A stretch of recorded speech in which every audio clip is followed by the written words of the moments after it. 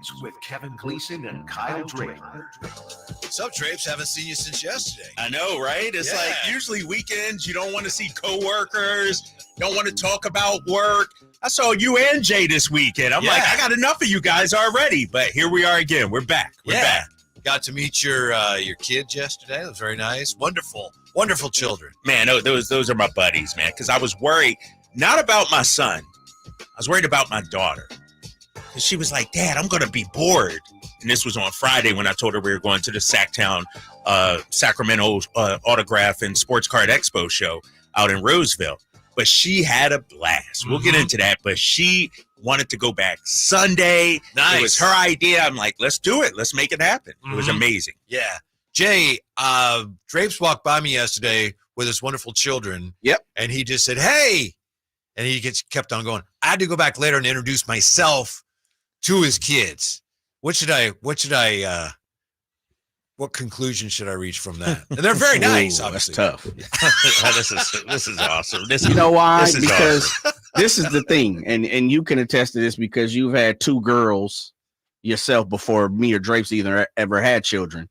Girls can pull you left, right, up, down, side to side. Yeah. Right? Yeah. And so if he was with little mama, if he was with his daughter, I'm pretty sure she had her eyes on a Funko Pop or something. Yeah. And so in transition, he's like, hey, what's up, big dog? I'll circle back around. And I'm pretty sure you guys circle around to each other. Yeah.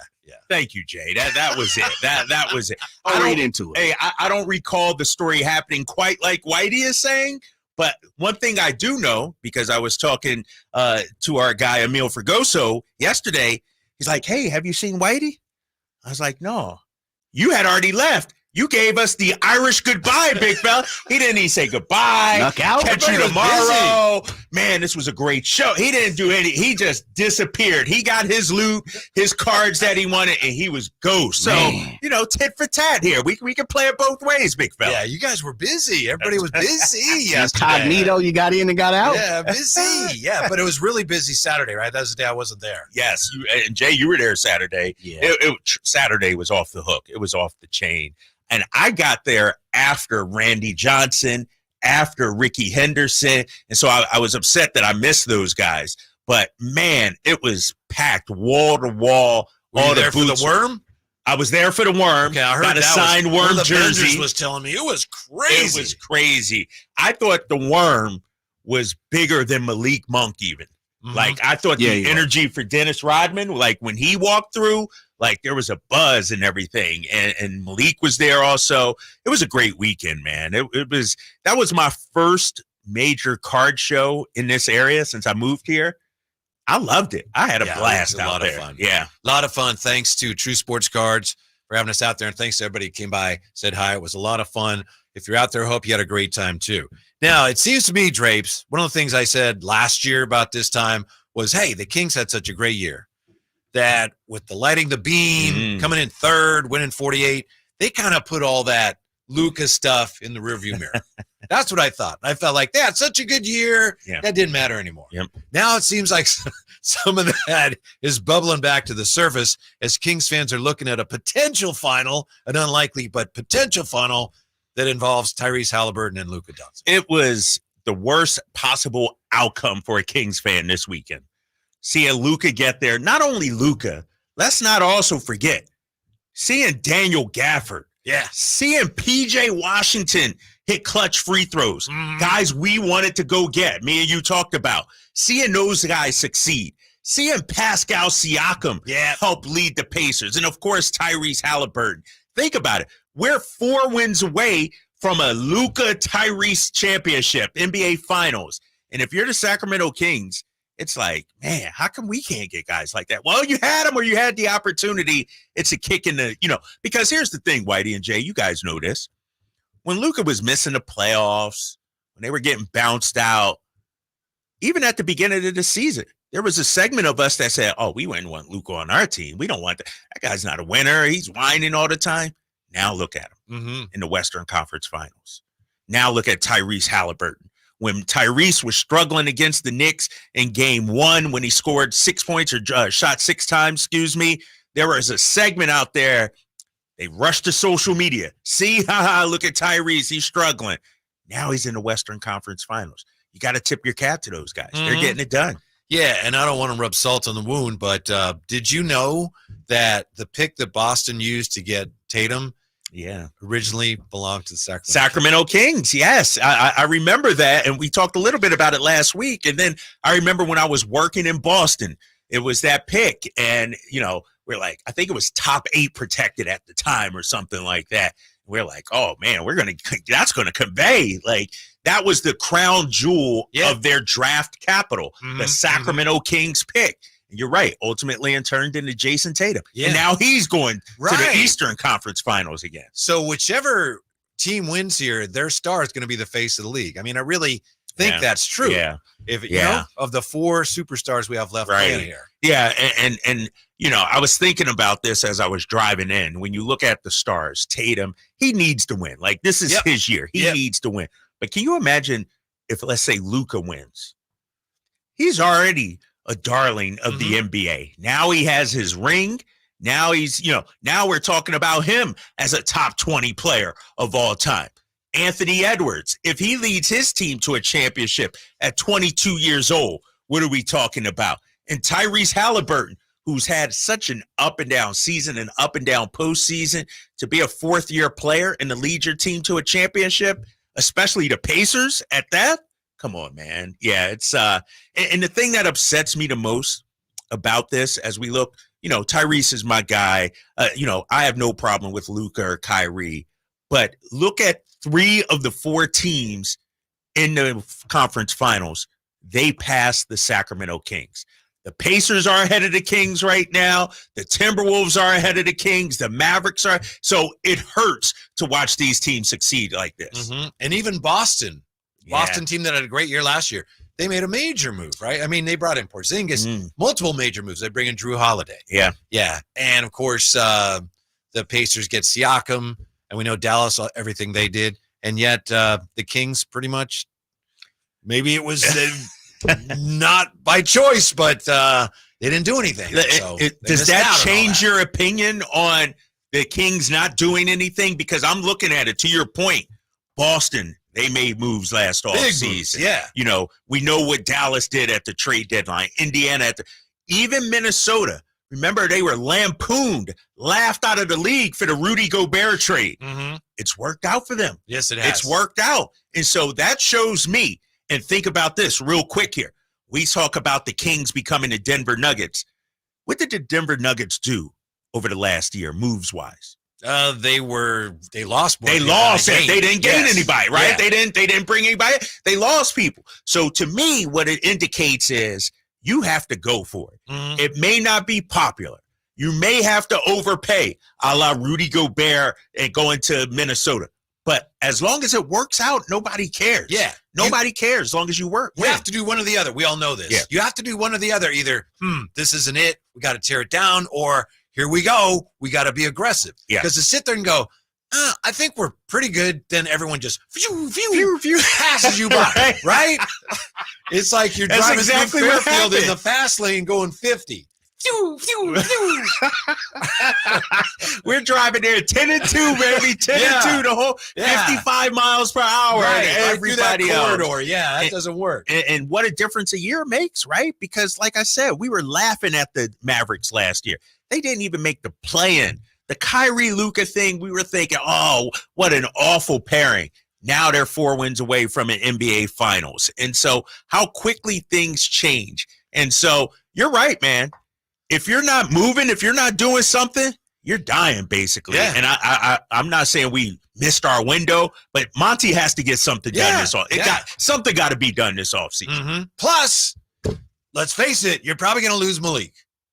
Why you got to go there, though? Because we're just having a good 8 minutes, 9 minutes in. Because that relates to what we're talking about. What are you going to do? Well, you probably have to keep that in mind as you're planning what you're going to do. There's a very good chance of it, at least. So what I'm saying is, you got to get Zach LaVine. Zach LaVine has to be the guy you get. No, are you really believing that? Yes. All right, we gotta do levels to this, Whitey. We can't just jump from 0 to 60. I want to start with the Malik Monk situation because Malik was at the show, the card show. And there was a sentiment in that building that, to your point, we're probably going to lose Malik Monk. That was the vibe, the feeling, the people talk, everything. Like the crowd tried to get him one more year stay and all this, and he played it diplomatically. He was like a politician out there. Now I want to ask you, did you sleep on this and wake up and say, you know what, Zach LaVine's the guy? Like, tell me about this. First, I got to tell Jay my idea. I know I told you yesterday. Jay, I wish I'd thought of this in time.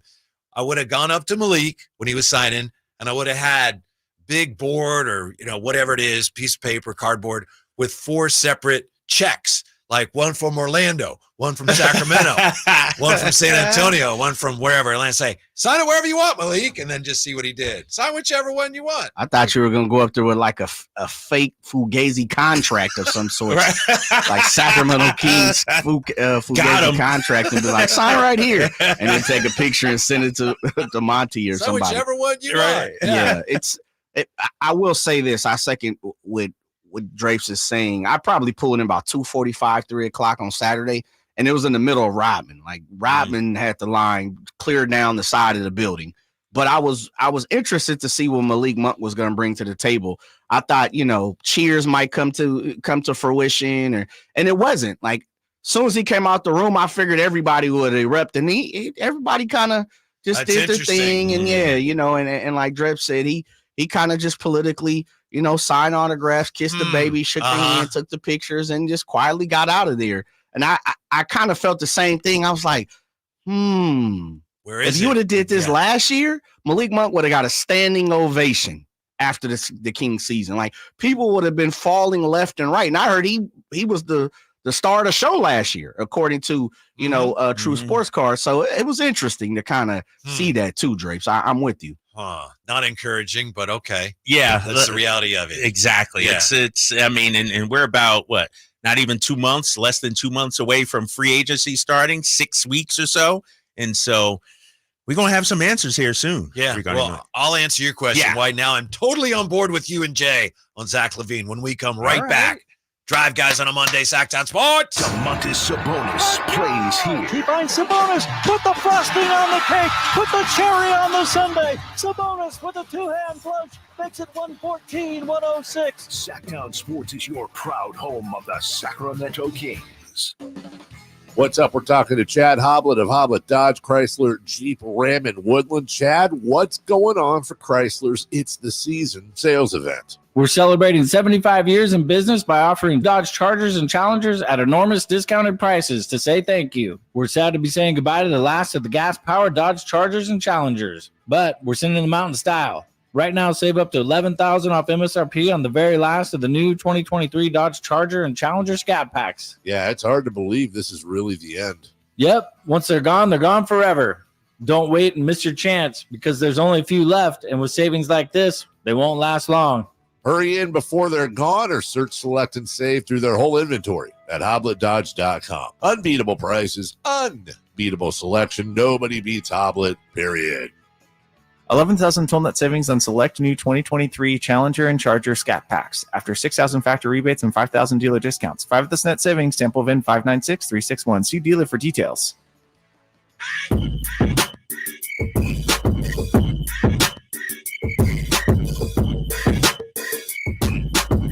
Your afternoon home for Kings talk and so much more. The Drive Guys on Sactown Sports. And Drapes is on the remote control here. As we've told you, we have monitors all over the studio. Every sporting event in the world going on. You're looking for Caitlin Clark. Nobody watches her anymore. Dude, she's washed up. No, please. My girl Caitlin Clark went off the other day. Had a nice little game the other day. 22 points, I believe. Very efficient. And, we were at the card show. There were some Caitlin Clark cards out there. Oh, really? They were a little pricey. I think the cheapest one I saw was $100. Wow. But I thought about investing. I'm a big Caitlin Clark fan. There was a grading company out there, Diamond Service Grading. Yep. I think it was Diamond Grading Service. And they had packs that you took a little, really cool little plastic envelope, took it home, opened it. Can I ask what you got? I got a 10, Gem Mint 10, 2019 LeBron something. Wow. Yeah. That's pretty sweet. Wasn't bad. That's not bad. For nothing, for sure. I think so. I got like 6 of them. Wow. What? Oh, you got the back door hooker. Dude, I'm telling you, when you walk It's only around 3 days. I know.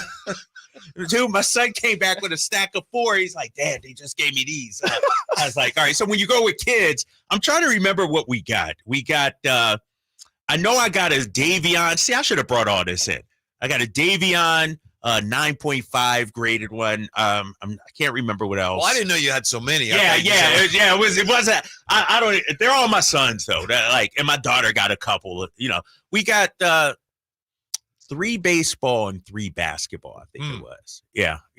So did you get the Shea card you were kind of looking at? I did get the Shea card, and I'm Nice. not sure how much it's going for.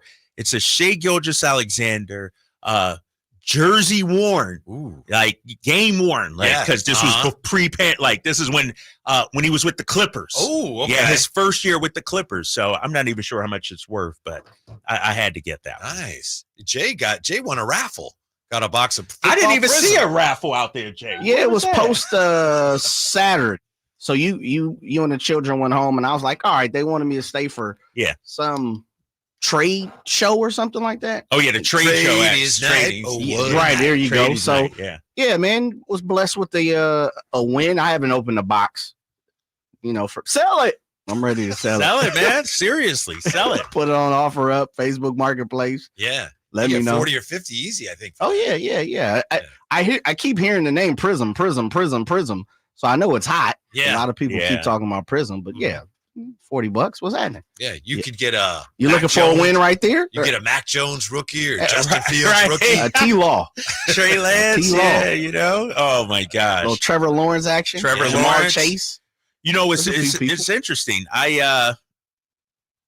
My daughter's texting me. Sorry about this. So my daughter, real quick, guys, she's at the Palladio right now with her girlfriends. They're going shopping. She's like, yeah, Dad, we're going to do our nails, go shopping, have some lunch, buy some outfits. She made a lot of money this weekend, and it is burning a hole in her pocket, dude. I'm sure she's out there treating all her friends and thinking she Big Willie out there. You know what I mean? So, nice. But she's having a good time. At the show, I did get a Shohei Ohtani rookie. Really? Yeah, I got a Shohei Ohtani rookie. To me, he's like Babe Ruth. In 100 years, we're going to be talking about him like we talk. One or two of those myself. Yeah. I nabbed one of those. I'm like, you know what? When it's all said and done, this guy might be rewriting the record books. You talk about Cy Young and MVP and all Hall of Famer. And so, I got Shohei. That's smart. Yeah. I got a Bob McAdoo rookie card. Dude, you know what? You're speaking my language, though, man. It may not be worth a whole lot, but Bob McAdoo, come on, man. Yeah. But That's here's good why stuff. I'm with you guys now on Zach LaVine. And I know I've kind of gone all the way around. The Kings need stars. They need star talent. They need big-time talent. They need offense. They may need somebody really to boost the offense if Malik goes. And there's only so many of those guys available. And of the ones that are available in any way, shape, or form, you have to compete with a lot of teams for some of those guys, and it's hard for you to do. But Zach LaVine is a guy that the Bulls are looking to move, so I think he's your best shot, and I think they should jump on that. And we got somebody on the line right now?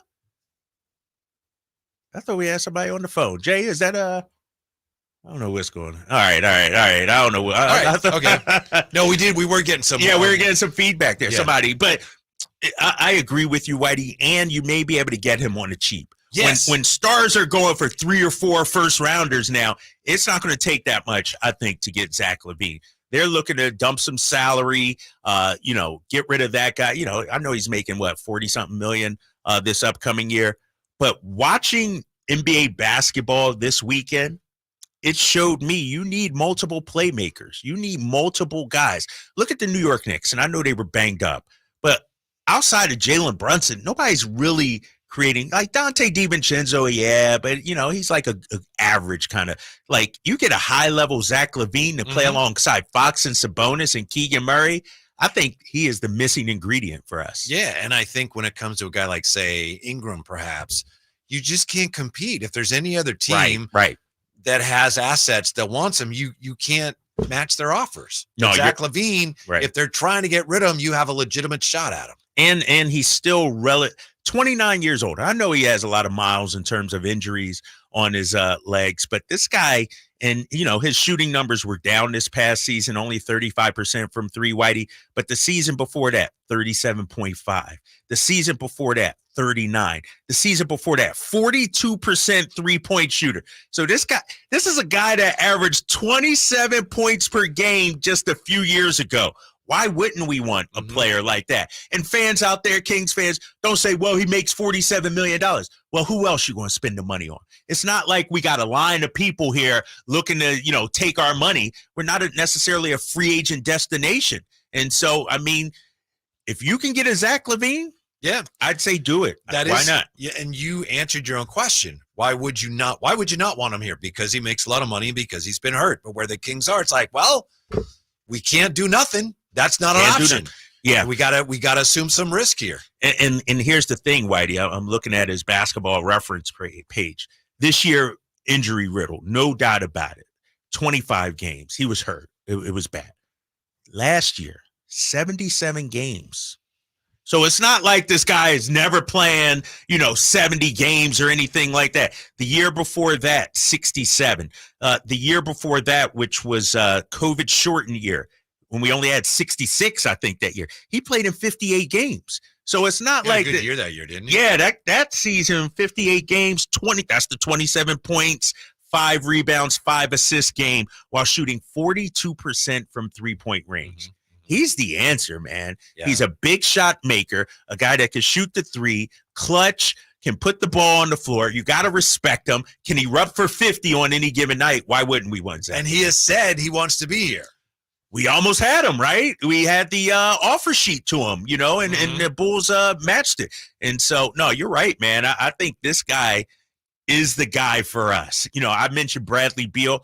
I would easily rather have Zach LaVine than Bradley Beal right now. Zach LaVine's the guy. 339-1140, 1-800-920-1140. Let's see what Willie has to say on Sactown Sports. Hello, Will. What's up?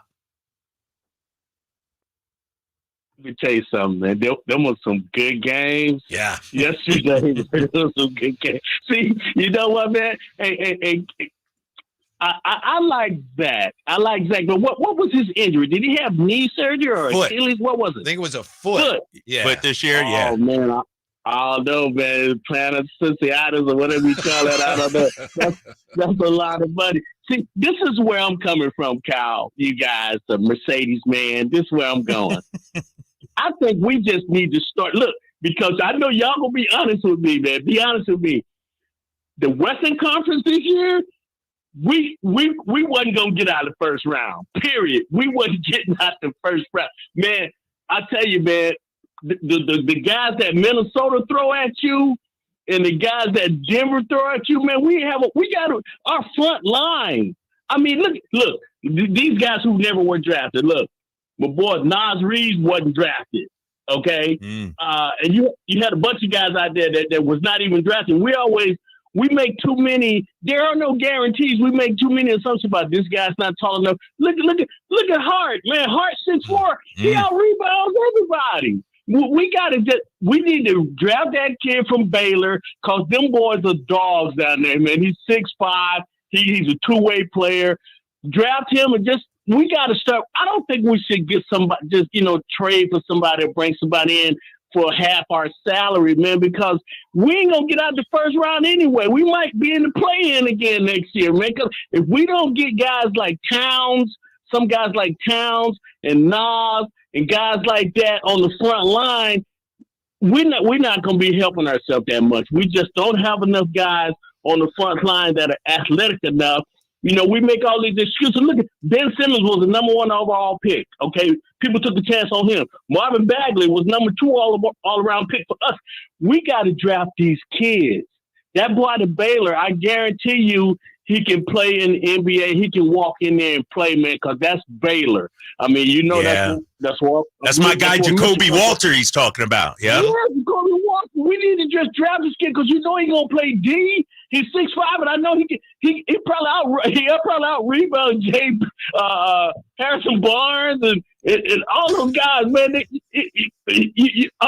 I know I'm losing my breath, man. All right, man. I'm glad Thanks, Will. All right, Will. Take a deep breath. It'll be okay, big fella. He's right, but they have to do. It's not just get Zach LaVine and you're done. Right. I'm not saying that. I don't think you're saying that. You're right. Well, they still need help in a number of areas. I think Zach LaVine addresses one of the needs. Right. By the way, his injury, it's a good question. This year, his season was broken up by a pair of injuries in his foot. Yep. He had the surgery in, I think, March and expects to be fully healthy. Had a floating bone in his foot for months. So it's basically a foot injury. Yeah. It's not the plantar fasciitis. It's some kind of bone stuff and foot inflammation. And they say he's good to go. So, again, that's another risk the Kings have to assume. And as far as the big guys, what about Jonas Valanciunas? Now he's being linked to the Kings. I saw that, and it just doesn't make sense to me. Doesn't. I know he's Domas's boy and everything, but he's a starter in this league, I think. And he can't play with Sabonis. That's the thing. It's like we look at all these guys that we're throwing out. We got to be realistic, not just because this guy's available. Oh, we got to go get him. It doesn't make sense to bring in a guy like Valanciunas. Like, I like him as a player. Tough, hard-nosed, rebounder, a little physical. I like him, but not alongside Domantas Sabonis. Yeah, he's not going to want to. He's started almost every game of his career. Yeah. He's not ready to come He's not a backup. Yeah. Yeah. When we come back, Michael Malone, you're better than that. Drive Guys, Sactown Sports. Sacramento weather is brought to you by the Arnold Law Firm. I'm Tamara Berg in the KCRA 3 Weather Center. Your Monday is looking bright and sunny, and it comes with a bit of a north breeze. Expect those north winds about 10 to 15 miles per hour this afternoon.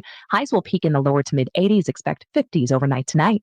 Get the latest forecast on the KCRA 3 News and the KCRA 3 app. The Arnold Law Firm has seen how a collision can turn anyone's life upside down in a heartbeat. So remember to be a little more alert on the road and stay safe. The Arnold Law Firm, providing real justice for you since 1975. Call 916-777-7777. Are you stressing about your IRS tax problems? Have you received notices from the IRS threatening to garnish your wages, levy your bank accounts, or seize your property? You need an ally. Allies Tax Relief has tax attorneys and enrolled agents that are ready to fight for you. They have saved millions for taxpayers just like you. Allies Tax Relief can help put a stop to IRS collections and, most importantly, negotiate your tax debt. Here's Brenda, a happy client of Allies Tax Relief.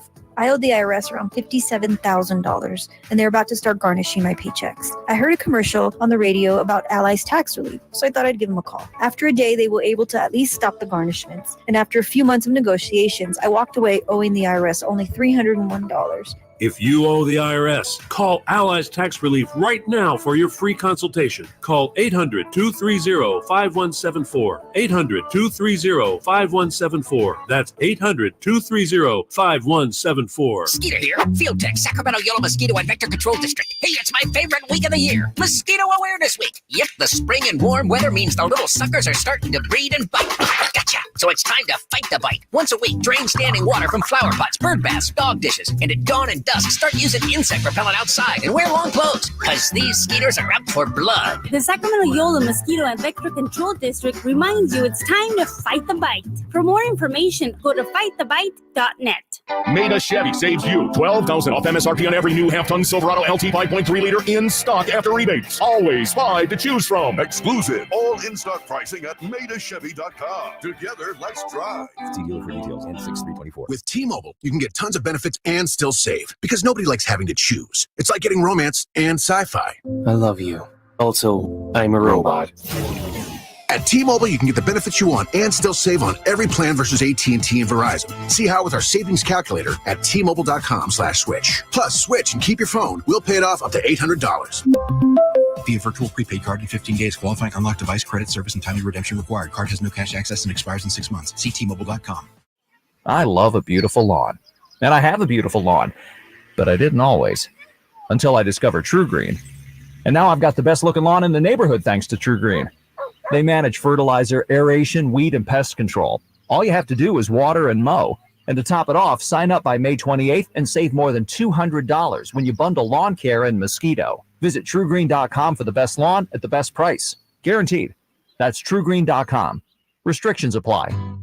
So here's a fact. 85% of the population will suffer from foot pain in their lifetime. That's almost everyone. So you'd think there'd be plenty of healthy long-term remedies, but there just aren't, right? Hi, I'm Dan from the Good Feet store. You know, people come in all the time sharing the same frustrating story. Bought this, tried that, been there, done whatever, all different kinds of things, but all with a similar result.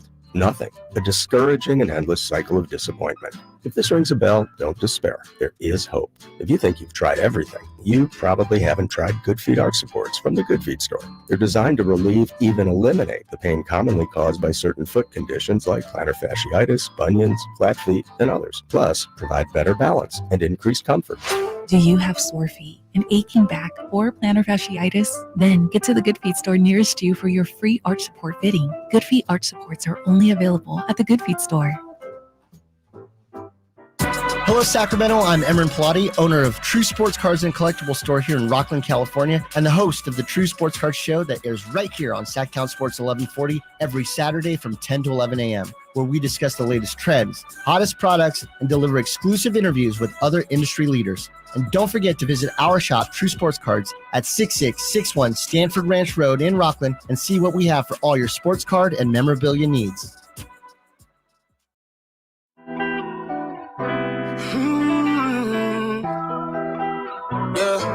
The Drive Guys powering your afternoons Monday through Friday on Sactown Sports. So if you had watched, say, let's just say that you didn't know what happened in that series between the Nuggets and the Timberwolves, and someone showed you the fourth quarter yesterday and the first couple games, you'd say, sweep, right? Yes. Sweep. Right. Anyway, Denver won a game. Right. And yet, it was a 7-game series. 7-game series. And yet, Denver was leading that series at one point. And here's the thing. After the first 2 games, Denver was done. It's going to be a sweep. Then Denver wins the next 3 games. Oh, Minnesota, they're done. You know, like it turned even yesterday watching that game, first half. Oh, Denver's going to blow them out. This is over. Second half, I don't know what happened. I mean, it was amazing.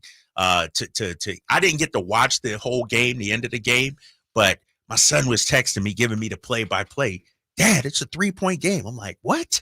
What happened? You know, Minnesota looked awful. And for them to come back, unbelievable. Man. Yeah. So Denver blows one of the biggest second half leads in Game 7 history. And after the game, Michael Malone was asked how it feels to blow a 20-point lead in a Game 7, and he wasn't having any of it.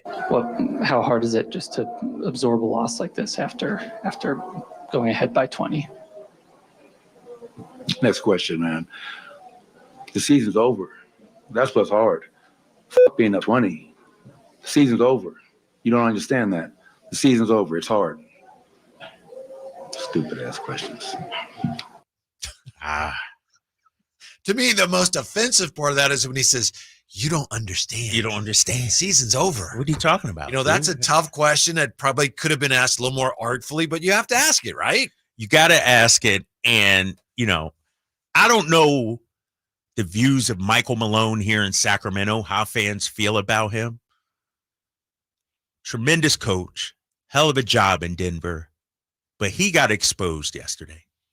He got exposed, and Jamal Murray got exposed in this series.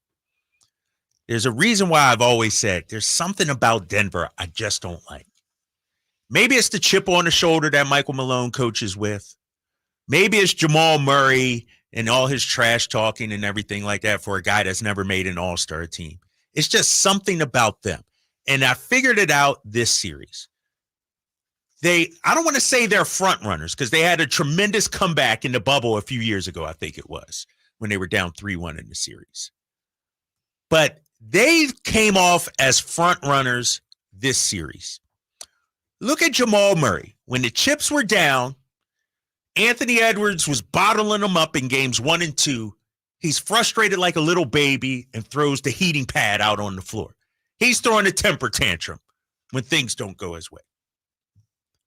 When he scores, 28, 30 points, whatever, he's the best thing since sliced bread. When he struggles, it's the elbow. It's the injuries. Michael Malone, when you guys boat raced the Lakers last year on the way to the championship, you were talking all that smack, all that trash. Now that you lost you know how hard it is to lose a game 7 at home?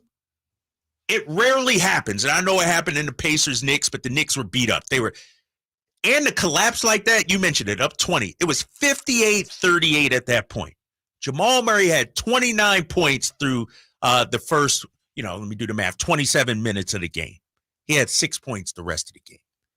And for Michael Malone to come out and say what he said yesterday, and I understand you're frustrated. It's right after a loss. You got to have more class. You got to have more class. That was the way he treated that reporter. That should not have happened. You win with class, Michael Malone. You lose with class. I like Michael Malone. I think he's a great coach. I think he was a great coach when he was here, a very good coach. I liked when he took shots at the Lakers last year, because last year when the Lakers were eliminated, the first thing we heard was LeBron might retire. And I like the way Michael Malone responded to that. That said, yeah, you're right. I mean, that's just, you can't, and I would not be surprised if he didn't issue some kind of apology. That doesn't make it right. I think he knows better. That was just, he let his frustration get the better of him yesterday in a way that was really unfortunate and discouraging. But as far as Jamal Murray, did you hear the story about what Jamal Murray was saying to the Timberwolves last year? No, last year. I read this story. Something? Yeah, No, Dave what? McMenamin had this. Last year, Timberwolves lost to the Nuggets, first round of the playoffs, April of 23. Anthony Edwards had a game-tying 3 in game 5, potential game-tying 3, came up just short, and they lose. Uh-huh. So afterwards, Ant-Man and a couple of teammates went to a cocktail lounge called Forget Me Not in the Cherry Creek neighborhood. I don't know where that is. So they're Forget Me Not, because their flight back home was not scheduled to leave till the next morning. And somehow, some way, Jamal Murray ends up in the same place. Okay. Yeah. And Jamal Murray had just scored 35 in the closeout game. And Ant-Man says that Jamal Murray, he was talking bleep. He was telling Mike Conley, I'm sick of you. You can't guard me. And Ant-Man says, I told him, we'll be back. You'll see us again when we're fully loaded. Wow. Yeah. That's what I'm saying. It's that I think that's what it is about Denver. And I want to put Jokic in a different category because he's not part of this. He was graceful in defeat, praised the Minnesota Timberwolves. That's the only time he's probably ever graceful. Right. Right. He's not a fleet of foot kind of guy. But when you look at Denver, when they win, it's not with humility. It's not, they're not humble about it. It's like they try to take on an us against the world mentality that just isn't out there. It's just not a real thing. And maybe Michael Malone and Murray, they use that as their motivation, but it's not real. And so when they win, it's like they're up in your face. They're talking to trash. They're poking at the Lakers like Michael Malone was even during their championship parade. He was talking about it. I love that. I love that too. But when you lose, give me the same energy. Yeah, you're right. Give me, no, you you're know what? absolutely right. You got to be, all right, they got us. They were the better Has team. to work both It got to ways. both work both ways. And it doesn't with them. It's like, it's excuse making. It's, stupid questions. It's they're not losing with class. And I guess that's what bothers me about them. They don't win with class and they don't lose with class. By the way, Michael Porter Jr. was one of the big reasons why they didn't do better. He did not have a great series. He was awful. Yeah, he's good against the Lakers, but everybody else, where is he? And even Aaron Gordon, who's been a revelation in this postseason. Yesterday, where is he? Michael Porter Jr. and Aaron Gordon combined 11 points. Michael Porter Jr., 3 of 12. Aaron Gordon, 42 minutes. You're not looking at the box score. I'm looking at the box score. There are certain times when the box score comes in handy, and that's when I use it because I didn't get to watch the end of the game yesterday. I got mine right here. But Whitey, it's not just that. The Denver bench, 5 points. Mm-hmm. This Denver team, they lost some major pieces. Remember Bruce Brown, who could be on the market too. We talk about trade chips. We could talk about him as a member of the Sacramento Kings. They lost him. How many field goals did the bench produce? 1. Christian Brown, 1. They only took 4 shots. Like this Denver team, they had us all hoodwinked and bamboozled. We thought because they were the defending champs, they're going to be tough to beat. They got the Joker. When you look at it, they're very top heavy. Oh, yeah. Very top heavy. How does my guy, Reggie Jackson, only play 5 minutes yesterday? Reggie Jackson, 5 minutes yesterday. Justin Holiday, former Sacramento King, 9 minutes. How come Peyton Watson doesn't get minutes? Like, we were talking about legacy for Jokic, put him in top 10. His window might be closing already, Whitey. Well, it might because it's so tough to put together a competitive team in the West when you have Jokic's salary, $47.6 million.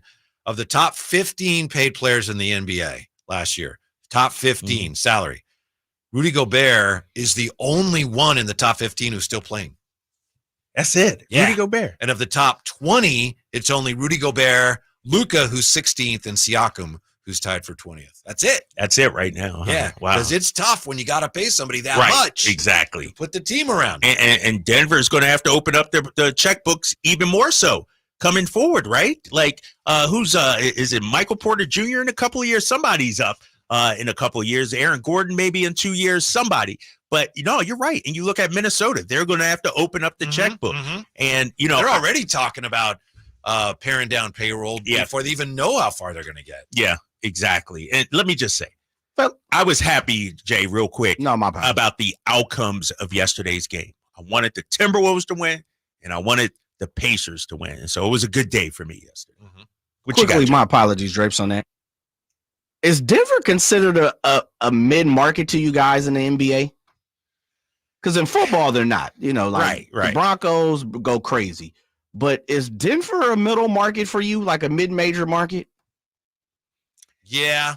I think in terms of their TV revenues, I think they even consider themselves a smaller market. I don't know if it's a small market. I don't know. I always go by Nielsen households. Like, I'm a TV guy. Right. Denver to me is a major market. Minnesota to me is a major market. Now, in the NBA parlance, it's not New York, LA, Philly, or Boston or anything like that. But in terms of size, I think so. I asked that question because most of the time when you're a mid-market, like, you have a quick 4 or 5 year run and that's it. And honestly, Denver's kind of had their 4 or 5 year run, and it culminated in a championship. But I don't really see them having an opportunity to get back without spending big money. And if you're a mid-market team, it's going to be tough. Yeah, it is. And the league, the new CBA, makes it harder than ever when you have those kind of colossal salaries to get that done. When we come back, a look back at the life of a local guy who in many ways defined what it was to be an Oakland Raiders. We roll on here on Sactown Sports. The only place you'll find Kevin Herter is Sactown Sports. Herter's open, steps into three. He's got the triple. Hey, Sacramento, it's Kevin Herter, and you're listening to the home of the Sacramento Kings, Sactown Sports. Your local sports leader. Thunder, feel the thunder. It ignites something inside of you. Lightning and the thunder. Sets alight an elevated state of being. Days are pure exhilaration. And the nights, they're simply electric. See it, hear it, feel it. Thunder, feel the thunder. Lightning and the thunder. Thunder Valley Casino Resort. Feel the thunder. In a world where everybody and their mother makes a primed trim board, contractors have to ask one question. Do I know what's under the primer? Available at just about every lumberyard you can imagine. Vintage trim boards are made from lodgepole pine. That's the stuff telephone poles and railroad ties are made of. It's durable. It's straight. It's been doing the job for generations. Manufactured right here in the USA. Ask for it by name. VintageTrimboards.com. Hey, it's Carmichael Dave for American Energy Heating and Air with a question. Have you recently had a technician diagnose your HVAC system? You were a bit surprised at how much it cost? Or did something seem off about their quote? Because at American Energy, they take pride in giving you honest, straightforward solutions to get that system up and running. Have their qualified technicians come out and give you a free second opinion. It's free. You got nothing to lose but some dollars off of that original quote. They're making the uncomfortable comfortable. They've been doing it since 1981, serving the greater Sacramento area. A+ with the Better Business Bureau. That's why they keep having customers coming back for more and more and more. You can call them and set that appointment at 916-520-9990. That's 916-520-9990 or AmericanEnergyAir.com. Call 916-520-9990 now.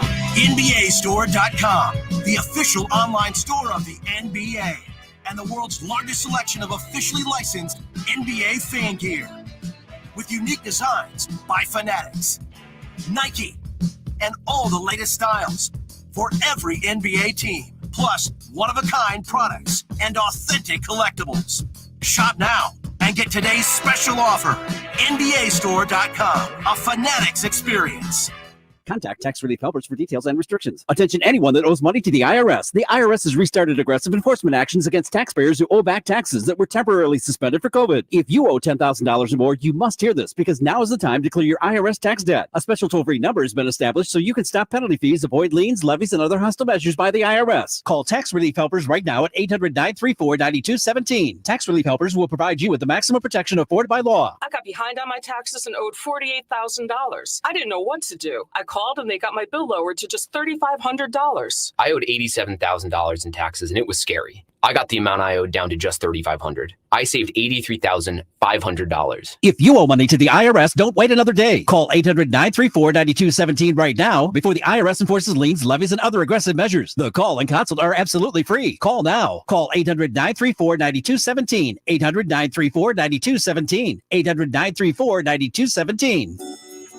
Hey everyone, it's Kyle Draper here from my fine friends at Mercedes-Benz of Stockton. Now, if you're a small business owner, check out their selection of rugged Mercedes work vans in stock at their Mercedes Commercial Van Sales and Service Center right next to the dealership. Mercedes-Benz vans will haul anything that you can put in them, and your crew members will love driving them. And choosing a Mercedes Sprinter van for work can qualify you for very generous tax breaks. Sprinters are available at rates as low as 4.9% APR plus customer bonus cash incentives. The team at Mercedes-Benz of Stockton is incredible. I got my EQS from them, and I tell everybody I know that if you're going to roll in a Mercedes-Benz, get it from my friends in Stockton. It's just a short drive right off the 5, a half hour from Sac, right at the 8 Mile Road exit, or online at mbofstockton.com. That's anytime at mbofstockton.com.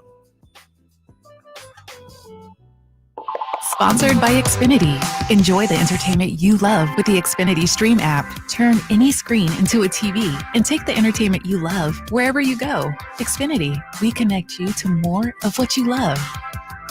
The Angie's List you know and trust is now Angie, and we're so much more than just a list. We still connect you with top local pros and show you ratings and reviews, but now we also let you compare upfront prices on hundreds of projects and book a service instantly. We can even handle the rest of your project from start to finish. So remember, Angie's List is now Angie, and we're here to get your job done right. Get started at Angie.com. That's ANGI, or download the app today. What was that? That is business phone bliss with the Ooma Cloud phone system. It handles all our voice, video, and messaging needs. You sound very calm. I am. Ooma has everything I need to run my business more efficiently, like virtual receptionist, call routing, and video conferencing. And it starts at just $19.95 per month per user, plus taxes and fees. Ooma. Nice. Find your business calm at ooma.com/radio. Calling all night. I can pull the wool while I'm being polite. Darling. Live and local, it's the Drive Guys. Watch the show on youtube.com/Sactown Sports 1140. Or listen on the Sactown Sports app. Real quick, just wanted to give a shout out to one of the greatest Raiders of all time, Jim Otto, who lived in Auburn. He had a Burger King in Auburn, right, Jay? Jim Otto was 86. Mr. Raider, he played a long time. It's funny, we were just talking about minutes in the NBA.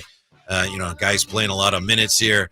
Jim Otto played 15 years, never missed a game, Kyle. Get out of here. 15-year career, never saw him miss a game. Wow. From the AFL's initial season of 1960 through the 1970 merger. Then he retired after 1974. He started 210 straight regular season games, 223, including the playoffs, 12-time Pro Bowler, first-team All-Pro selection 10 times. Jim Otto, 00, Mr. Raider, pride of Wausau, Wisconsin. Mm-hmm. Played at Miami as well. So R.I.P. to Mr. Raider himself, Jim Otto, 86 years old. Yes. As I said, a resident of Auburn. He talked later in his life about all the surgeries he had to have. And as you can imagine, playing all those games in a row took quite a toll on him physically. But he was just, 74 surgeries by his count, more than 20 concussions. And actually, because of a couple of life-threatening infections, he actually had to have a leg amputated at one point long after he had retired. Back then it was, I got my bell rung. Right. That's my wife. Yeah, I don't know who it is. What happened? Oh, you get back out there. You got your bell rung, yeah. kid. Yeah. So I guess obviously it's better that we know a lot more about it now, but when you read about some of these things that a guy like Jim Otto did, not that there was ever anybody quite like Jim Otto, it borders on the truly unbelievable. Those days are over, right? Like there's 210 straight games, Iron Man, if you will, never missed a game in your entire career. Like that will never happen. And he was again. a center. Yeah. He was in the trenches. Mm-hmm. Yep. No doubt about it. A lot of people have suggested that face on the Raiders logo, that should be him. Okay. The logo for him. Okay. He had said, that's not a bad idea. Not a bad idea. So Mr. Raider himself. The Raiders should consider that. Jim Otto, Mr. Raider, passed away at the age of 86. It's a drive, guys. Talk about the NBA playoffs here. Your boy Compio doesn't like the Nuggets much either. I know you must be thrilled today to have the Nuggets out. Yes, and they behaved exactly how I expected them to behave, like sore losers. And so I'm happy Ant Edwards and the Timberwolves. I'm a Rudy Gobert guy, too. Mm-hmm. I think Rudy Gobert gets too much slander, so I'm happy to see them advance. Compio says, my thing about Denver is that Jokic was allowed to walk the ball up, no pressure from his opponents. Was the league promoting Jokic? Because back in the day, a defensive guard would attack a center dribbling up the court. I think the answer to that is that would be risky because Jokic is just such a good passer. Yeah, exactly. You try to pressure him. That's the thing. You can't force him into anything. He plays at his own pace, and he welcomes the pressure so he can pick you apart. Let me ask you this, and I'm looking for this on social media right now, because now people are throwing, some shade at the Nuggets playoff success. When you look at the teams that they've beaten on their way to the finals last year, they are somebody said they have never beaten a 50-win team in the playoffs, like in the Jokic era. So are they just beating up on awful competition? You know what I mean? Like, are they like even their championship last year? It was against Miami, an 8 seed. It's like, so it wasn't their fault, though. It wasn't their fault, but we got to put it in context. It's not like they had to go through the most difficult road in the history of basketball. Like we, talk about the Nuggets as if there's some juggernaut. Really, they were exposed against the Minnesota Timberwolves, and maybe they weren't as good as we thought. Maybe, but they won a championship. And it gets back to the same thing some people are saying about Boston now. Oh, they've got such an easy path. And we'll see. But you know what? When you have the best record, you have earned an easy path. And then if one of the teams that's supposed to play, they get knocked out, then you just have to beat who's in front of you. But it's still fact, though, Whitey, right? It's an easier path. I don't see how that can be used to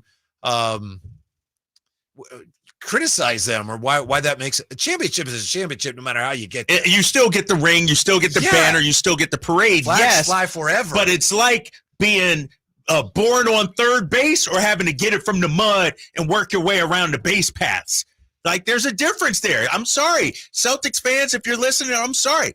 If they go on to win, you beat a Miami team without their best player and no Terry Rozier. You beat a Cleveland team, solid team, okay. And now you play a Pacers team, a 6 seed, to get to the NBA Finals. It is what it is. It's an easier path.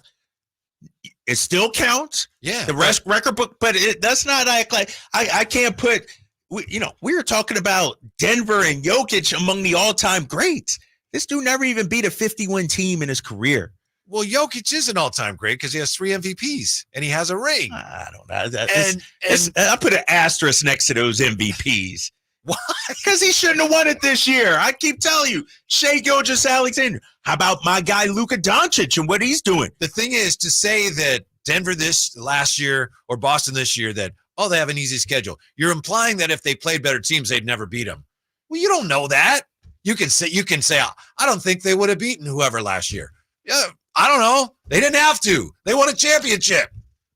Couldn't hear you. My championship ring was making too much noise. Hey, all I know is the Celtics last year had an easy path to the championship, and an 8 seed, Miami, knocked them off. Yeah.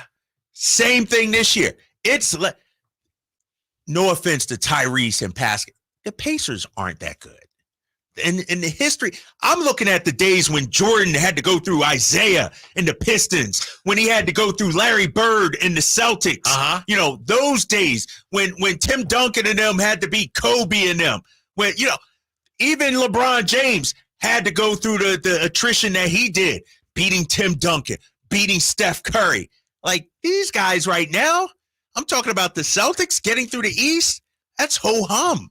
That's like Denver beat Minnesota in 5 last year. That was a young Minnesota team. That was a young Minnesota team. That was a Minnesota team that had just come together. They had just acquired Rudy Gobert before the season. Karl Anthony Towns missed a bunch of games. They swept LeBron and AD last year. They were a playing team. LeBron and AD, the Lakers were a playing team last year, Whitey. That's what I'm saying. Like that, they weren't great. Like they didn't have to face a healthy Memphis team, a Clippers team. They're going through, and somebody said this about the Timberwolves and their run. Like their run that they are on, they are playing some difficult teams. I'm talking about Minnesota. Like the path that they've had to run through to get to this point. Exactly. Denver. No, but nobody's saying Denver's not a good team. I'm just saying they really haven't beaten anybody to win a championship. Mm-hmm. Like, they think the ball has bounced their way. They've had a favorable matchup last year in their run to the finals. Saying the same thing about the Celtics. Favorable matchup. Injuries. Upsets. It happens. We get it. But it's still a fact. It's a fact they won the title. They got the rings, yes. But it was an easier path than others have gone through. Well, I don't know what that means. So what are you supposed to do with that? I mean, they still won. Somebody's got to win the championship, and they won the championship. It's all about sports debate and talk. Uh-huh. That's all it is. Uh-huh. It's not about history books. It's not about records or anything like that. It is what it is. But I don't think anybody's saying that Nuggets last year were one of the greatest teams of all time. I mean, if someone said that, then you go, "Hey, wait a minute." But is anybody really saying that? I'm thinking they were exposed this year. Like. We were talking about, man, the Nuggets are going to be set up for the next 5 years. They got the championship. They got the best player in the league. And to lose a game 7 at home, to lose a series when you're up 3-2, to go out like they did, blow a 20-point lead when you only get 5 points from your bench, 11 points from your starting 3 or 4. Maybe the Nuggets weren't as good as we thought. That's all I'm saying. This year. Yeah. This year. Maybe so. Or maybe not. By the way, we haven't even talked about that great game between the Thunder and the Mavs. Oh, that was a great game. You can't challenge there, Drapes. You can't challenge that. You can't use your last timeout, your ability to advance the ball. Mark Daigneault, you can't challenge that. Right, I agree. We'll talk about that when we come back. Also, Kings are, and we've touched on this already too, but the Kings are favorites to land this guy. Drapes are just not seeing it. Next with the Drive Guys, Sactown Sports. Subscribe to Sactown Sports on YouTube and watch the Carmichael Dave Show with Jason Ross, Stiles and Watkins, and the Drive Guys. Live Monday through Friday from 6 to 6. Plus view archive shows and exclusive content. Subscribe at youtube.com/Sactown Sports. I didn't ask to be thrown in the streets with nowhere to go. I didn't think I'd survive. But I did ask for help, and Covenant House was there for me. 1 in 10 young adults will experience a form of homelessness this year. For these kids who didn't ask to be put in this unthinkable situation, Covenant House is there. Covenant House helped me break the cycle of homelessness in my family They gave me the love that I needed. Over 2,000 young people will sleep safely in a Covenant House bed tonight. When youth who are experiencing homelessness have a hot meal, a safe place to sleep, medical care, and love, they can overcome heartbreaking challenges and have a brighter future. They just really genuinely just wanted to help me succeed, and I'm succeeding. I'm a speaker, I'm an author. Covenant House really helped me and really helped mold me into the woman I am today. If you or someone you love is asking for help, go to safeplacetosleep.org today. At Ashton & Price, over the last 25 years, we've won just about every injury case you can think of. Slip and fall, falling merchandise, fell through rotted decking, we won those. Dangerous stairs, falls into holes, dog bites, won them. Injured while pedestrian or on a bicycle, auto, motorcycle, big rig, company vehicle, Uber, or Lyft accident, we've won them all.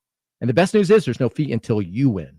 So no matter how you got injured, remember, for the best advice, don't think twice. Call Ashton & Price. Skeeter here. Field Tech, Sacramento Yellow Mosquito and Vector Control District. Hey, it's my favorite week of the year, Mosquito Awareness Week. Yep, the spring and warm weather means the little suckers are starting to breed and bite. Gotcha. So it's time to fight the bite. Once a week, drain standing water from flower pots, bird baths, dog dishes, and at dawn and dusk, start using insect repellent outside and wear long clothes, because these skeeters are out for blood. The Sacramento Yellow Mosquito and Vector Control District reminds you it's time to fight the bite. For more information, go to fightthebite.net. Vapes and cigarettes are responsible for the excessive amount of secondhand smoke in California. From our sidewalks to our parks, restaurants, offices, and work sites, over half of Californians are at risk of being exposed to thousands of toxic chemicals. Go to secondhanddangers.org for an action plan to protect yourself and your family from toxic harm that could last a lifetime. Because even outdoors, there's no such thing as safe secondhand smoke. Sponsored by Breathe California, Sacramento region. Seems like all this artificial intelligence stuff stirs up the age-old debate of man versus machine. Hi, it's Dan from the Good Feet store, and let me ask you, would you let a robot cut your hair? Would you rely on an app to teach a kid to ride a two-wheeler? Let's face it, some things require the human touch. People come to us seeking a solution to foot, leg, and back pain after trying all kinds of things recommended by in-store machines or website blurbs. An impersonal, generic approach to solving a problem that's unique to you. No wonder they usually don't work. At the Good Feet store, you'll meet with an arch support specialist who will take the time to learn about your needs, your feet, your lifestyle, and then fit you from over 300 models and sizes of arch supports, designed for pain relief, better balance, and more comfort. Do you have sore feet, an aching back, or plantar fasciitis? Then get to the Good Feet store nearest you for your free arch support fitting. Good Feet arch supports are only available at the Good Feet store. Welcome to the May Springtime Sales Event at Kia of Vacaville. Are you ready for an exceptional automotive journey? We're excited to present to you the pinnacle of automotive excellence, the Kia Telluride. As May unfolds, come explore the remarkable features of the Kia Telluride. Beyond being just a vehicle, it embodies a lifestyle with a seamless blend of sophistication and practicality. The Telluride is ready to elevate your driving experience to extraordinary heights. Whether you're embarking on a family getaway or navigating busy city streets, the Kia Telluride offers unparalleled comfort and innovation. Moreover, with Kia's unwavering commitment to safety and reliability, you can drive with absolute confidence wherever your adventures take you. Don't miss out on this opportunity. Experience the exceptional Kia Telluride firsthand. Visit us today at Kia of Vacaville and take advantage of exclusive offers during the May Springtime Sales Event. Your adventure awaits. Kia of Vacaville, where innovation meets excellence. Model availability, lease options, and features may vary. Please visit Kia of Vacaville for more details. KHTKAM Sacramento, KYMX HD2 Sacramento. From the Power Business Technology Toshiba Studios, your new home for 49ers football in the 916. Sactown Sports.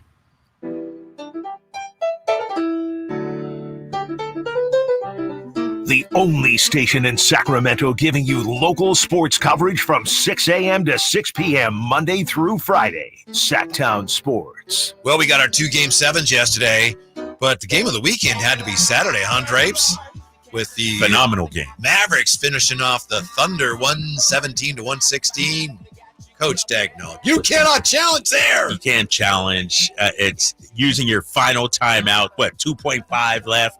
So, even if plus it was a foul. It was a foul, exactly. Yeah, I think that was a young coach mistake right there because it took away any chance you had of getting off a shot. Yeah, so give PJ Washington credit for knocking down the free throws, but immediately I'm like, no, don't challenge. Don't. No, Right. because you use your last time out.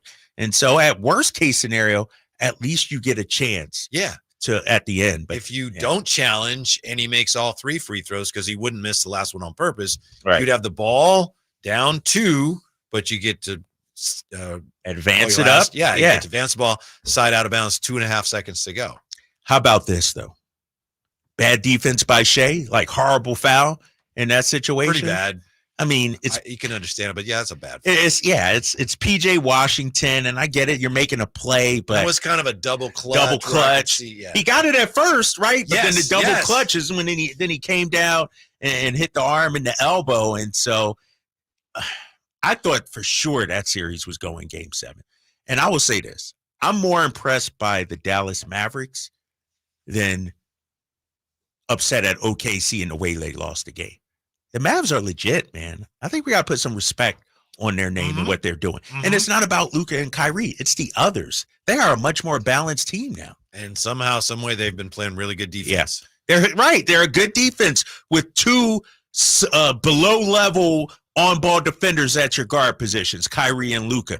But Derrick Jones Jr., a guy I know you like, he has made a world of difference. I was watching that game the other day, and he's just extending his arms, and I'm like, look how much space he's eating up. He's cutting down the floor. He's a guy, we need him. We need somebody defensively that can eat up space on the perimeter. They've done a great job of putting together a team that I agree with you. You can't look at the Mavericks right now and say that is not a potential contender to win it all. Right. I'm not saying they will, but they're in the conversation. They got what you need. You always need, a number of things. You need upper level elite talent, which they have in Kyrie and Luka. You need role players who really thrive in their role, and their 2 best role players, and you could throw Derrick Jones Jr. in there, they acquired at the deadline. That's what's so crazy. This is a different Mavs team than the one we saw 3 months ago. This Mavs team is tough. They're gritty. They play with an edge. You got PJ Washington flexing out there and everything. Your guy. That's my guy. And it's like, those guys, him and Gafford, brought something that the Kings absolutely need. Now, I hope I didn't state the obvious there when I said Dallas is in the mix here, because you have only 4 teams left. But are all 4 teams legitimate contenders? I just can't see the Pacers doing it, right? But there are some people who are giving the Pacers a puncher's chance against the Celtics. I do. You Some of it's think because so? I want to. Tell me why. Break this down, because I just don't see it. I see it on heart. I see it on guts. But the talent level, they have a lot of talent. If they, shoot a high percentage, obviously, if they shoot like they did yesterday, they're going to be in great shape. But they played Boston. I think Boston won 3 of the 5. And the first game this year, Indiana didn't have their guys and they got blown out. So you throw that one out. They've played them tough when they're getting up and down the floor. Boston is going to be in for rude awakening, because I think the Pacers, they're not the best offensive team, but they're not bad and they're tough. TJ McConnell is tough. He's a tough guy, and you're right about the defense. They're not, but the effort is always there. Like they aren't laying down. They're not coming with 50. Like Rick Carlisle has those guys leaving it all on the court every single game, and so give them credit. And with the Celtics, man, and I'm gonna pull up these numbers right here. 3-point percentage. Pacers are the best 3-point team in Boston's the place. Third or fourth. And you looked at this, right? Boston's 3rd. And I think it's going to come down to, can the Pacers defend the 3-point line? Because that's the Celtics, that's their bread and butter, right? I don't know, man. I think it comes down to that. And I think it comes down to what kind of job Boston does on Halliburton. Because if you shut him off where he's just kind of average, that's what's happened to the Pacers in their 5 losses. Yeah. He's been just kind of okay. Here's the thing about Halliburton. As much as I love him, I don't think he's quite ready yet for the biggest of stages. And so I'm looking at a guy like Pascal Siakam, a guy that's won a championship, a veteran player. He has to be elite, because if it's all on Halliburton, Celtics got the guards to throw at him too. Yes, the Derek White, the Drew Holidays of the world. Yeah. They can match up. And so I'm looking at Pascal Siakam. I'm looking at you, the former All-Star, a guy that's won a championship.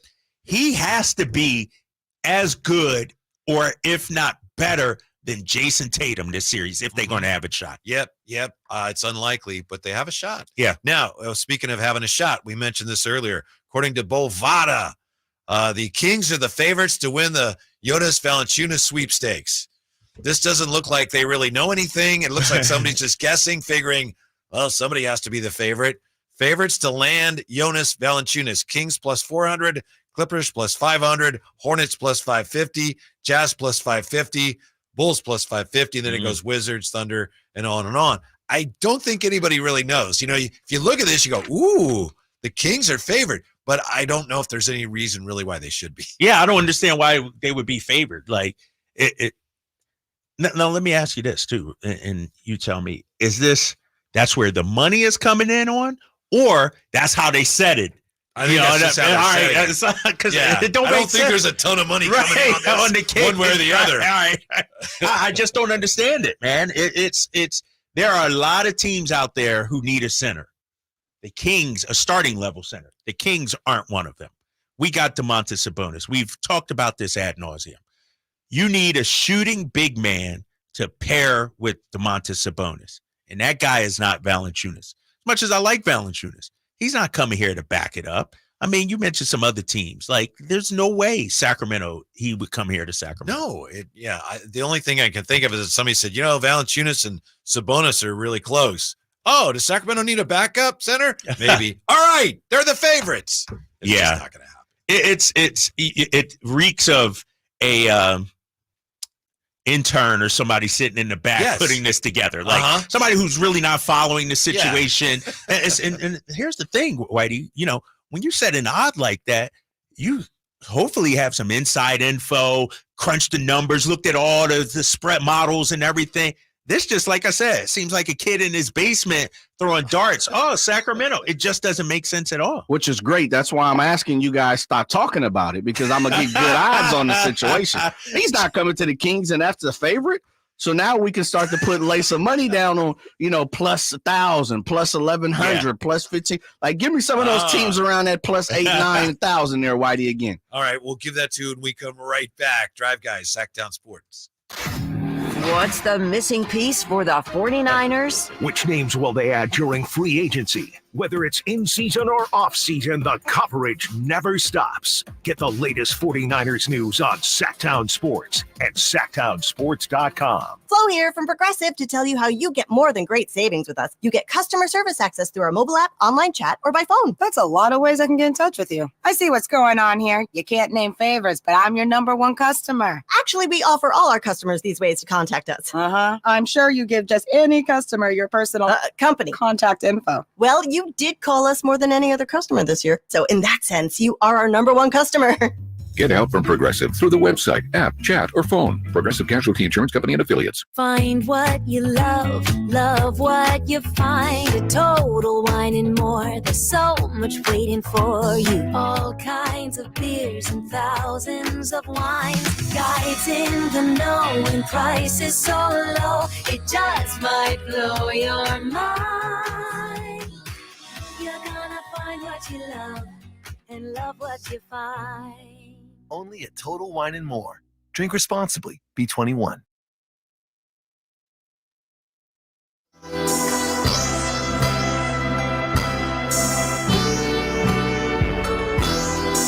Drive Guys, live and local. Every afternoon, Monday through Friday on Sactown Sports.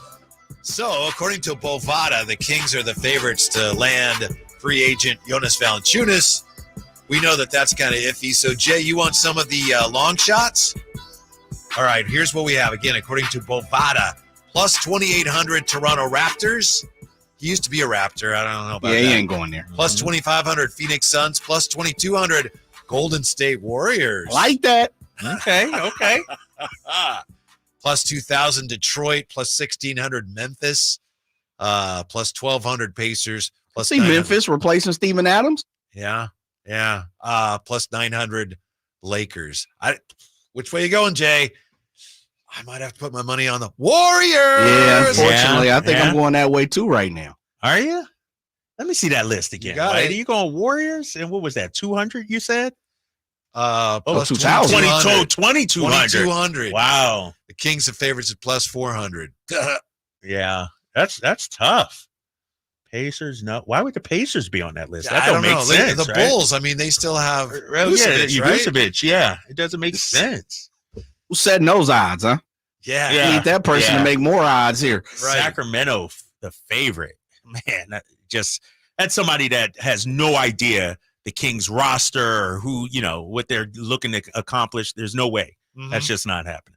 Somebody's just trying to get some PR for Bovada. Yeah. Maybe you can't even make that bet. You know what? Speaking of odds, though, it's a done deal now.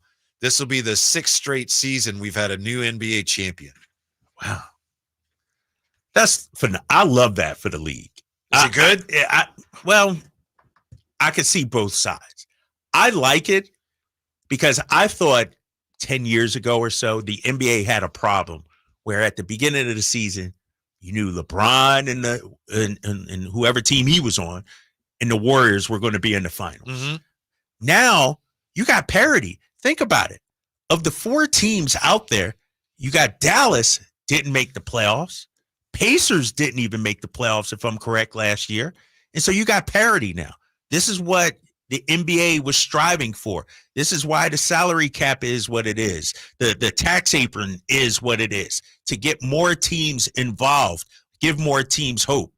If you would have asked me back in January if the Indiana Pacers could really make the Eastern, I'd laugh at you. I'd say no way.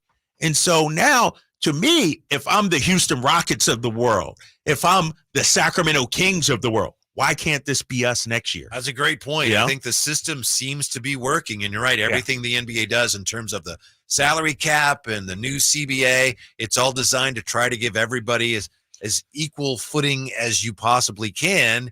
And 6 different champions in 6 years now, whoever this is going to be this year. You're right. That shows that it's working, which is good for business because fan bases all over. It's not hard now to go, well, even the Kings didn't make the playoffs this year, but hey, why not next year? Right. We get right back in them. Let me ask you guys this, though, because I can conversely see the other side. Dynasties are moneymakers for the league also. When we talk about the history of the NBA, we don't talk about one-time champions. We talk about the Bill Russell Celtics, the Jordan Bulls, the Magic Lakers, Larry Bird, like multiple Spurs, Warriors. These, having 6 in a row, it's great for all the markets, but from a global standpoint, from a league standpoint, is it a good thing? Or is it better to have a Warriors dynasty, a LeBron dynasty, or something like that? I think it depends on the dynasty, like you were saying. The Warrior dynasty was great for basketball. Yeah. No matter what we think of the Warriors around here, people around the country love to watch them. But the Spurs dynasty, nobody liked to watch the Spurs. Yeah, Some of the lowest rated finals were the Spurs. Yeah. I don't know why. I thought they were fabulous to watch. They were great, but people were like, oh, they're so boring. It's like, right. Why? Because they're not playing above the rim. They didn't have step back threes. Tim Duncan, the most boring superstar of all. But I get it. But I think, from a jersey sales, nobody's remembering that Toronto Raptors championship. Are they really? Like in the whole pantheon of the NBA? And so I think what you need when you talk about dynasties, usually dynasties are attached to all-time greats. I just mentioned it. Bird, Celtics, Steph, Warriors. Who's the next all-time great that sets themselves apart? If you have Kobe and Shaq and they're winning 3 in a row, that's good for business. Right, that's good for business. But if you have 1 year it's Tatum, 1 year it's Anthony Edwards, 1 year it's Joker, there's no face of the league that way. And so, that's a discussion we've had before, and that's being having, all around NBA circles now. Who's the next face of the league? Well, to be that, you got to win multiple championships. And I feel like right now we're in the era that it's just hard to do. I don't know if you can compare sports, but the NFL for many years before the cap, they had dynasties, and then there was a period there where they just didn't. And now the Chiefs are kind of doing that. Yeah. But for that period there, early 2000s, it seemed like you have no idea who's going to be in the Super Bowl the next year. Right. None. Right. And everyone, nobody cared. Yeah. Everyone got excited. It just got more fans excited in more places. Yeah. And more fans excited. And I think that's what's happening now. Like, credit to Indiana and their Pacer fans, loyal to, but they probably are even shocked that their team is this far. The Knicks making it that far at the way they started the season and all the changes they had. I mean, and so it's good for the everyday business of the league. But in terms of when we look back, the history of the league, I don't know if we'll remember this era that much. You're right. I agree. That's the history of the NBA. You remember the dynasties. Yeah. I mean, even going back way before either of our time. Yeah. Like the Minneapolis Lakers. Right. Right. And the Celtics. Right. And like none of these teams that we see winning will be, considered great teams of all time. They're good teams. They won championships, but to be considered among the elite, the great franchises and great teams, you got to win multiple titles. It's just so hard to win a championship now in the NBA. And there's no one dominant player. There's a whole bunch of teams that have truly great players. So how does one team gain that edge? I'm sure that's LeBron used to kind of do that. He's not that good anymore, as great as he is. So who else is right now? Nobody. Yeah, and let me ask you this, though. Do you think that it's hard to win now, or it's hard for teams to stay healthy and win now? Because I'm looking at it. How come the Bucks, last 2 years, they've missed out with Giannis having injuries? Like, are there more injuries to star players now than we remember growing up? I feel like it is. I haven't looked at the data or anything like that, but it's hard to build a dynasty when your best players are hurt. This might be kind of wonky, but to me, the best players now that have been playing for a few years, their bodies are recovering from those weird truncated seasons where, they had to play COVID seasons and everything. Play in the summer and then, get ready because we're going to start the next season again. Right. And the guys, they take a pounding as it is. Plus, they're playing year round now with international play. I think that contributes to it. Yeah, and that's something Michael Malone mentioned in his postgame. He said, our guys are probably gassed right now.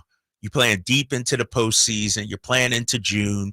Some guys are playing in their country teams, their native teams. And I mean, you look at it like this year.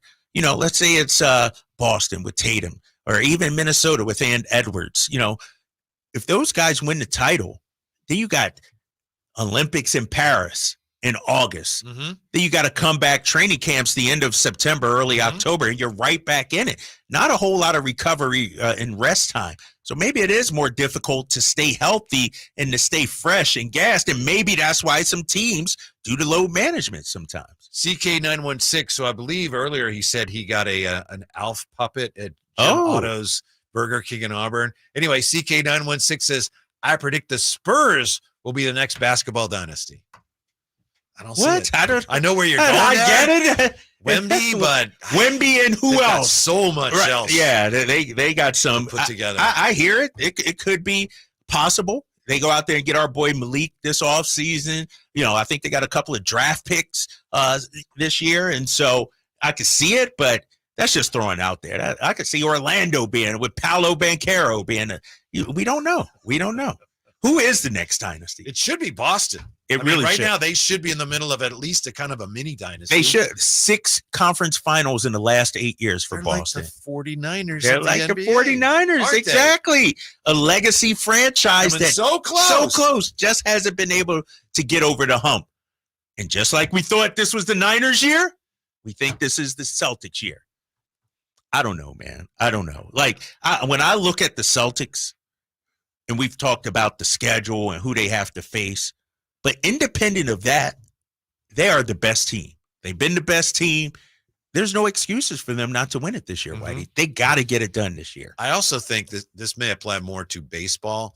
You have to play more postseason games now than you used to. Used to be win a series, finals, we're champions. Yeah. Now, like in the World Series, or baseball, you win a series, we got to play that team in a series. We beat them by 15 games over 162. Yeah, but you got to beat them. Then you got to beat this team. Then you got to beat that team. Then you got to beat a team in the World Series. Yeah. Even if you are the best team, it's hard to win. It's hard to win. 4 series, or in the case of the NBA playoffs, it's hard to win these 7-game series over and over and over. Well, I remember, Moses Malone saying fo back in the day. Now it got to be fo. Like, you got it right. You got to add some more fours to that. You're right about that. Yeah. All right. When we come back, yes, as we know, the NBA Finals could be tough on Kings fans. Are you ready for that? Do you care? Next with the Drive, guys. Sactown Sports. Trying to find out where to catch your favorite team's games? Are you a fan of the Kings, Niners, and the NFL? Well, Sactown Sports has you covered. San Francisco! It's all on his shoulders. Fox rocks. He fires for the win. He's got the triple. Catch all your Kings, Niners, and NFL games all year long on Sactown Sports and SactownSports.com. Hey everyone, it's your boy Drapes, Kyle Draper here for Mercedes-Benz of Stockton. Now, if you've ever dreamed of owning your first Mercedes-Benz, it's time to act on it right now. Here's my advice if you want a Mercedes. Get it from Mercedes-Benz of Stockton. It's just a half hour from Sac right off of I-5. And the folks at Mercedes-Benz of Stockton, they are dream makers. Trust me on that. Come test drive a new 2024 Mercedes GLE SUV, and if you love it, Mercedes-Benz of Stockton will pay your first payment up to $1,500. You'll also find deals like this on the stunning new Mercedes-Benz E-Class sedans, and they've got lots of super clean pre-owned vehicles in stock with rates starting at 1.99% APR. I'm a huge fan of Mercedes-Benz of Stockton. I promise it'll be the best car shopping experience you've ever had. It's just a half hour from Sac, a short drive off the I-5, or online anytime at mbofstockton.com. That's mbofstockton.com. Elevate your golf game at Timber Creek Golf Course in Roseville. Just named to the prestigious Golfer's Choice 2024 Top 25 Public Golf Courses in all of California by Golf Pass, Timber Creek offers an unparalleled experience. Our revamped practice facility features a grass driving range, expanded putting greens, and a chipping area complete with sand traps. Whether you're a pro or just starting your golf journey, Timber Creek is the place to be. Visit us and discover why we're the talk of Sacramento and beyond. Unwind and tee off at Timber Creek Golf Course. Twin Peaks is the best in the game. Here, your favorite drafts are poured at a frosty 29 degrees. It's bigger game days and bolder fight nights. I mean, where else can you find a scratch kitchen that always comes in clutch? Every day, from lunch to late night. Only at Twin Peaks, the #1 sports bar. The countdown to Miss Twin Peaks 2024 is on. Head over to MissTwinPeaks2024.com to learn about the contest and cast your 5 votes for your favorite Twin Peaks girl. Sky's the limit at Sky River Casino in Elk Grove. Enjoy over 80 table games, more than 2,100 slot machines, and our thrilling high-limit room with Sky River rewards that add up and up, and 18 elevated restaurants and bars. There's something for everyone. Visit SkyRiver.com today. Gambling problem? Call 1-800-GAMBLER.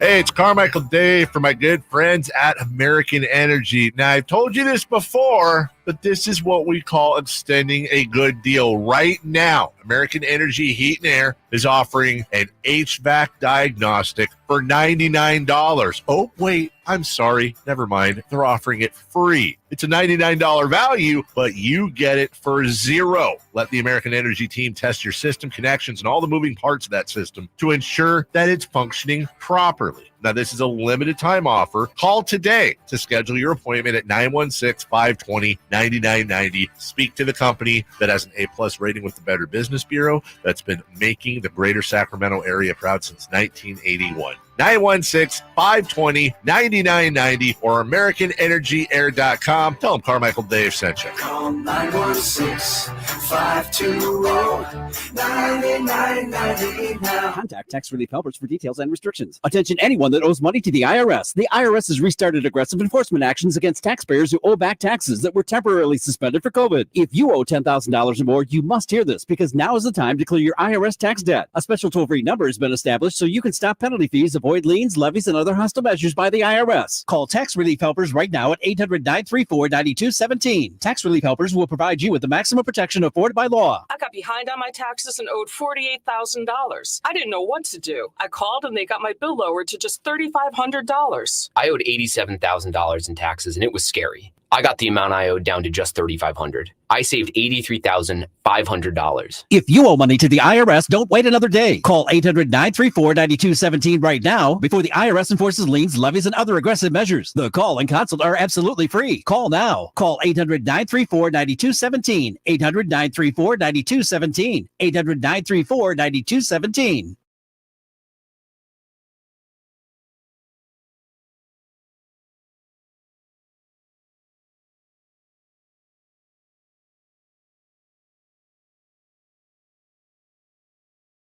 Guys on Sactown Sports. Are the days of the NBA dynasty finished? Curtis Six says it's far too competitive, too many variables involved. Remember the last dynasty had a top 20 player of all time to even create it. I believe we won't see an NBA dynasty for at least 20 years. But then, as I mentioned, we have CK916 says the Spurs are the next NBA dynasty. Spurs? I might go with your boys, the Celtics, like you mentioned. Like, they're set up. They got everybody re-signed. They should already have at least two. They should. They coughed one up against the Warriors. Should have been there last season, but they lost to the Miami Heat. And no, you're right, man. This could be the first one. Usually when a team struggles and they finally get over the hump, they kick the door down and they might go on a run. I don't know in today's NBA if that's the case, though. Can you do that right now? Yeah, I don't know. I do know this. The Warriors, when years from now they look back at their championships, that last one, the 2022 one that you just talked about where they beat Boston, people are going to look at that one and go, how did that happen? You know, the first one's like, wow, they took the league by storm with all the three-point shooting. Then they had Durant after winning, 73. But then the 2022 team was like, what? Where did that come from? Yeah. That was the one that really was, I think, is going to be viewed as the most surprising, in part because Boston probably should have beat them. Yeah, and I think that's the one that's, I don't want to say cements Steph Curry's legacy. I agree. But without that one, there's some question marks. Yeah, you know, all right. I agree. You had Kevin Durant for two of them. You hadn't won a finals MVP. That unsurprising one going against a team you're probably not favored against and pulling it out, that sort of cements your legacy, I think, if you're Steph Curry. Speaking of legacies, I can't remember ever a situation like this, Drapes and Jay and dear listener, where you have four teams and each of them has a face of the franchise who legacy-wise would just see their reputation grow by leaps and bounds. One of them is going to win the championship. So either Tatum or, unless they just had a terrible series, but even then, Tatum or Halliburton or Ant-Man or Luka, I mean, they're just going to they're going to be elevated to exalted status. Right. One of them, it's inevitable. Yeah, and I think when you look at the four, three of them, you could argue, are on their path to all-time greats, talking about Tatum, Ant, and Luka. Tyrese, to me, seems like the outlier where we're still not sure how good he can be. Kyle works for the Sacramento Kings. I'm just saying, man. I'm just saying, you know, when you look at, like, agree. Tyrese is great, but there's still some, like, if he could lead this team to a championship, I think it puts him in a whole different conversation. You know, as a leader of a championship, we know Tatum's great. We know Ant's great, going to be a Hall of Fame level kind of player. Luka is Tyrese. If he could lead, to me, that would be the most improbable run out of all the four. Mm-hmm. And on the other hand, the other side of the coin, Tatum, if they don't do it, that becomes a mark against him. Dude, that's a label he has to carry. As great as he is, you know, does he become like the George Gervin, the Dominique Wilkins of today's era? You know, all this talent, but could never get over the hump. Jim Kelly, exactly, in football. Great talent, but just could not win the big one. And, you know, even look at a guy like Jerry West. As great as Jerry West was, he could never get over the hump of the Boston Celtics back in the day. And so I think, you know, the person that has the most to gain is probably Jason Tatum, because then this cements his legacy. 6 Eastern Conference Finals in 8 years, 5 out of 7, I think it is for him. A championship, you know, a top 5 MVP kind of guy. And so I think the weight in terms of expectations, he faces the most weight this postseason. Don't you think if the NBA could choose the two teams to win, and like they could do that, they wouldn't do that, right? But in theory, if it was scripted, yeah, like it would be scripted. Boston and Dallas, right? Don't you think that's what they'd pick? That's tough. I don't know if that's what I think Anthony Edwards the league is begging for this guy to become the quote next Jordan, next face. And so Luka's up there. You got Kyrie, yes.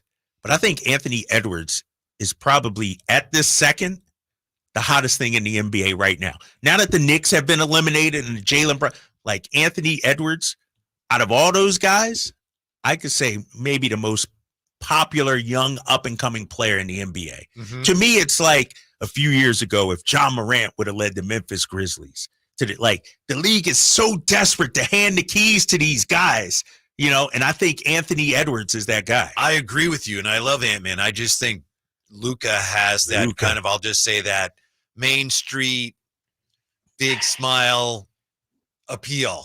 But I'll leave it at that. I hear you on that. But is Jay back there? Yeah. I think Anthony Edwards is starting to get that, Jay. He's doing movies now. You see him on the commercials. You see him in his post-game press conference. He got the media eating out of his hands. I think Anthony Edwards is reaching that level. But Jay knows what I'm saying. I know what I'm saying. I know exactly what you're saying. Yeah. But I don't think Luka plays as much like that, though. Like, if I know exactly. Yeah. Luka is not Larry Bird. Luka is not that. Like, I don't know. There's something about Luka that isn't likable. Let's just call it what it is. Is Ant Edwards what Luka was 2 years ago? Yeah. Yeah, because I think as great as Luka is, and I love watching him play. I think he's a tremendous player. The more we see him, the more whining we see from him. There's a pushback now, almost an anti-Luka sentiment out there. Whereas I feel like Anthony Edwards now, it's all positive. It's a love fest out there. The next Michael Jordan. It reminds me of Devin Booker a few years ago. Remember, Devin Booker was compared to Kobe Bryant. Oh, he's the next Kobe. Look at, he studied under Kobe. Like, we were looking to anoint Devin Booker as that guy. I think that's where we are now with Anthony Edwards. Especially out of the pandemic. Remember, the Suns won their 8 games or whatever it was in the bubble, and everybody was talking about, next year they'll be the team to compete. 9. Okay, 9 games in a row. I think you're right. Anytime you start to mention Michael Jordan in the NBA, and now you're comparing Anthony Edwards to Michael Jordan, there's something there. And people aren't laughing at him. No, they aren't saying, oh, you can't say that. Like, people are actually talking about this and embracing that kind of debate, which I think is crazy at this point. But there's a likability about Anthony Edwards right now, man. Well, there's a genuineness to him that I think Luka lacks and will never have. And that sets up this matchup. By the way, you mentioned Larry Bird, and not to take us down a rabbit hole, but I was just reading an article before the show started where Shaq was saying, he said, I used to think Larry Bird was lucky. And he said, then I got older and I realized how hard he worked and how good he was. And Michael Jordan says that Larry Bird is better than LeBron. Michael Jordan says that. Now, you know how Michael feels about LeBron, so he's always trying to Right. Yeah, he's trying to imply that, I'm better than LeBron. And that's one way of doing that. But he says, people have no idea. As Michael Jordan says, Larry Bird was better than LeBron. Yeah, that's hate. That's kind of the same sentiment you were talking about when it came to Shaq and Jokic. LeBron is as closest to the greatest NBA player as anybody ever in history, and Larry Bird's not, unfortunately. Like, Larry Bird's, you can say top 10, top 20, depending on, how you create your list.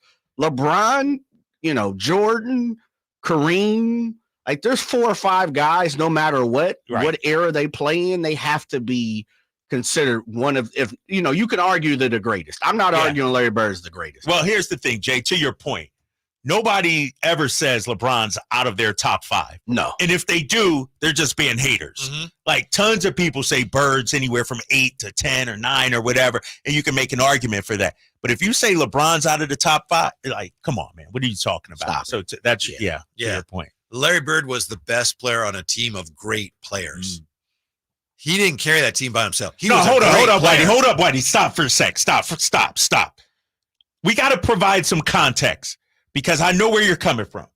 We grew up Laker fans, right? Yeah. At the time, we didn't like the Celtics. No. So I just want to put it into context. I don't want people to think that you're just saying this because you're a Celtics hater growing up, or maybe you are. I don't know. Give me some context, because here's the thing. I agree with you. I didn't appreciate Larry Bird until I got older. At the time, I'm like, man, this guy, he got Parrish, he got McHale, he got the great coaching, you got Bill Walton in 86, 6th man of the year and all this. But then the further I'm removed from it, Whitey, I got to give Bird his props. Man. Oh, I do too. He was a great player. He's an all-time great, but he was a great player on a team of other great players. He was clearly the best player on those teams. Yeah. LeBron, there were some years, where he would drag the Cavs, not to the championship, but to the threshold. I mean, that first Cleveland team. Parrish and McHale weren't walking through that door, in other words. Yeah, that first Cleveland team that he took to the finals. Was that 07 against the Spurs? Yeah. Who was the center? Anderson Varejao or somebody like that? That was the big Z, wasn't it? The big Z. Gauskas. Yeah, Booby Gibson out there. No, that team was bad. And so I agree with you. Like LeBron, and sure, it took him to get with D-Wade and Bosh to actually win. But, dude, his decade of dominance, 2 decades of dominance, it's unmatched. You hear what George Karl has to say about it? You know what? I'm going to let you say this, but when he tweeted that out, I blocked him on Twitter. Really? I muted him on Twitter. Yeah. Yes. Because he said he's going back and forth with Laker fans, and he said, here's some free advice to the Lakers that they should keep in mind when they select their new coach. He said, LeBron is not a superstar anymore, and Anthony Davis never was one.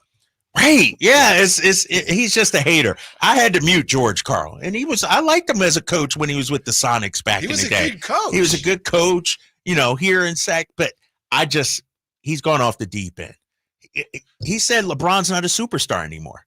Think about that. I know. Jay, LeBron is not. LeBron's the biggest superstar in the league. What are we talking about? And so I had to mute him after that. He's a hater. LeBron could be first team all league again, right? Yeah, he could be. Yeah, he could be. He could. We were talking about Larry Bird real quickly, guys. Is it okay to put Larry Bird in the same category as Magic Johnson when it comes to all-time greats? Yes. I think you have to, but I wouldn't. I think Magic is above Bird. I do too. You didn't. I said yes to the question. Can you put him in the same category? To me, Magic is in the top 5. To me, in no instance is Larry Bird the top 5 player of all time. That's just my opinion. Yeah. You could make a case for Magic being the top 5 of all time. I don't know. I feel like too many times, history says, Bird and Magic. Bird. To me, Magic was ahead of Bird. Magic had a better career. Him. I mean, he beat him more often than not in college and in the NBA. But to me, they're just, you almost couldn't have one without the other. That's the way I look at it. I think they're tied at the hip, and that's kind of what you're saying. Why they made each other better. Yeah. But I also agree with you, Drapes. In the pantheon of the grand scheme of things, to me, and it's almost like Bird sometimes. I think I'm trying to flesh this out. I think Bird by many is considered like a top 3, top 5 guy. And then the people that's kind of reversed, like, you sick. Like, Bird's not no top 3 guy. You either absolutely love Larry Bird or you respect Larry Bird, which is kind of two in the same, but two different, two at the same time. Like, I think Bird has some people who look at him and like, he wasn't that good. Kind of what you were saying, Drapes. And after time, and you start to see, he had an incredible career. He was a dynasty. Yeah. He kind of got cut short a little bit because of his back injury. Like, people, I think, appreciate Bird more now than maybe like my generation. Yeah. I think it skipped a generation with Bird, if that makes sense. No, Whitey, I know you got the script here. I know you got something coming up. But I got something for you, fellas. All right. Because I'm still pissed off about this. Can we take it? Can you? Yeah, let me tease it real quick. Jesus, yeah. Let me tease it real quick. It had to do with the card show this past weekend. And one of the superstars that were out there rubbed me the wrong way. I'll tell you who it is next. Come right back. Drive guys, Sactown Sports. Can Mike Brown build on last season's Coach of the Year award? Can the Kings exceed 48 wins? We will be better prepared to make the run that we expect to run come next playoff. Tune into every Kings game this season on Sactown Sports and SactownSports.com. You've seen the specials on Amazon, Netflix, Showtime, and more. Don't miss an evening with Steve Trevino. Babe, can I go with Steve and have a drink at the casino? And then she started to speak white. She looked at him right in the face and she goes, "You can do whatever you want." And his dumb goes, "Told you." I go, "Oh, no, it's a trap. It's a trap." Steve Trevino. Saturday, June 1st, the venue at Thunder Valley Casino Resort. Tickets on sale now at ThunderValleyResort.com. Don't miss an evening with Steve Trevino. Whitey here, reminding you that not all gas grills are created equal. Bring out all the delicious flavors in your grilled meats with the amazing Napoleon Prestige and Prestige Pro line of outdoor cookers. My Napoleon Stainless Steel Pro Series gas grill has turned me into a grilling pro with features other grills cannot match. They're built different, built better, built to last. Made with premium stainless steel that boasts quality and a lifetime warranty. I may never want to cook indoors again. Napoleon grills and accessories are now available at your nearby Amy's, Ace Hardware in Sacramento, and now El Dorado. Ad paid for by the Sentinel Group. Attention Marines, military personnel, families, and contractors who were stationed at Camp Lejeune. Were you present at Camp Lejeune between August 1953 and December of 1987? You may be entitled to significant compensation. For nearly 34 years, those in the Marine Corps' base Camp Lejeune were exposed to contaminated drinking water, resulting in devastating injuries, including several forms of cancer, adverse birth outcomes, Parkinson's disease, and more. North Carolina's procedural laws have prevented victims from getting the justice they deserve, but passage of the Camp Lejeune Justice Act of 2022 would allow you or a loved one to file lawsuits seeking compensation for illnesses and injuries linked to the toxic water. Call today for your free consultation. 800-439-4252. Let our experienced attorneys fight to get you the compensation you deserve, and you pay nothing unless there's a recovery in your favor. Call 800-439-4252. That's 800-439-4252. Again, 800-439-4252. Are you stressing about your IRS tax problems? Have you received notices from the IRS threatening to garnish your wages, levy your bank accounts, or seize your property? You need an ally. Allies Tax Relief has tax attorneys and enrolled agents that are ready to fight for you. They have saved millions for taxpayers just like you. Allies Tax Relief can help put a stop to IRS collections and, most importantly, negotiate your tax debt. Here's Brenda, a happy client of Allies Tax Relief. I owed the IRS around $57,000, and they're about to start garnishing my paychecks. I heard a commercial on the radio about Allies Tax Relief, so I thought I'd give them a call. After a day, they were able to at least stop the garnishments, and after a few months of negotiations, I walked away owing the IRS only $301. If you owe the IRS, call Allies Tax Relief right now for your free consultation. Call 800-230-5174. 800-230-5174. That's 800-230-5174. Power Business Technology is proud to be 100% independent, locally owned, and managed Toshiba copier dealer. Local ownership cuts out the red tape, allowing ourselves to never be too busy to personally answer the call when our clients need us. Recognized for excellence in service execution, training, and customer service, we're proud to be named a 2022 Toshiba ProMasters Elite Dealer. Contact us today for all of your business printing needs at 844-POWER-BZ. That's 844-769-3729, or visit us at PowerCopiers.com. The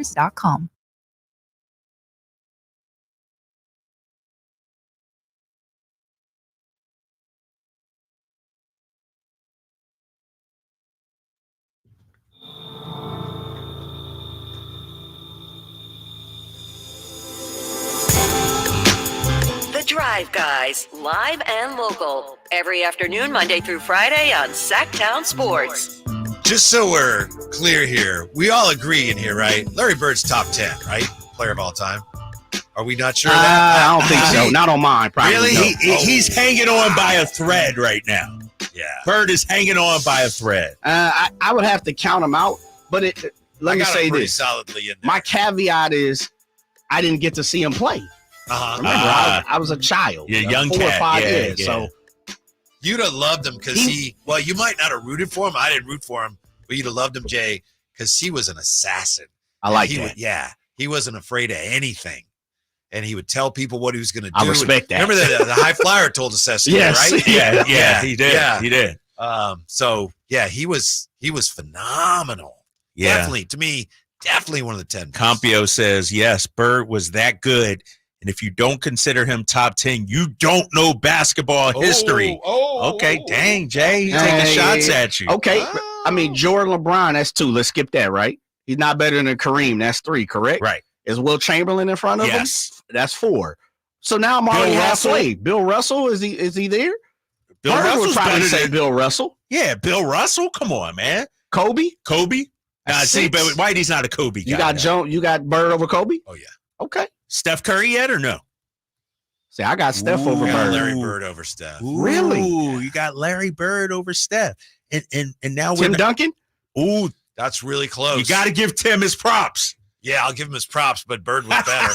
Shaq. Single-handedly changed the game. What? Oh, yes. And we ain't even talking about the old heads. Oscar Robertson. I don't know. You know how it is. Like, I didn't see him, but that's a good debate right there. Where's Larry Bird today? Is he top 10, top 15? I don't know, man. I had him. I did this exercise a few years ago, and I had him at number 8, I believe. But that was before Steph Curry entered the equation. Some say Olajuwon's up there. Some say I take Bird. Yeah, I take Bird. But you see, but that's the thing, guys. We're not talking about on the other end. Olajuwon impacted the game Larry on both. Bird was no slouch defense. He was okay, but he doesn't know Olajuwon. Olajuwon was 4-time Defensive Player of the Year, I think, or something like that. As good as Larry Bird at the other end? Olajuwon was up there, man. Let me ask you this. I'm going through the NBA all-time scores because this is just what I'm going to do. Kevin Durant. No? Larry Bird? Yeah. I'm just asking. No. Shaq? No. I got Shaq over Bird. I don't think I do. Yeah. I got Oscar Robertson over Bird. I never got to see both of them play, but I'd say I got to Oscar go Larry about Bird because Oscar never won a championship. But he won one with the he won Bucks. one with him and Kareem. Yeah. But you're saying Bird was better than Kobe? Yes. Yeah. And I honestly don't think that's even. I got Kobe over Bird. Yeah. And I can't. And God rest his soul. When Kobe was walking the earth, all due respect to him now, I wouldn't. And I say all that to say I'd never speak bad about Kobe no more because he's not here. He can't defend himself. But when Kobe was here as a player, as a Laker, you couldn't give me say anything positive. He's better than Larry Bird. Larry Bird was a better shooter by far and a better passer, not even on the same stratosphere. He was that much better as a passer. Yes, I didn't get this than Kobe. I don't know, man. What I said is true. Yo, what you said, but he wasn't a better defender. He wasn't a better scorer. Like, I mean, Kobe, ultimate competitor. He could have been a better scorer. 5 championships, Kobe. What did Bird have? 3? 3? With a lot less talented teams on the back end. The last 2, there's no reason Boston should have lost to a Lamar Odom and Pau Gasol and Andrew Bynum. Boston should have won a couple more championships. Yeah. That's the thing with Bird is his team was loaded. He really had a loaded team. The Lakers in the finals. Hey man, listen. But they only lost to the Lakers twice. They only lost to the Lakers twice. Okay, Let's not forget that. All right, but Philly clipped them, right? 83. Philly got them. Mm-hmm. Detroit jumped on them a couple times. Yeah. And you're talking about, honestly, every team you just mentioned there is one of the greatest teams of all time. Right? I mean, I got Kobe ahead of Bird. I do too. So here's and we got to write this down. And you also had something you want to tell us about how upset you were. Oh, yeah. Let me get back to this real quick here because this goes within our conversation about the Lakers and everything. I'll readily admit, I grew up a Lakers fan. Magic Johnson was my guy. Yeah. Kareem, Worthy. You go back to my parents' house right now. The high school poster of Magic Johnson when I was in high school, Magic was at the Lakers, is still hanging on my bedroom door right now. I have a feeling this is going to be a Michael Cooper story. This is about to be Michael Cooper. I idolize Michael Cooper. Koopaloo. Yeah. Great defender. Larry Bird calls him the greatest defender. Hall of Famer. So I'm excited. I'm going to go in the back. I'm going to meet my guy, Michael Cooper. He's going to sign everything, So I go back there. This is yesterday, right? This is yesterday. And he's telling jokes and he's joking around with my son, giving him a super high five. And I'm like, man, this is so cool. Like, Coop, Kyle Draper. Hey, Kyle, how you doing? So I'm golden. I'm in heaven right now. I'm like, yeah, I work for the Sacramento Kings, do play-by-play and everything. It's like, oh, okay, all right, that's cool. That's cool. He said, what does Shaq used to say? He said, what does Shaq used to call him? Yeah. I was like, Coop, don't go there, big fella. Don't go there. You're my guy. You're my idol. Like, don't go there. He said Shaq used to call him the Sacramento Queens. And I was like, dude, it ruined the day for me. It's too bad. And it's like, this is Michael Cooper. Koopa Loop. Yeah. This is Showtime Lakers. He This didn't is need to my do guy. that. He did not need to do that. And it reminds me, and it woke me up. This Kings-Lakers thing is for real. Coop ain't had no beef with the Sacramento Kings, but he had to throw a shot in. And so I was pissed off about that. I walked out, stormed out of there. I'm like, this is a guy I grew up idolizing. That's what I'm talking about. Did you get his autograph, though? Oh, yeah, I got that. I still got that. But dude, it's like meeting your idol, and then he just craps on your team like that. And he was proud to say it. He's like, the Sacramento Queens. I was like, come on, Coop. You better than that. Read the room, big fella. So, yeah, that's my story, man. Should have removed every signature he laid out that day. Should have been thrown Seriously, on the floor. like, Coop, you ain't even have to do battle with Sacramento back in the heyday. You weren't even, exactly. And I introduced him to my son. I'm like, Nick, this guy right here, he's done everything. He's coached at every level. He's played. He's like, yeah, I'm a D2 coach now. I'm like, see, Nick. And then he pulled that out, Sacramento Queens. That just bothers me, man. Coop was on, I hate to bring this up, Kings fans. Coop was on the Laker team that, was it 87? Do you know this one, Jay? Yeah. The Lakers went down there, and I think the Lakers jumped out on the Kings. I think it was like 40-5. You heard that? I mean, it was one of the biggest first quarter advantages in history. I got to look it up, but it was something like that, like 40-5 or.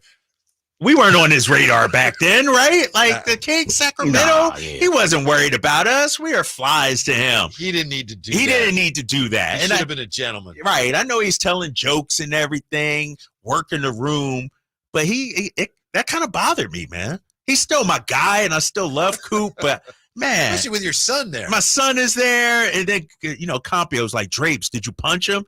I thought about it, but you can't. How would that look? Kings announcer punches Michael Cooper. Hall of Famer. Because you know they're going to put that in there. Hall of Famer Michael Cooper because he called him the Sacramento Queens. Man, that totally let the wind out of my sails. Like, my balloon burst after that. I'm a little surprised. You think that he, knowing where he was and everything. Right. And you're being nice to him. Right. I idolized this guy, man. Michael Cooper? Come on, man. And so, that was a little disappointing. Lakers win on near first quarter shutout. Sacramento trails after 40-4. Oh, who wrote that? Gore Needs? That's my guy, Gore Needs. Loses 128-92. Oh, they actually 1987. Hold up, Whitey. Let me do the math. The Kings went on a 88 to what's that number? 88 run after that. Pretty much. And down 40 to 4 and 88 run. They played them evenly after that, Whitey. After that first quarter. I remember that. 40-4 after the first quarter. 40-4. That's how good. Who was on that team, man? Jeez. Like, I would cut their contracts immediately.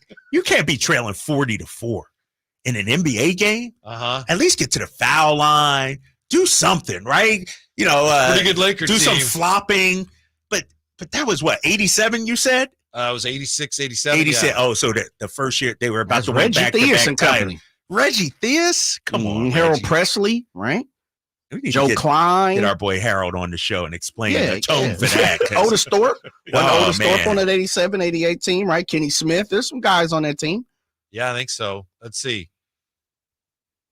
Yeah. Pinckney, wasn't Ed, a Philadelphia guy? He was on that team, right? Reggie, Otis Eddie Thorpe, Derek Pinckney? Smith, Eddie Johnson, Tank, Eddie Terry Johnson. Tyler, Joe Klein, Brooks Steppe, Franklin Edwards, Othell Wilson, HP. I think maybe they didn't even put him in that game. It's like, it's 40-4 and they still won't put me in. Olberding, Bruce Douglas, Johnny Rogers, and Jerry Eves. That was that team. What year was that? I mean, which date was that? 87. Head coach, the Kings. Actually, at that time, it was Phil Johnson. What was the date on that again, Whitey? That was February 5th, 1987. February 5th. And then Jerry took over that year, I believe. Yeah. February It's not a very 5th, good Kings team, and it was a great Lakers team. Bad Bruce combination. Douglas, man, there's some names Who? on there I wouldn't even be Bruce able to find. Douglas? Yeah. Where's he at now? Bruce Douglas. I never even heard of rookie that. from Illinois that year. Oh, my gosh. February 5th? Yep. That was the date of the story. The game, I guess, could have been on February 4th. February 4th, because I'm just looking up the box score. I got to look at the box score for myself, Here we man, go. just to figure out exactly what happened in that game, man. You can't be trailing 40. Yeah, it was February 4th was the actual game. All right. February 4th, Kings at Lakers. I got it right here. Oh, no, they don't have the box score for that one, I don't think. Hold on. Let's see. And you had Magic, Byron Scott, AC Green, Abdul-Jabbar, James Worthy. Goodness gracious, that's Michael loaded. Cooper played in that game. Wes Matthews, Billy Thompson, Adrian Branch, and so on and so on. Man, that team is loaded. Yeah. Who led us in scoring that game? Oh, Reggie Theus got his, though. He got 25 that game. Theus is I'm getting my buckets no matter what. Reggie Theus. Damn. Jerry Reynolds told me that Reggie would sabotage plays so that he knew how to run a play wrong so that at the end of the shot clock, the ball would end up in his hands. And he'd get a shot out of it? Shoot it. And Jerry had to tell him, I know what you're doing. No way. Yeah, Oh, that's bad. That's the worst right there. Friend of show, Reggie Theus. Did we have him on that time? Did we have? I had him on numerous times. Yeah, I just can't remember. Okay. Yeah. Might have to get Reg on again. Yeah, I feel like get we've him had on. him on. Yeah, I can't remember. We'll have to take a quick time out when we come back. Why? You know what? If I'm being honest here, if I were Vivek, I don't think I would offer the Kings coach what he's asking for here. I don't think I'd give him what he wants here. I'll tell you why not next year. Drive Guys, Sactown Sports. I didn't ask to be thrown in the streets with nowhere to go. I didn't think I'd survive. But I did ask for help, and Covenant House was there for me. 1 in 10 young adults will experience a form of homelessness this year. For these kids who didn't ask to be put in this unthinkable situation, Covenant House is there. Covenant House helped me break the cycle of homelessness in my family. They gave me the love that I needed. Over 2,000 young people will sleep safely in a Covenant House bed tonight. When youth who are experiencing homelessness have a hot meal, a safe place to sleep, medical care, and love, they can overcome heartbreaking challenges and have a brighter future. They just really genuinely just wanted to help me succeed, and I'm succeeding. I'm a speaker, I'm an author. Covenant House really helped me and really helped mold me into the woman I am today. If you or someone you love is asking for help, go to safeplacetosleep.org today. I'm Ken Korak with your Green and Gold Report, brought to you by Xfinity Mobile. Connect to the most reliable 5G network nationwide. Well, a first Major League win is always special, especially for someone who's paid his dues. Joey Estes, acquired by the A's in the Matt Olson trade, handful of innings in the big leagues for the Athletics a year ago, made his first start this year in Seattle. 5 innings, 2 hits, 1 run, 5 years after he was drafted by Atlanta. Want more speed? Well, Xfinity just increased their internet speeds, and they're faster than ever. It's time to get more out of your internet with faster speeds from Xfinity. Now through June 21st, get 150 megabit Xfinity internet for only $19.99 a month for 12 months with a 1-year contract. That's double the speed for the same great price. Click, call, or visit a store today. Requires paperless billing and auto-pay with stored bank account. Restrictions apply. Equipment, taxes, and other charges extra. After promo, regular rates apply. Actual speeds vary. Welcome to the May Springtime Sales Event at Kia of Vacaville, where we're celebrating the arrival of a new season with unbeatable lease options on our 2024 lineup. As May blossoms with possibilities, it's the perfect time to immerse yourself in the exhilarating world of Kia, highlighted by the luxurious and versatile Kia Telluride. Throughout the May Springtime Sales Event, Kia of Vacaville is thrilled to showcase our top models with irresistible lease offers. Experience the thrill of driving the all-new Kia Sportage, seamlessly blending captivating design with dynamic performance. Dive into the impressive fuel efficiency of the Kia Niro, a hybrid marvel designed to extend your adventures. Embrace the essence of spring with our eco-friendly Kia hybrid options, specifically tailored for those who prioritize efficiency without compromising on style. With the EV9 in stock, Kia of Vacaville stands as your premier destination for electric excitement. Model availability, lease options, and features may vary. Please visit Kia of Vacaville for more details. Thunder, feel the thunder. It ignites something inside of you. Lightning and the thunder. Sets alight an elevated state of being. Days are pure exhilaration. And the nights, they're simply electric. See it, hear it, feel it. Thunder, feel the thunder. lightning and the thunder. Thunder Valley Casino Resort. Feel the thunder. At Ashton & Price, we get injury victims to yes. Experience, yes. Ashton & Price has been around for over 25 years. No more insurance companies? Yes. Our clients focus on getting better, and we handle all the rest. Results? Yes. We've collected over $100 million for injury victims. No fee until we win? Yes. Our clients pay nothing until we win. Ashton & Price, the best at getting to yes. Remember, for the best advice, don't think twice. Call Ashton & Price. With T-Mobile, you can get tons of benefits and still save, because nobody likes having to choose. It's like getting romance and sci-fi. I love you. Also, I'm a robot. At T-Mobile, you can get the benefits you want and still save on every plan versus AT&T and Verizon. See how with our savings calculator at T-Mobile.com/switch. Plus, switch and keep your phone. We'll pay it off up to $800. Via virtual prepaid card in 15 days. Qualifying unlocked device credit service and timely redemption required. Card has no cash access and expires in 6 months. See T-Mobile.com. I love a beautiful lawn. And I have a beautiful lawn. But I didn't always. Until I discovered True Green. And now I've got the best looking lawn in the neighborhood thanks to True Green. They manage fertilizer, aeration, weed, and pest control. All you have to do is water and mow. And to top it off, sign up by May 28th and save more than $200 when you bundle lawn care and mosquito. Visit TrueGreen.com for the best lawn at the best price. Guaranteed. That's TrueGreen.com. Restrictions apply. Skeeter here, Field Tech, Sacramento Yellow Mosquito and Vector Control District. Hey, it's my favorite week of the year, Mosquito Awareness Week. Yep, the spring and warm weather means the little suckers are starting to breed and bite. Gotcha. So it's time to fight the bite. Once a week, drain standing water from flower pots, bird baths, dog dishes, and at dawn and dusk, start using insect repellent outside and wear long clothes, because these skeeters are out for blood. The Sacramento Yola Mosquito and Vector Control District reminds you it's time to fight the bite. For more information, go to fightthebite.net. KHTKAM HD1 Sacramento, KYMX HD2 Sacramento. From the Power Business Technology Toshiba Studios. This is Sactown Sports.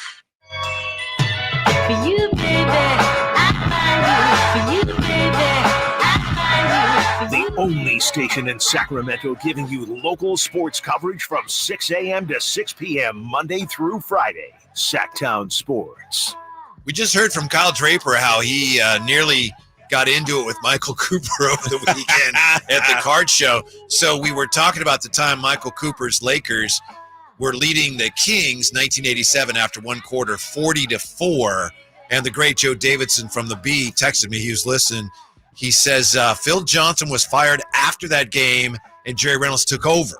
After that game, that was it. Like, Jerry, you're the man. You're the guy. You can imagine Jerry going, I don't know if I want to take over. Right. Yeah. And Joe Davidson also says Kings GM Joe Axelson said then that he'd never seen, quote, a human so livid in my life, end quote. He was talking about Greg Lukenbill.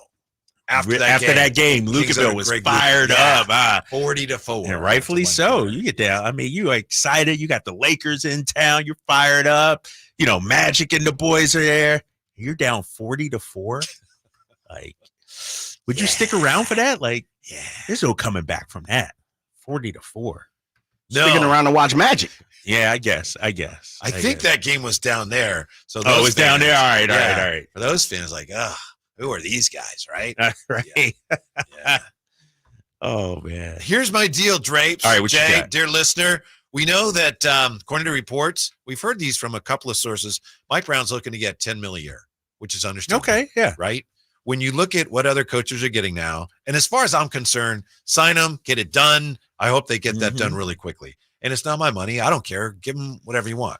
But if I'm being honest about it and trying to be objective, I don't know that I'd offer him 10 because we talked about this Friday. Kerr's after his extension, like 17 and a half a year, which I know you love. You think he's worth more. Pop at 16, Spo at 15, Monty Williams 13. Doc with the Bucks is around 10 right now. That's what it was reported, roughly 10 a year. Nurse and Kidd, $8 million a year. Carlisle, 7.5. Some of these guys have extensions coming. Udoka, 7. And other than Monty Williams at 13, I mean, all these other guys have won championships. And I think if I were doing the negotiating on the Kings side, I would say, look, Mike, we love you. But, I mean, you want to be making as much money as all the other guys making that much. They've won championships, and we haven't won a first-round series yet. You know?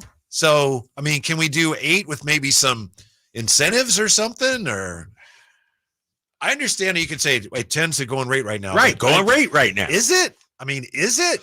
It is for Doc. It is for Budenholzer. But Doc ain't won nothing in a generation. Doc's my guy, but he ain't won anything in 16 years. You know, who else you got on that list? Well, Budenholzer just signed his deal with Phoenix 5 years. Supposed to be $10 million a year. 10 million, championship coach. Right. He won a title. So I don't know. I look at it as, and let's face it, last year was a disappointment. It was a disappointment. disappointment. It's the coach's fault, but it was a disappointment. Who has the leverage right now, do you think? Is it Mike Brown or the Kings? Mike has some, but you just, right. You know, with the Kings, you don't know what ownership is thinking, really. It's tough. I would give it to him because, like you said, it's not our money, you know, like whatever it takes. Like you got to wonder, is Mike the guy? And if you believe he's the guy, then you pay him whatever it is to keep him.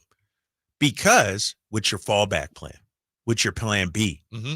Mike Brown has pioneered, overlooked 2 of the best years in the last 20 years from the Sacramento Kings. He's earned definitely an extension, and he's in a position of power, I think, right now, because if he leaves, who do you go to? He's single-handedly changed the culture of the Sacramento Kings. And it's sort of like when you look at it from a player perspective, is Jaylen Brown's $300 million contract? Should he have gotten that? He's not the best player. He's not a top 10 player in the league, but it's the price of doing business. What are your options? Let Jaylen Brown walk? No, you're not going to do that. He's part of your core. You need him to win a championship. The Kings need Mike Brown to be respectable, to challenge in the Western Conference. Unless you're telling me you're getting Spoelstra or Popovich or Steve Kerr, who else is better for that's available? We don't know. I'm not risking that if I'm Vivek right now. It's only $8 million to $10 million to Vivek. That's $5 to me and you. Then why isn't it already done? That's a great question. We can have that talk. Why isn't it done? It should be a no-brainer to bring back Mike Brown at $10 million a year. And I think if Vivek presented him a check, 4 years, 40, or whatever the deal may be, Mike would sign it. So why hasn't it happened yet? Mm-hmm. To me, that's a no-brainer. Get it done. If they don't get this done, we will become, I don't want to say the laughing stock of the league, but it'll be the narrative around the league will be, look at the Kings doing Kings things. Yeah, it'll be, we thought that they were over those things. Right, over those things. But, how many coaches do we got to run out of town? Eventually you got to keep your players. I forget, we were on the air the other day and somebody was, comparing us, and I was talking at the card show. Mm-hmm. Like, man, we're losing all our guys. If we let Malik, we're like the Oakland A's. You develop somebody, they become good, and then bam, they leave. Same thing with Mike Brown. He's proven he's the right man for the job. 2 straight seasons of 46 or more wins. What more can you ask of the guy? Give him his money and let's focus on building a roster and competing for a championship. Don't haggle over $2 million. I agree with you, but I'm going to play devil's advocate. Yeah. Did he really prove that? Last year, what was proven? Now, actually, I think what was proven was like, if you don't give him a better roster, right. you're not going to win as many games. But given the way Mike Brown talked a lot to the media about the offense and, hey, don't forget, we practice offense. Mm-hmm. I got to think that there's some dissatisfaction with the way the offense performed under him this year. And this was a very disappointing year. So from that standpoint, I'm like, yeah, we like you. You're a coach. We want to go forward. But for all this talk of the culture is transformed, and we took one step forward, then we took a step back last year. So why am I going to reward you for that? I hear you, but I also think we have to look at last season and we have to decide, how do we want to look at it? Is it a failure because they didn't make the playoffs, or was it a pretty good season, 46 wins in a tough Western Conference? You're only 2 behind your pace from a season ago. Like, how do you want to look at it? If you look at it as a failure, we underachieved, all right, then maybe you have those. I tend to look at it, yes, I'm heartbroken we make the playoffs. It's hard to believe. But when I really boil it down, 46 wins in this Western Conference, with the injuries down the stretch, you know what? It was a good year. It kept the guys engaged for the most part throughout the year. The Malik injury really cost us 2 or 3 games, I think, down the stretch. Let's keep it real. You beat the Warriors in the play-in. I don't think it was that bad of a year. All right, Mike. Let's do 27 for 3. For 3, and we'll put up some kind of first round playoff win kicker in there too. Then if you win a first round series, every year remaining on the deal, when you do that, automatically kicks up to 10. Ooh. So you do it this year, then you got, and we'll even give you this year. You do it this year where yeah. I don't know about that. I don't know about that. Because you have to understand your value and who's replacing you. What are you getting now, Mike? What are we paying you? 5? Yeah. That's almost look at that. Look at that increase. I hear you guys. I hear you. But if you're Mike, and this is why I don't want it to become ugly, because this has the potential to be like sitting here, I'm uncomfortable. You're like, $9 million.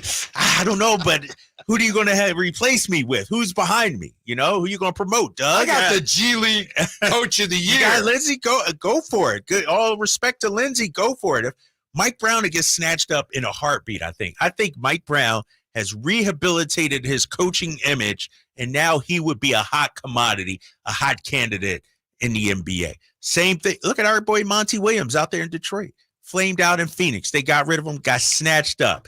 If you get rid of Mike Brown, somebody will snatch him up. Mm-hmm. It's only so really you're going to risk losing me for $1 million per year. Really, is that what you're going to do? $1 million a year for however many years we're talking about. You said 3 years. Yeah. So $3 million. You're going to let this all fall apart over $3 million. And I'm a billionaire. And I'm going to let $3 million derail what we have going on. Give the man his money. If $3 million ain't much, then Mike, sign. $3 million is a lot to me. That's a lot to me. I'm offering you a chance to make that up. Sign this, man. Write the check, Vivek, and let's light the beam and party it up. We need to make the playoffs here to make money. So I'm rewarding you. You do that, and we give you more money. But the problem is, I don't even know if they can do. Can they do that? I don't think they can. Yeah, I don't believe. But the problem is, us making the playoffs is not on me. It's on the GM. It's on. You got to give me the groceries to make the gourmet meal. If you're giving me hamburger helper and expect me to give you a 5-star meal, it ain't going to happen. You got to upgrade the groceries. So that's my comeback if I'm Mike Brown. And let's say, we got to make the playoffs. I agree. Give me the pieces to get it done. How about I that? Need to spend that money on the pieces and not on the coach. You're a billionaire. It's the cost of doing business. I think you're right. I think it has potential to get ugly. I hope not, because it's been all sunshine and rainbows and, everything's been feeling good. We're in a new era of Sacramento Kings basketball. Don't mess this up over a couple of $1 million. I think in a perfect world, you could re-sign Malik and get the Mike Brown thing done as kind of your first moves of the offseason. Yeah. Just, this is how we're starting. Right. He's staying. I don't, obviously it looks a little more difficult to keep Malik around than it does to keep your coach around, but that would be a great way to start things. If you could. I think the fan base would be excited about that. I think they'd be fired up. It'd be the start of what's hopefully a very good offseason. And yeah, why not? Like, I don't think if we came out tomorrow, we re-sign Malik, we re-sign, re-up Mike Brown, nobody would be against that. Everybody would be for that. Mm-hmm. Oh, somebody said Mark Jackson is the answer. He said the foundation for the Dubs. That just came across the text line. Goodness, they didn't hire Mark Jackson. He was in the mix. I know. He was in the mix. I know. Yeah. So Mike Brown, I just hope that everyone with the organization recognizes the degree to which Mike Brown has improved the reputation and the credibility. The credibility of the franchise. Right. We are not the laughing stock of the league. And, and the thing about Mike Brown that what he's brought culture to the franchise. Like, he's well respected. Now, when we walk into a building with Mike Brown, we're respected now. We got respectable players. So let's keep this going, man. Don't let 2 or 3 million mess it up. When you look at the Kings and what they need to be better, we all agree that Keegan has to be better, right? In a perfect world. 100%. I think they also need, and this may sound unfair, but I think they need De'Aaron Fox to be better. And he's very good. I need him to be even better. No, I agree, because here's the thing. We love De'Aaron Fox. Great season. Tremendous, 26 years old. Look at, and I'm going to take Indiana out of this because I think they're a little different than the other three teams. Look at, and are we talking about making the playoffs or winning a championship, or what are we talking about here? Well, if we want to do any of that, he needs to be better. Right, because I look at Tatum, Luka, and Edwards, past champions, Jokic, Giannis. Like, who's our alpha dog? Who's our top 10 player in the NBA? You have to have that to win a championship. And I already said I'm taking Indiana out because I don't think they're going to win the title. You have to be the dude, one of the dudes in the NBA to win a championship. You got a team down there in Phoenix, Whitey, with Kevin freaking Durant, with Devin Booker, two so-called dudes, and they couldn't get it done. You got to be better than those guys. You got to be a top 5 candidate to get to the Shai Gilgeous-Alexander couldn't even get to the Western Conference. Mm-hmm. So to your point, this year's De'Aaron Fox not going to get it done. No, it's not. We need him to be better. What do we need him to be better in, though? Where do you want to see the improvement? He has to be more efficient. He has to make a higher percentage of threes, and he has to be more consistent. No. He has to be consistently excellent. Right. I'm with you on that. And I'm looking at his splits right now. I just pulled them up, and we can go month by month here. And let's talk about the 3-point percentage. October, only a few games, 37.5%. Respectable. Okay. November, 9 games from 3, 36%. All right. December, 43.7%. That's when he really hit his stride. Yeah. But then it fell off after that. January, 32.6%. February, 32.4%. March, 34.2%. And not only was his 3-ball not falling, his 2-ball wasn't falling either. I got to pull up these numbers, but his overall shooting percentage was a lot worse. Yeah. You know, and so you're right. Last season, Whitey, he was tremendous. He was fantastic. Clutch player of the year, even efficient. Last year, not this past year, but the season before that, 51% from the field. Mm-hmm. This past year, 46%. Right. It's a big difference. Yeah. Man. So it's not bad. He didn't have a bad year. He still had a good year. Yeah. But the way this team's made, he has to be better for this team to have a reasonable chance to accomplish anything significant. Yeah. Maybe that's not fair, but that's the way it is. Right. If he's going to be our guy, Yeah. unless he wants to be relegated to a number 2, and we have to go out there and get a guy. But no, we've hitched our wagon to De'Aaron Fox, and I'm with you. He has to be elite. I go back to a conversation I had with my colleague, Katie Christensen, my very first year here. I had just come from Boston. De'Aaron Fox taking on Zion and the Pelicans, dropped 43 points. Best player on the floor. Katie says, well, I don't know if he could do this every night. I said, BS, Katie. He has to be the guy night in. If he wants to be on the same level as Tatum, Donovan Mitchell, Bam Adebayo, all his great friends, he got to be that. I don't need 15-point per game De'Aaron Fox. I could go back to his splits right now, Whitey. As great of a season that he had, 26 points per game. But then I look at the month of January, 22.5 points per game for a month. 15, that's not going to cut it. No, and maybe he was hurt, and maybe we don't know that. Okay, that's fine. Then you've got your explanation. Yeah. But he has to be better. How about this from Gold, Silver, and Diamonds talking about Mike Brown? Mike Brown did not earn a significant boost in pay. I'd make a contract based on incentives and uses. Maybe this is bonuses for improved play, wins, and development. Mark Jackson would have not allowed the bad losses that Mike Brown did. Who's this guy pirating Mark Jackson? Gold, Silver, and Diamonds.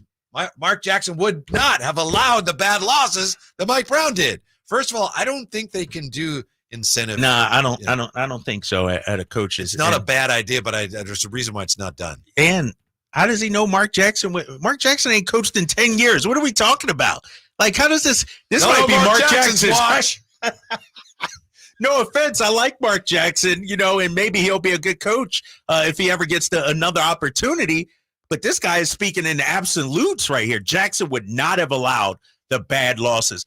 Who knows? Like Mark Jackson never had bad losses in his coaching career. One of the reasons the Warriors moved on from Mark Jackson is because his last year there, they had a lot of those losses at home to some bad teams. See, there you go, right there. It's just, I mean, and here's the thing. Every team, and we talked about it earlier this season, has bad losses. Denver, end of the season, lost to San Antonio. It happens. It just felt like it happened more this year for us. Oh, to Drive Guys here, getting ready for the conference finals now and gearing up for what it's going to be like to have Luka and Tyrese possibly playing and getting ready to meet in the finals. We don't have to worry about that, though, right? There's no way. No way the Pacers advance. No way. Not happening. Tatum, Brown, Porzingis will be back at some point this series. If the Celtics lose, this will be the biggest choke job in the history of the NBA. And when's the last time the Celtics choked in the postseason? Like that ever happened? Like that at last year, Game 7 at home. Oh man. Yeah. So it could be a difficult stretch here for Kings fans. I want the Minnesota Timberwolves to finish off. I'm trying to choose my words carefully. Yeah, I'm not a big Luka fan. I want to see them dominate Dallas. Really? Yeah. I would like to see a few more games, so a sweep would mean, there's a lot of nights where there's no game on. But I want to see Minnesota dominate the Mavericks and expose them as the frauds that every team from Dallas is. I don't think these guys are frauds, though, man.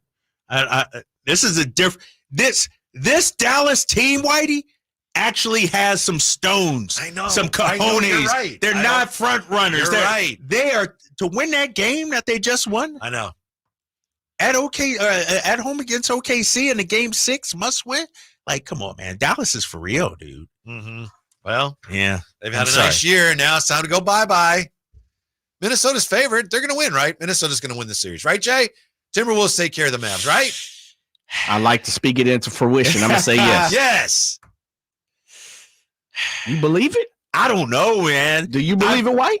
Yeah, I do. Okay. Do you really? I do. All right. But, I mean, it should be a heck of a series. Dallas is better than I expected them to be. They are much better. They are playing some great basketball right now. Mm-hmm. When we come back, were the T-Wolves built to beat Denver? Let's look at the facts on that when we come right back. Drive Guys, Sactown Sports. Malik Monk plays here. Started left, goes right, steps back, launches the three. Nothing but net. Oh, that was just filthy. Oh, my, that was sweet. Sactown Sports is your proud home of the Sacramento Kings. Ad paid for by the Sentinel Group. Attention Marines, military personnel, families, and contractors who were stationed at Camp Lejeune. Were you present at Camp Lejeune between August 1953 and December of 1987? You may be entitled to significant compensation. For nearly 34 years, those in the Marine Corps' base Camp Lejeune were exposed to contaminated drinking water, resulting in devastating injuries, including several forms of cancer, adverse birth outcomes, Parkinson's disease, and more. North Carolina's procedural laws have prevented victims from getting the justice they deserve, but passage of the Camp Lejeune Justice Act of 2022 would allow you or a loved one to file lawsuits seeking compensation for illnesses and injuries linked to the toxic water. Call today for your free consultation. 800-439-4252. Let our experienced attorneys fight to get you the compensation you deserve, and you pay nothing unless there's a recovery in your favor. Call 800-439-4252. That's 800-439-4252. Again, 800-439-4252.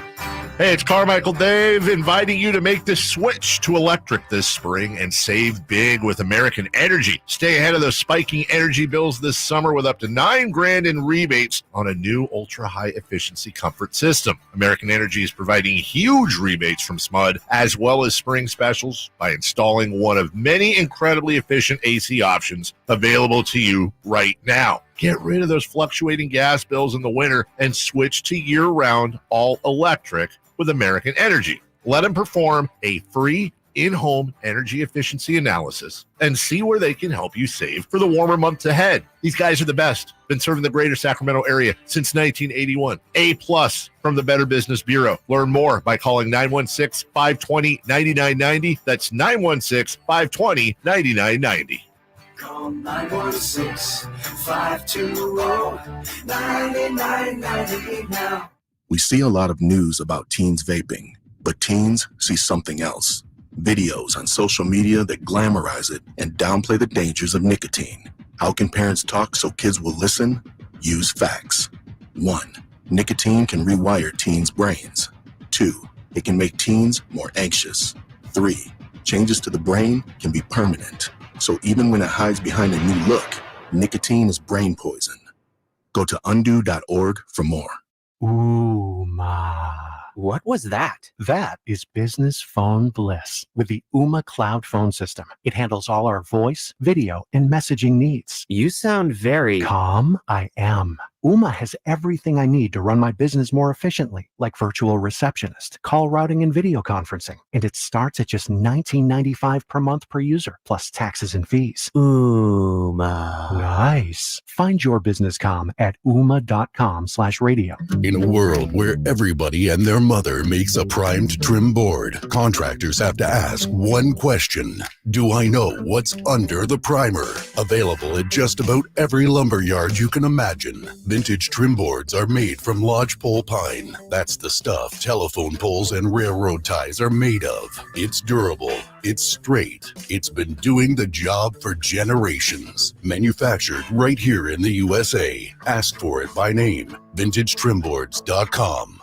Vapes and cigarettes are responsible for the excessive amount of secondhand smoke in California. From our sidewalks to our parks, restaurants, offices, and work sites, over half of Californians are at risk of being exposed to thousands of toxic chemicals. Go to secondhanddangers.org for an action plan to protect yourself and your family from toxic harm that could last a lifetime. Because even outdoors, there's no such thing as safe secondhand smoke. Sponsored by Breathe California, Sacramento region. Contact Tax Relief Helpers for details and restrictions. Attention anyone that owes money to the IRS. The IRS has restarted aggressive enforcement actions against taxpayers who owe back taxes that were temporarily suspended for COVID. If you owe $10,000 or more, you must hear this because now is the time to clear your IRS tax debt. A special toll-free number has been established so you can stop penalty fees, avoid liens, levies, and other hostile measures by the IRS. Call Tax Relief Helpers right now at 800-934-9217. Tax Relief Helpers will provide you with the maximum protection afforded by law. I got behind on my taxes and owed $48,000. I didn't know what to do. I called and they got my bill lowered to just $3,500. I owed $87,000 in taxes and it was scary. I got the amount I owed down to just $3,500. I saved $83,500. If you owe money to the IRS, don't wait another day. Call 800-934-9217 right now before the IRS enforces liens, levies, and other aggressive measures. The call and consult are absolutely free. Call now. Call 800-934-9217. 800-934-9217. 800-934-9217.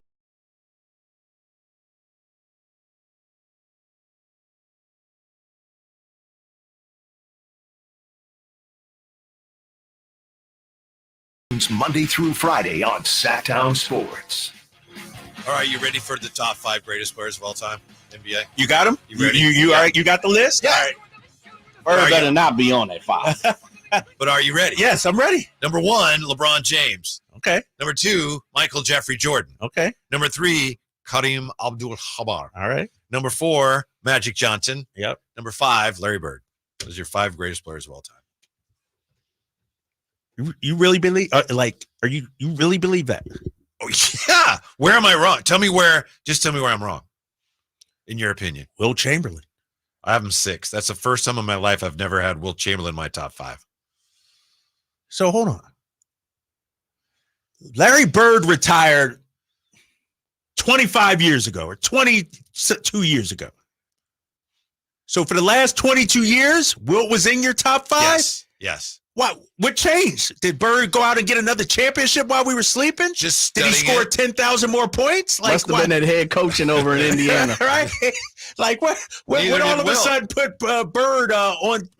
Because you had Wilt ahead of Bird. I used to have Wilt way up there. I used to have Wilt number 1. Okay. So what happened that made Bird all of a sudden jump him, though? What studying did you do? As we grow older, we develop a deeper appreciation for the finer points of the game. Wilt and Norman Chamberlain, there's never been anyone like him. There never will be. But he failed too many times in the biggest moments. And you can look it up. in the finals. He didn't have the help Bird had, though, man. Oh, he had not like Bird. Jerry freaking West and Elgin Baylor. And them guys didn't get it done by themselves 9 times out of 10 either. Let me look at the playoff. But I have him 6, so hold on. It's not like I'm saying Wilt Chamberlain disrespect. sucks. It really is. Like, no, it's not. He won 2 championships. And I know he had to play Bill Russell a lot. But for a guy that great to have only won 2, that's why I can't put him higher. You know, it's a team sport, right? You know, it's a team sport. Yeah, but that's why all my top 5, they have more championships than Wilt and Norman Chamberlain, who I love. Like, Wilt's statistics are so far above everybody else. I know that you have to give him more of a. So, is he your best of all time? He's in my top 5. Where easily. is he? So I got Jordan, LeBron. I probably say Wilt's 3 or 4. Why, you have Jordan ahead of LeBron? No. I'm just okay. No, I'm just saying. No, LeBron's my number 1. You know that. You know that. Yeah. No, LeBron's my number 1. I got the 3 centers. I got to throw Magic because Magic is my guy. I love Magic Johnson. Magic is my guy. So because I'm biased, I'm including Magic in my top 5. Yeah. So I go LeBron, Jordan, probably Wilt, Magic, Kareem. Wow. That's my top 5 right there. Yeah. I can't quibble. I just, after thinking about it over and over and over for many years, Wilt, there were too many times when his team came up short and should have done more to put him in my top 5. Larry Bird? I'm trying to. Bird has one more than Wilt, right? Because he got 3 championships, and he played a shorter period. I just don't see how Larry Bird can be a top 5. What's your dislike on Kobe? Yeah, tell me what's the dislike. Kobe was he missed a ton of shots. He was one of the most inefficient superstars ever. That's the main thing. And he didn't share the ball well. And some of the years, obviously, he's like, if you have those guys on your team, why would you share the ball with them? He was not as well-rounded in terms of passing the ball and seeing the floor as, well, any of my top 5. Yeah. I think Kobe, I thought Shaq was a better player on those teams where Shaq and Kobe won championships. I thought Shaq was a better player by far. Yeah. Early on, I give Shaq, because Kobe was young. Shaq was the first 3 championships. Shaq was the guy. Yeah, no doubt about it. But the sustained excellence that Kobe Bryant had, and once again, I go back to defense. Nobody talks about defense. This guy was 12-time all defense. Yeah, Kobe he's Bryant. great. Only when it's Jordan. Right. Only when it's Jordan. When it's Jordan argument, everybody wants to bring up defense. But nobody else gets the credit defensively. Right. Kobe Bryant was an assassin defensively. And we could argue he should have more than 1 MVP. It's criminal that him and Shaq only have 1 MVP each. You know, that this is a little too probably esoteric for, because we're talking about more current ages. But that's why I don't have Wilt higher. If he had half of the competitive drive to win that Kobe had, he might have beaten Wilt Chamberlain. Might have beaten Bill Russell a lot more. But people say, he's a great player, but winning was not as important to him as it was to those other guys. That's why I don't have him higher. And I have him 6th. He was great. This level of disrespect to Wilt Chamberlain is blasphemous. You throw Wilt the level of disrespect. I'm 6. Yeah, he didn't have the drive to win and everything. So he just rolled out of bed and got 50 and 25 a game. Look up some. Don't do that, Whitey. Don't say look up. I can find one person that says this, another person that says this. I can hear the same thing about LeBron James. You know what I was going to say. It doesn't matter. It doesn't matter what I was going to say. Because I can find something that suits my argument. You can find something that suits your argument. We can't say, look up what this guy wrote or look up what that coach said years ago. That's one person. Ask George Karl about LeBron James. You just had it. I don't care what I don't care what people wrote back in the day. Do you care that Wilt Chamberlain Game 7 was on the bench and didn't play when his team was waiting for him to come in and play? Same thing, Scottie Pippen I could bring up. Scottie Pippen was not anywhere near my top 6. saying. Wilt Chamberlain, you throw him on them Celtics teams, how many championships he get? I don't know if he'd start because he'd have Bill Russell. You trade Bill Russell and Wilt Chamberlain. Do that, Drake. Why can't I? Because I can't do that, but you works. can say, look up what this guy said. What I tell you to do is actually happen. That actually happened. Unbelievable. Wilt Chamberlain never played for the Celtics. Larry Bird wasn't even the best player in his decade. Magic Johnson was. So why do you have to be the best player in your decade? I'm just saying. One of the best players ever. Wilt was the most feared man in basketball. Dude, you can't tell me 37 and 27 as a rookie of the year. That's crazy. 37 points. That's crazy. 27 rebounds. Why don't you have him as higher? a rookie? Why don't you have him I higher? got him in my top 5. Okay, I have him in my top 6. Are we really that different? I don't have. I love Magic Johnson. I'm graded on the curve. I admit the bias that I have. What's your bias against Kobe Bryant? What's your bias against Wilt Chamberlain? I'm not getting this. I love Wilt Chamberlain. He should have won more championships. That's why he's not higher. I just don't understand, though, Whitey, how for 20 years he's ahead of Larry Bird. Then all of a sudden, only because I just told you. You just told me, yeah. So I don't understand why you would change. Like, did some new information come in, or you uncovered some new stats or something that we don't know about? Yeah. Like, I don't understand. You said as you get older, your experience and expertise, your experience changes. But what's the real reason? Break it down one more time for me. No, it's the more I think about it. Okay. Because Wilt Chamberlain, from everything I know, I only saw him a little bit play, and I always idolized him.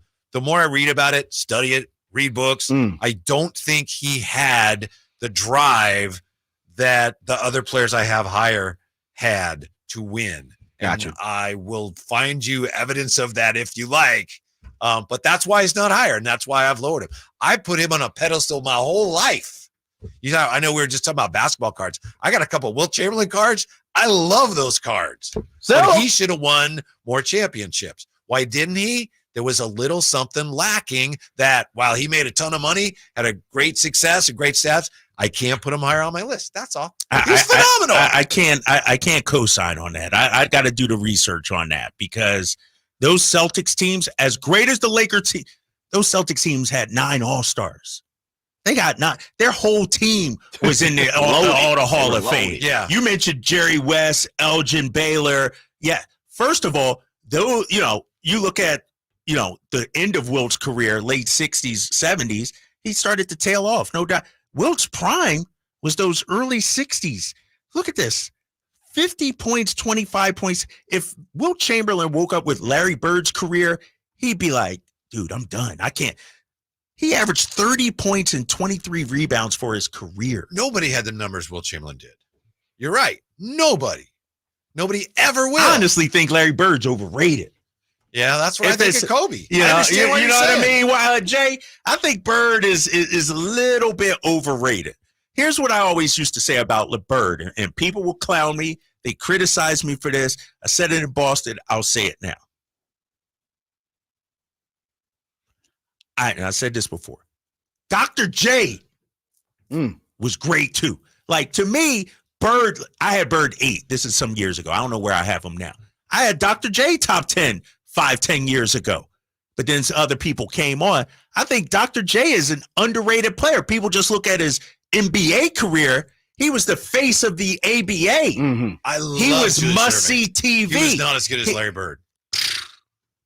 In the form of, there's no way. And I love Dr. As far as basketball skill or drop, because see, we can put the eras out there. We can put how old you are, what you got to see. And then you start to kind of talk about the intangibles. And I think this is like kind of where Kobe talked about Shaq, and we've had this conversation. Mm-hmm. The drive of someone, even though they have the statistics and or the titles and or, everything that the accolades that go with it, isn't it more personal? And that's the conversation we're having. But isn't it more, well, I don't like the drive he had. How is that a basketball skill? Like, because it has to do with what ultimately he achieved, in my opinion. That's I think in the Wilt conversation, he has all the numbers you absolutely need. Your draw is he didn't win championship. He didn't win more. And again, I have him six. Right, I get it. I get it. Now, mind you, how many championships did Bird win? 3. And Wilt won how many? 2. So that one championship makes Wilt, he didn't have the drive to win. It's a one championship difference. If championship, then how come Bill Russell isn't higher? Because he had the drive. He won 11 championships in 13 years. Do you think he was as skilled as Wilt or Larry Bird? I don't. Do you? I don't know about skill. That's neat. We're talking about his winning. era. The reason why you put Bird ahead of Wilt is because of winning, but it's only one championship difference, But Whitey. it's because of the ones Wilt didn't win that you don't know about, that you're going to roll your eyes like I'm an idiot. But you don't know why is about LeBron ahead of Jordan? Yeah. Because he's the best player. But he lost 6 championships. You're wasn't because not he didn't have faulting drive. him. You're not faulting him for losing. Was it because but of you're his drive? faulting Wilt. You're going back 50 years faulting Wilt Chamberlain for losing to Bill Russell, but you're not faulting LeBron James. You're not listening to me. Let me hear it. It's not because of losing. It's because you could have done more to win. That's not a thing that you can actually measure. Well, that's it's not my the, that's something, because then you would give Kobe the edge, the nod, because his will to win was up there with everybody. Yeah, it's Jordan. See, so some players, they don't have the will to win, but guys that do have, you're not giving them the benefit of the doubt. You're not giving Kobe the benefit of the doubt for his will to win. I think he's lacking in other areas. And it's not just a list. Of let me people throw something else. win. Let me throw something else, and this will be the final thing. They said the same thing about Kareem Abdul-Jabbar too. The narrative that's being painted about some players isn't actually the reality. I never said the same thing. No, about but Kareem that's Abdul-Jabbar. Look it up. That was a narrative about Kareem also. How many did he win? 6? 6. That's pretty good. I'm So done. what about I can't talk about this. What about the anymore. vice versa? You're of moving Shaq? the goalposts. He's moving the goalposts, Jay. I'll let you guys handle What this.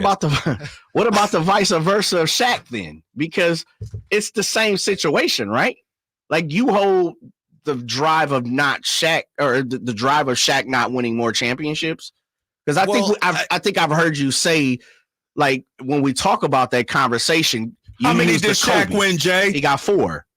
If I had Wilt in my top 5, then we're not having this argument. Is that what I got Wilt? If you got him ahead of Larry Bird, it's not about top 5. It's ahead. Is he Larry Bird? 3 championships, 3 finals MVPs. I don't know. I think he's overrated. I respect that. I It's understand. tough, I think yeah. Kobe's overrated. I can see that. Yeah. I think I'm just. So where's Shaq sit on your list? He's in my top 10 somewhere, but that's He's in actually your why I 10. only did 5. I didn't. Yeah, want you want to keep pushing it. I didn't want. Where's to keep, Tim Duncan I at? thought 5 would be nice and clean. Where's Tim Duncan? I don't know, but he's probably in my top 10. Yeah, he's phenomenal. Where's Kobe? I don't know. That's why I didn't do 10. I'm not sure. But I mean, just plug and play. I don't What do know. you think? I don't know. 11, 12, 15. I don't want to start. You're moving There it is, goalposts. Jay. There it is. I don't Steph know Curry? yet. Probably in the top 10. By my count, he got like 12 guys There's in a the lot. top 10, right? I'm not gonna say White. There's a lot of folks in the top 10. I don't think so. We You might said have to. Shaq, Duncan. Yep. Yeah. Kobe. Kobe. That's No, I didn't say Steph. Kobe. I didn't say Kobe. Kobe's not in the top 10 yet. I Kobe's haven't not said in the whether top he is or 10. not. I have not said whether he His is or bias not. right there. That's his bias coming out. It's all good. All right. He's Okay, not a one Kobe more. guy. One more. Okay. I And what loved is it. the question? I'm just saying. I think drive for you, or the lack thereof, is a heavy intangible. that Only you in the look case of Wilt Chamberlain. at. Oh, only for Right, Wilt. there it is. Okay, Because that gotcha. was the only thing that he lacked. Sure. He should have won, with all his ability, he should have won more than 2 championships, in my opinion. Even though he might not have the same plethora of with talent and he stars. had talent around him. He had talent around him. Boston Celtic talent? Yeah. He was he played on some of the greatest teams of all time. Oh. He beat Boston one year, and then the next year, what happened? I mean, they don't And win I'm them not even all. talking about the Lakers. They don't I'm win talking them about all. Philadelphia. Yeah, they don't win them all. And let me say this. We know the officiating, at least that was the narrative. It was 7 against 5. Red Auerbach and his the effect he had on the officials. Red would come out the stands. How many times did Will back in the Chamberlain day. foul out of a game? Ooh, you tell me. Question. Yeah, look that up. So don't tell me about the officials. No, but they didn't call fouls like they did today. That's never different. fouled out. I'm looking at Will Chamberlain in his playoff run against love Will Boston. Chamberlain. I don't know why we're having this argument. because I thought he was great. you're saying he came up short against Boston. I'm going to just go through his game log against the Boston Celtics. 1962 playoffs. Yeah. Will Chamberlain, game 1, 33 points, 31 rebounds. Game 2, 42 points, 37 rebounds. Game 3, 35 points, 29 rebounds. Game 4, 41 points, 34 rebounds. Game 5, 30 rebounds, 30 points, 14 rebounds. Game 6, 32 points, 21 rebounds. Game 7, 22 and 22. Come on, man. I'm talking about 1969. I'm talking about 1968. I'm talking about 1970. That's what I'm talking about. No, that's older Wilt by then, though. That's what I'm talking in terms of Wilt. Wilt's age by then, he was on the back end of his career at that point. Or was he 32? I mean, I got it. That might be the back end. No, back then it was. That back then guys didn't play it. You know, which years you saying? 68, 68, 69, 32, 33. Like back then he was on the back end of his career. Back then. Hold on, let me sorry. I'm sorry that I've offended you so much. I love Will Chamberlain. If you I've always loved Will Chamberlain. If you said but Larry Bird ahead of Wilt? Larry was phenomenal. So also, hold on, I know 67, that 68. He was a baller. 67, 68. I just oh, you know what happened? Jay and Whitey, I got it for you right here. They won the championship. One of the 76ers were one of the greatest teams of all time. Yeah, 67, 68.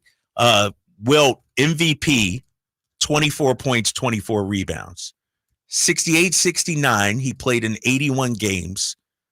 69, 70, only played in 12 games. Yeah, got hurt then. Bad knee. Got hurt then. And then it was, he went downhill after that.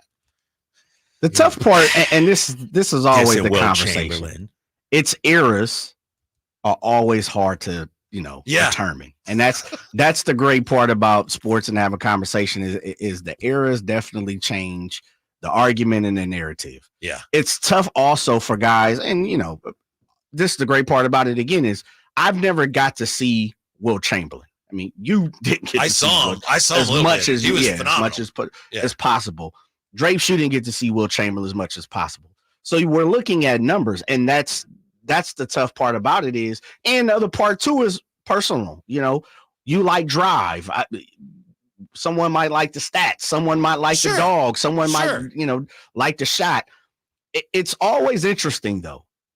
And this is the tough part about when we look at greats and where they fit at.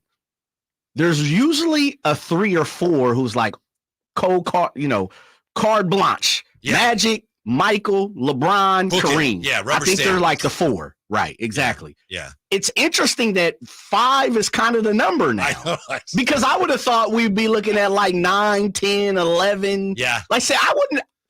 And again, this is my personal thing. For what I've seen and what I know, Larry Bird is not a top 5 guy. But I do know 100 people, and I'm going to add 101 now because I know you, who love Larry Bird and believe he's that guy. Never said I loved him. Oh, come on. You got to love him. I didn't root for him You got to ever. love the way he plays. You got to love Bird. the way he plays and respect. Okay, you respect the game. Yes. You love the game enough to respect who he is. Every game. Got it. Totally understand. That's what I find interesting.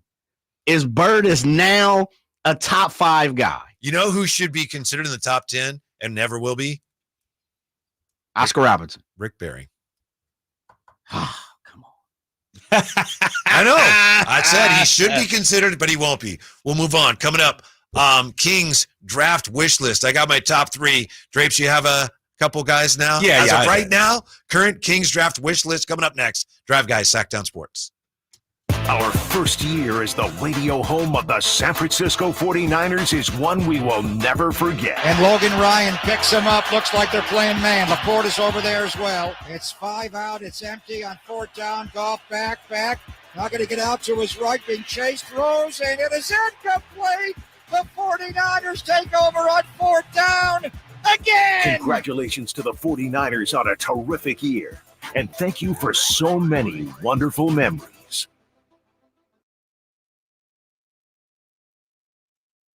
Skeeter here, Field Tech, Sacramento Yellow Mosquito and Vector Control District. Hey, it's my favorite week of the year, Mosquito Awareness Week. Yep, the spring and warm weather means the little suckers are starting to breed and bite. Gotcha. So it's time to fight the bite. Once a week, drain standing water from flower pots, bird baths, dog dishes, and at dawn and dusk, start using insect repellent outside and wear long clothes, because these skeeters are out for blood. The Sacramento Yellow Mosquito and Vector Control District reminds you it's time to fight the bite. For more information, go to fightthebite.net. I'm Ken Korak with your Green and Gold Report, brought to you by Xfinity Mobile. Connect to the most reliable 5G network nationwide. Well, a first Major League win is always special, especially for someone who's paid his dues. Joey Estes, acquired by the A's in the Matt Olson trade, handful of innings in the big leagues for the Athletics a year ago, made his first start this year in Seattle. 5 innings, 2 hits, 1 run, 5 years after he was drafted by Atlanta. Want more speed? Well, Xfinity just increased their internet speeds, and they're faster than ever. It's time to get more out of your internet with faster speeds from Xfinity. Now through June 21st, get 150 megabit Xfinity internet for only $19.99 a month for 12 months with a 1-year contract. That's double the speed for the same great price. Click, call, or visit a store today. Requires paperless billing and autopay with stored bank account. Restrictions apply. Equipment, taxes, and other charges extra. After promo, regular rates apply. Actual speeds vary. What's up? We're talking to Chad Hoblet of Hoblet Dodge, Chrysler, Jeep, Ram, and Woodland. What's happening for Chryslers? It's the season sales event. This month, save up to $10,500 off MSRP on new 2024 Ram 1500s. That means you can get your hands on one of America's favorite trucks starting at only $36,995. And with over 500 new Ram trucks available, you're sure to find the right truck for you. But why drive all the way to Hoblet? We do things different here at Hoblet. You're not just a number. When you buy from Hoblet, you become family. There's a reason we are California's #1 Ram truck dealer and #3 in the nation. We have big city selection and savings. With the small town feel you can't find at an auto mall. Now is the time to get the new Ram truck of your dreams. Stop by for a test drive or search, select, and save through their whole inventory at HobletDodge.com. Unbeatable prices, unbeatable selection. Nobody beats Hoblet, period. $10,500 total net savings on new 2024 Ram 1500 Bighorns after $5,500 factory rebates and $5,000 dealer discounts. 10 at this net savings. $36,995 net price on new 2024 Ram 1500 Quad Cab Bighorn after $2,500 factory rebate. Sample VIN 140408. See dealer for details. National Ping Club Fitter of the Year, Hagen Oaks Golf Super Shop is introducing the straightest, most forgiving Ping driver ever with the new Ping G430 Max 10K driver. A fixed back weight, Ping's largest head profile, and a carbon fly wrap crown help G430 Max 10K launch the ball higher with less spin for consistently longer and straighter results. Schedule your fitting and see for yourself at the Hagen Oaks Golf Super Shop, Fulton Avenue to Cap City Freeway, or online at HagenOaks.com.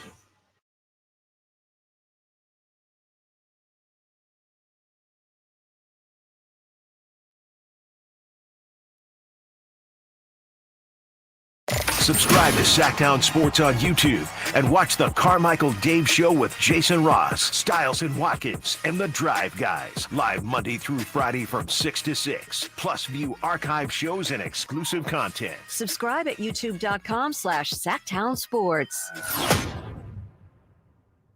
I didn't ask to be thrown in the streets with nowhere to go. I didn't think I'd survive. But I did ask for help, and Covenant House was there for me. 1 in 10 young adults will experience a form of homelessness this year. For these kids who didn't ask to be put in this unthinkable situation, Covenant House is there. Covenant House helped me break the cycle of homelessness in my family. They gave me the love that I needed. Over 2,000 young people will sleep safely in a Covenant House bed tonight. When youth who are experiencing homelessness have a hot meal, a safe place to sleep, medical care, and love, they can overcome heartbreaking challenges and have a brighter future. They just really genuinely just wanted to help me succeed, and I'm succeeding. I'm a speaker, I'm an author. Covenant House really helped me and really helped mold me into the woman I am today. If you or someone you love is asking for help, go to safeplacetosleep.org today.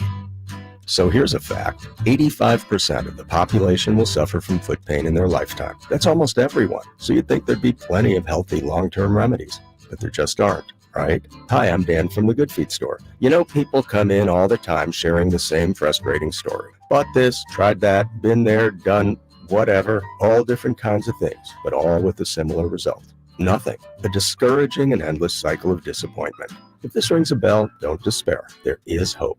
If you think you've tried everything, you probably haven't tried Good Feet arch supports from the Good Feet store. They're designed to relieve, even eliminate, the pain commonly caused by certain foot conditions like plantar fasciitis, bunions, flat feet, and others. Plus, provide better balance and increased comfort.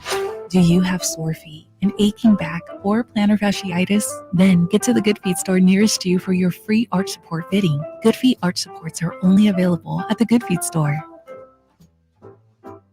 What is Subcontractors United? It's a list of 3 pre-qualified and licensed contractors in over 40 trades to help with your home project needs. From cabinets to heating and air to landscapers and everything in between, Subcontractors United makes finding qualified contractors free and easy with no accounts to set up. Visit subcontractorsunited.com today and experience the joy of stress-free home improvement. Save time and money at subcontractorsunited.com. Welcome to the May Springtime Sales Event at Kia of Vacaville. Are you ready for an exceptional automotive journey? We're excited to present to you the pinnacle of automotive excellence, the Kia Telluride. As May unfolds, come explore the remarkable features of the Kia Telluride. Beyond being just a vehicle, it embodies a lifestyle. With a seamless blend of sophistication and practicality, the Telluride is ready to elevate your driving experience to extraordinary heights. Whether you're embarking on a family getaway or navigating busy city streets, the Kia Telluride offers unparalleled comfort and innovation. Moreover, with Kia's unwavering commitment to safety and reliability, you can drive with absolute confidence wherever your adventures take you. Don't miss out on this opportunity. Experience the exceptional Kia Telluride firsthand. Visit us today at Kia of Vacaville and take advantage of exclusive offers during the May Springtime Sales Event. Your adventure awaits. Kia of Vacaville, where innovation meets excellence. Model availability, lease options, and features may vary. Please visit Kia of Vacaville for more details. It's a mystery where Old Spice finds its amazing scents like Himalayan sea salt, but I'm thrilled they have because no other body wash exfoliates and moisturizes 24/7 like Old Spice Gentleman's Himalayan sea salt body wash. Now, if only there was a mountain range separating the Indian subcontinent from the Tibetan plateau where I could hide my Old Spice and keep my family from stealing it, my impossibly smooth skin will finally be safe. Progressive knows finding your new home was a dream come true. You wanted a walk-up with central air and a skylight, and you found it. Now, every Friday night, you get to fall asleep to the sound of your downstairs neighbors' dance parties. Progressive can't save you from your noisy neighbors, but we can save you money when you bundle your home and auto with us. Get a quote at Progressive.com. Progressive Casualty Insurance Company affiliates and other insurers not available in all states. If your passion is bass fishing, only one radio show has the action, information, and excitement of your favorite outdoor sport. Ultimate Bass, hosted by Tournament Bass Pro and California Outdoor Hall of Famer Kip Brown, takes you live to where the fish are biting every Saturday morning. Only Ultimate Bass feeds your passion with the latest news, products, tips, and advice from the pros. Ultimate Bass with Kip Brown, Saturday mornings at 5 a.m. on Sactown Sports 1140, part of SEP's Saturday Morning Outdoors. Hello, Sacramento. I'm Emran Pilati, owner of True Sports Cards and Collectibles store here in Rockland, California, and the host of the True Sports Cards show that airs right here on Sactown Sports 1140 every Saturday from 10 to 11 a.m., where we discuss the latest trends, hottest products, and deliver exclusive interviews with other industry leaders. And don't forget to visit our shop, True Sports Cards, at 6661 Stanford Ranch Road in Rockland and see what we have for all your sports card and memorabilia needs. KHTKAM Sacramento, KYMX HD2 Sacramento.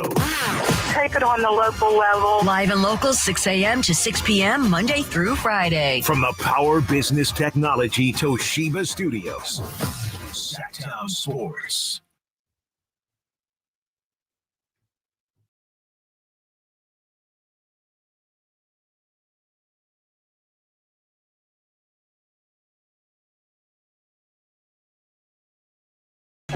Station in Sacramento giving you local sports coverage from 6 a.m. to 6 p.m. Monday through Friday. Sactown Sports. With legacies on the line here, the rest of the way in the NBA, you know, they're either Ant or Luka or Tyrese Halliburton or who am I forgetting? Jason Tatum. Yeah. One of those guys is going to become the face of the league. With that going on, we've been talking about all-time greatest here, the greatest players of all time, which, of course, we do from time to time, just throwing out, hey, here's my top 5. It never goes well. So we're having a little argument here, disagreement on that, as well as looking ahead to the draft with the Kings, which we'll do in just a moment here. Compio on the chat. Thank you, Compio. He says, I've watched the NBA since 1968. My 5 I take into battle. Kareem, Magic, Bird, Jordan, LeBron. Beat that 5? Anyone? That's my 5, Compio. That's my 5. We also have this from Curtis Hicks. He says, the Dream, Duncan, Kobe, LeBron, and Michael. A little more current. Yeah. Those are both excellent 5s. Excellent 5. Compio clearly didn't see Wilt in his prime, so he has, as much knowledge as, some of us out there. Like, he said 68, Wilt had one more good year, then he had the injury and then fell off. So Compio's reference point for Wilt Chamberlain is at the back end of his career. I do think Tim Duncan, when you look at it, 15-time All-NBA, 15-time All-Defense, 5-time champ, 3-time Finals MVP. He should be talked about a little bit more, in terms of the all-time greats. Didn't have the flash, didn't have the PR. Right, didn't have the PR, but in terms of accomplishments. Yeah. And here's the thing. Let me ask you this, too, because, as I've talked about, debated this for years, does the best player always have the best career? Can you separate the two? You know what I mean? Are we talking who had the best career or who's the best player? Yeah, I've heard that argument. I think that's a Colin Cowherd thing. Is it? I've heard it from him. Maybe, I'm not saying you got it from him, but that just I start getting dizzy when I do that. I don't know. Yeah, I mean, because that's how I judge how good a player is by the career he had. But I think for instance, and Joker still has time. People were looking to include him top 15 all-time, greatest big man all time. But winning the championship is just more than the individual. I think sometimes we forget it's a team sport. And if you don't have – so case in point about LeBron James, 4-6 in NBA Finals, I think it is. He only came up short. The one where he can be ridiculed for is the loss to Dallas. That was the one where he was favored and they lost. But when you're the underdog and you lose to a better team, to me, that should not affect negatively your greatness. You're talking about the first one with the Heatles, right? Yeah, the first one with the Heatles. Yeah. And they had the Mavericks. They were up, and then they, made fun of Dirk and all that. And then went. That's the one you can rip them for. Are we really ripping them for the first one with Cleveland, losing the Spurs, losing to the Warriors when Kyrie and Kevin Love are hurt and he's out there? So, when we talk about LeBron versus Jordan, they say 6 rings. Well, if I'm correct, the Bulls were favored in all 6 of those finals. So he had the better team in those finals. Do you agree with LeBron when he says this? And I'm not trying to corner you. I'm just your opinion. Hey, man, he says, LeBron said, when we came from 3-1 down to beat the Warriors, he said, that made me the greatest player of all time. He's actually said that. I don't agree with that. And I have him as the best player anyway. Yeah. But to me, it's like, no, that's. I don't think that put him over the top. I don't either. I think it's another tool that he could use to say, I am the greatest, because he's the only guy to ever do it. Yeah. But I don't think that put him over the top. No, I don't either. 339-1140, 1-800-920-1140. Check it with TC. Joins us on Sactown Sports. What's up, TC? Mike, check. Yes, sir. Check it. Jay, yes, sir. Whitey, Jay in the back. What's up with it? Hey, man, just vibing. So, listen, check it out, man. Let's get started, though. So, first and foremost, I know I'm probably going to sound crazy there, but I'm not looking at Will and, I'm not looking at all those guys to be in my top 5, bro. I'm talking about somebody like Kyrie to be my point guard, chief guard to be like Jordan, small forward. I go LeBron, and then big man, I think you know what, let's throw Elijah. I mean, because you can go anywhere. You can go Penny Hardaway. You can go a few people. I'm going to go Dream Shake, and I'm going to go Tim Duncan at the 5. Nice. I'm not going World Champion. I'm not doing all that, bro. But, I mean, that's another conversation for another day. as far as the Kings, bro, the Kings, whether Monk is the first and foremost, right, to bring back the first domino that shit dropped. Mm-hmm. But regardless if he comes back, like I told y'all before, bro, I'm stuck on this, homie. Jonas Valanciunas and Kelly Oubre need to be a Sacramento King next season. Those two dudes we need on the team. We need Valanciunas and we need Kelly. Everybody's talking about that we need a dog, we need an edge. Well, that's the edge, other than Trey Lyles every now and then, but he's a cool dude, and then you got Monk. Imagine if you had Jonas and Domas, who's out-rebounding us, bro. Seriously. Then you got Crazy Kelly on the wing coming up. Like, come on, bro. Those are the guys that we need. And if we keep that pick, I know we want to swing big for B.I., but if we can't do that, bro, and if we stay pat and pick at 13, I say go get the boy Zach Edey, dog. 7'3" with a 17 wingspan. So you got Zach Edey, Valanciunas, and Domas, bro. Who's out-rebounding us, dog? Triple That's towers. late. Triple towers. Talk to me, who's out-rebounding us, dog? That's all I got. All right, TC, check it, baby, check it. Oh, our guy Gonna be TC. slow of foot out there, though. I know, right? We love TC. I love TC. You can call anytime. Kelly Oubre, everybody knows he can't shoot, except him. He can't. He's not a good shooter. He wasn't good in this system before when he was with the Warriors. I used to love Kelly Oubre. When he was on the Suns, I was like, oh, I don't, TC, I love you. And far be it from me to question your basketball acumen. I don't know if Kelly Oubre is a good fit. I don't like him in this system. Not at all. I thought he actually fit well with the Sixers. Like when they were playing their best basketball earlier this season, he was really good. But I don't like, and I don't. Yeah, I'm too many bike trails in Sacramento. Yeah, yeah. It's not a good fit. I still don't know what happened out there on that. That's cold blood. That's too many bike trails. I still don't know what happened out there. I'm looking out for everybody. Come on, man. Did you say too many bike trails? Too many bike trails. What might you be talking about there, Mr. Gleason? And you know it's true. Come on, man. Let me ask you guys this. I'm looking at the YouTube channel. Saving the environment. Curtis Hicks. Drapes, an argument could be made that Ray Allen handed LeBron one of his titles in that Game 6 against the Spurs. What are we talking about, Curtis? Everybody needs help. Everybody, like Paxson knocking down shots. Kerr knocking down shots. What are we talking? Curtis makes a great point. No. A guy hits a shot. Curtis, sign off, big fella. Sign off. No, he's bringing it today. He's not bringing He's it, man. bringing it. I ain't letting Curtis cook. Let Dave cook. I'm not letting Curtis cook. Man. Let him cook. Come on, Curtis. You're killing us. You ruining yourself out here. Hey, let's see how they're doing in New York after losing Game 7 to the Pacers. Mitch, how's everybody in the Big Apple doing? How's it going, Whitey? Good. Yeah, how's it going? Yeah. What's up, man? How you how's feeling everybody out doing there? in New York? Feeling all right. One little thing before I get to the sports. I don't need Frank Sinatra or any songs about there's always New York, but that's just me. But anyway, yeah, I'm not that old, but yeah, no, it's all right. It's great country. Yeah. This is so hard to do top 5, but they did change the rules for Will Chamberlain, and I don't see them changing the rules because of Larry Bird. I would take Oscar Robertson over Larry Bird, tell you the truth. Ooh. And Shaq and Cole were amazing players. All right, Mitch. And with the draft. Yeah. All right. Yeah. I hope they get that big man from the Grizzlies and best player available. All right. I want to get in the rotation first year, but I've spoken enough.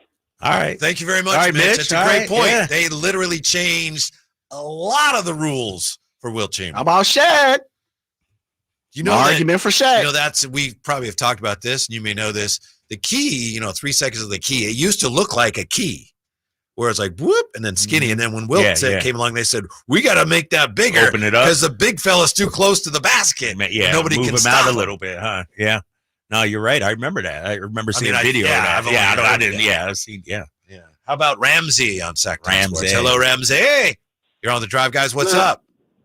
Not much, gentlemen. Just listen to the whole top, whatever numbers you want to call it, conversation. What do you got for us? And in any of these conversations, and I don't understand why, Bill Russell from McClymans in Oakland, former Kings head coach, former Boston Celtic with 11 rings, God rest his soul, why he always gets pushed to the back burner or disrespected. The main thing I have to say about Bill Russell is, while he may not have scored points, he didn't have to score because he was back on the defensive end, grabbing rebounds for that Celtics team, kicking out to Kuzi, kicking out to KC or Sam Jones, and they were running the break and just taking off once he got the rebound. That was what he did. That's why he got 11 rings. That's why nobody could beat that team. It was because of Bill Russell being the anchor. Got you, Ramsey. Thank you. A little historical perspective on the great Bill Russell. I was a couple years ago, I was at a USF game. USF was playing Gonzaga women's game, and I was there. And I may have told this story before. And in the old gym there, and at halftime I'm walking around, and they got like a little trophy case, and I'm looking in there, and they got all this stuff, and I'm looking, it's like, that's from Bill Russell in 1950, whatever. Like, what is this? And I was the only person looking at it. It's like, hey, everyone, have you seen this? This should be in the Hall of Fame. Yeah, Bill Russell was, I guess, it's unfortunate. There's not enough. Where's he at on your list? Where's he at on your list? I've only got to the top 5 or 6, Jay, and that's caused enough trouble. That has caused enough trouble. I need the Whitey's wish list. Where's he at on your list? Where's he at on your list? I'm working on that. Is he top 10? I've got another list for you. Top 3 guys I'm looking for the Kings to draft when we come right back on Sactown Sports. The only place you'll find Malik Monk is Sactown Sports. Oh my, what an athletic move that time by Malik Monk. Hey Sacramento, it's Malik Monk and you're listening to the home of the Sacramento Kings, Sactown Sports. Your local sports leader. Contact Tax Relief Helpers for details and restrictions. Attention anyone that owes money to the IRS. The IRS has restarted aggressive enforcement actions against taxpayers who owe back taxes that were temporarily suspended for COVID. If you owe $10,000 or more, you must hear this because now is the time to clear your IRS tax debt. A special toll-free number has been established so you can stop penalty fees, avoid liens, levies, and other hostile measures by the IRS. Call Tax Relief Helpers right now at 800-934-9217. Tax Relief Helpers will provide you with the maximum protection afforded by law. I got behind on my taxes and owed $48,000. I didn't know what to do. I called and they got my bill lowered to just $3,500. I owed $87,000 in taxes and it was scary. I got the amount I owed down to just $3,500. I saved $83,500. If you owe money to the IRS, don't wait another day. Call 800-934-9217 right now before the IRS enforces liens, levies, and other aggressive measures. The call and consult are absolutely free. Call now. Call 800-934-9217. 800-934-9217. 800-934-9217. The following is a test of the emergency alert system. This is only a test.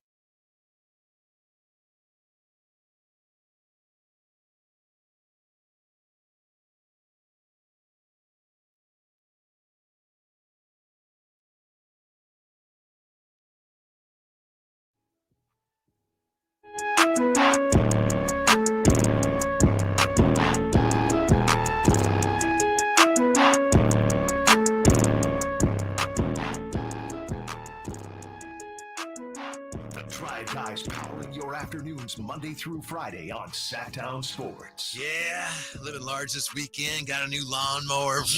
Okay. All right. Electric or power or gas? Electric. Oh, electric. Okay. Big son of a gun.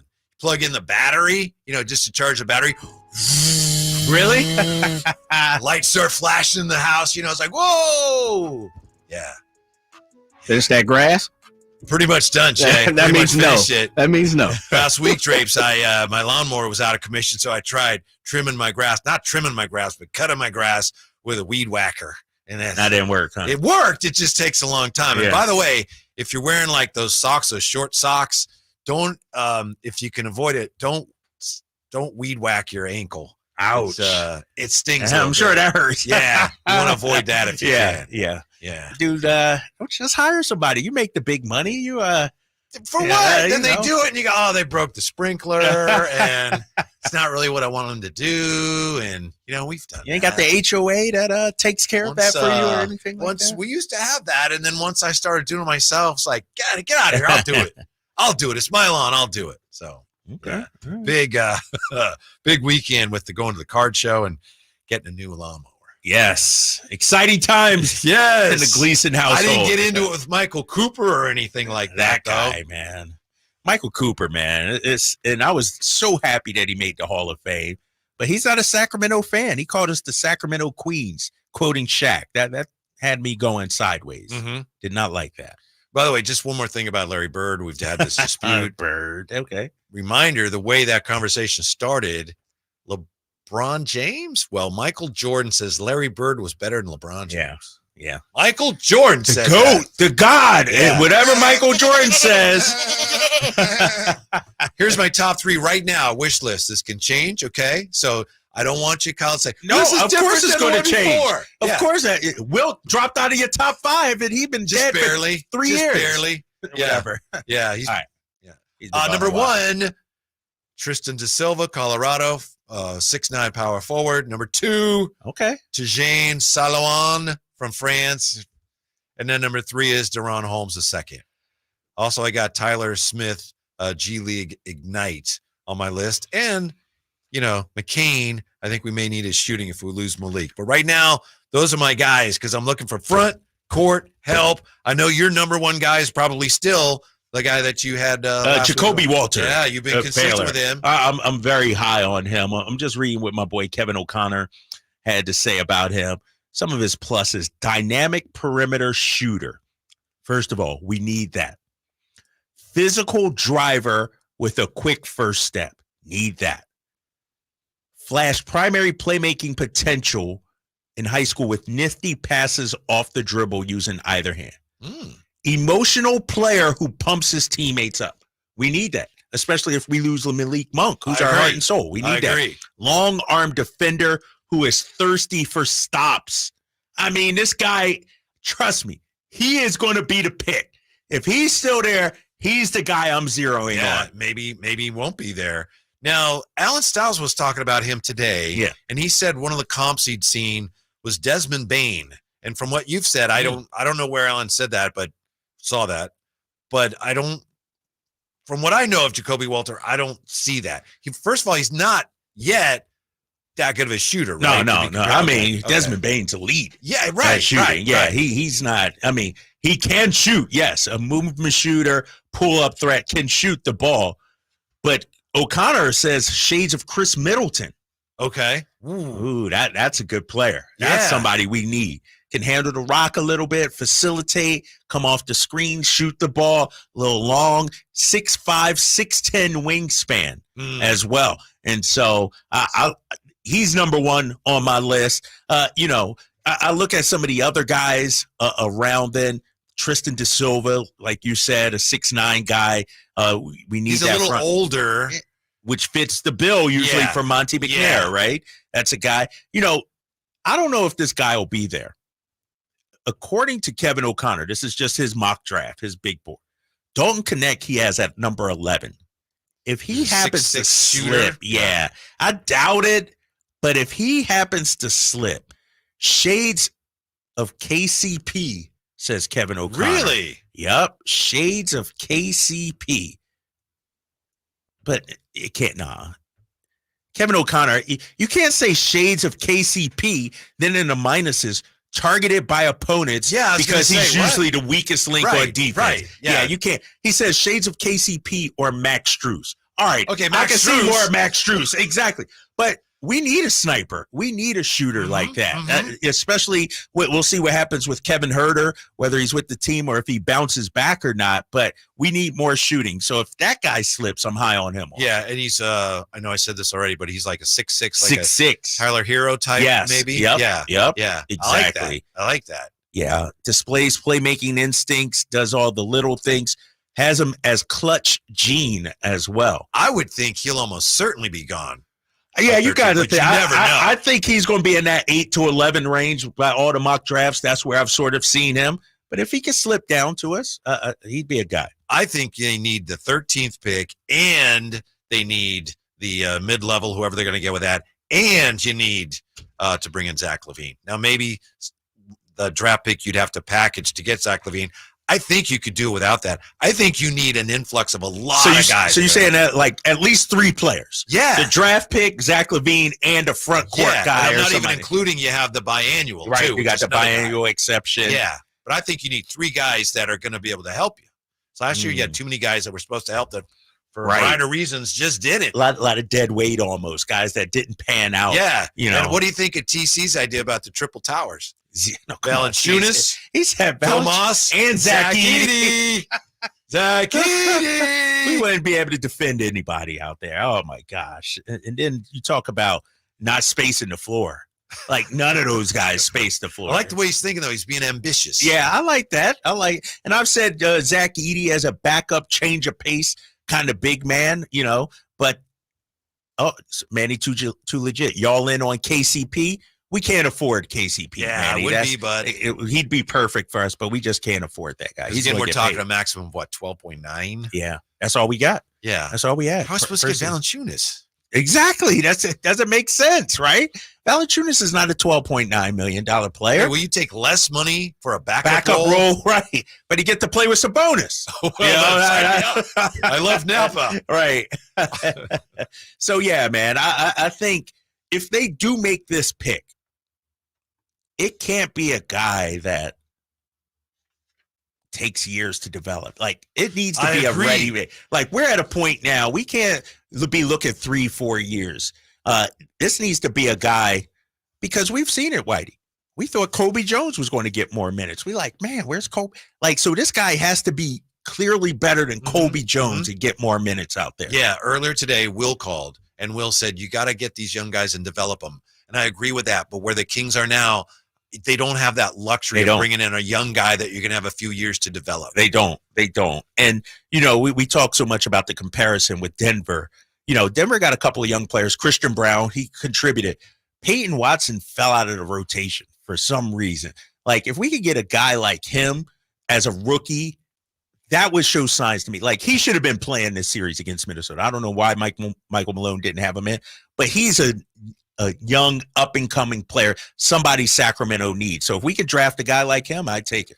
By the way, I'm glad you brought that up because I forgot to mention this earlier. There's a lot of talk now. In fact, Jokic. Didn't Jokic even say, Jay, don't we have Nikola Jokic talking about how the Timberwolves, team that just beat the Nuggets, they're actually built to beat the Nuggets. To beat us in some way. I mean, just look at their roster. They have basically 2 All-Stars, 2 probably the first defensive players in the year. Mike Conley, who's the most underrated player in the NBA, probably.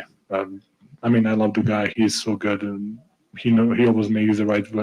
Even he didn't shoot that well this was the name series. This game, in one moment he was the leading rebounder in the game for them. So it's and from the bench they have a 6th player of the year.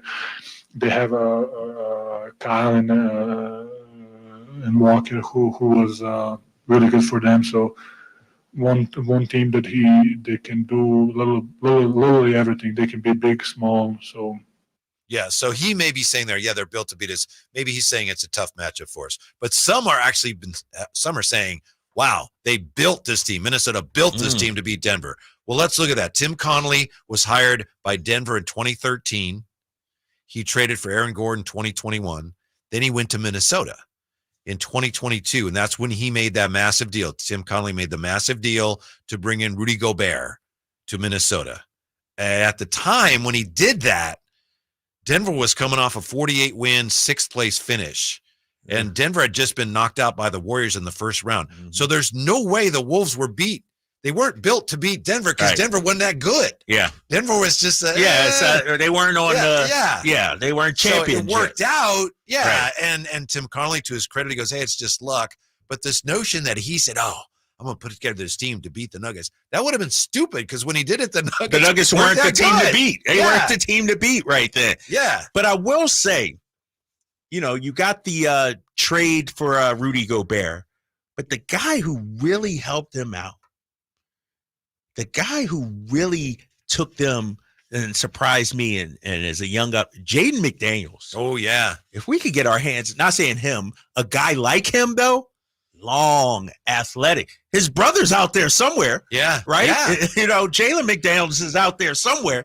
We need somebody like that. Let's face it. I mean, Cat had a tremendous year, too. Yeah. Nobody. He did a lot to change the way some people look at him. Yeah. I thought Cat was amazing last night. How about him defending Joker, too? Right. And I know Joker still got his, But Cat didn't just lay down. Cat is returning to one of the best big men in the league. I know Jay and I thought he'd be a great fit for the Kings, and you kind of poo-pooed that. No, I never poo-poo. I know.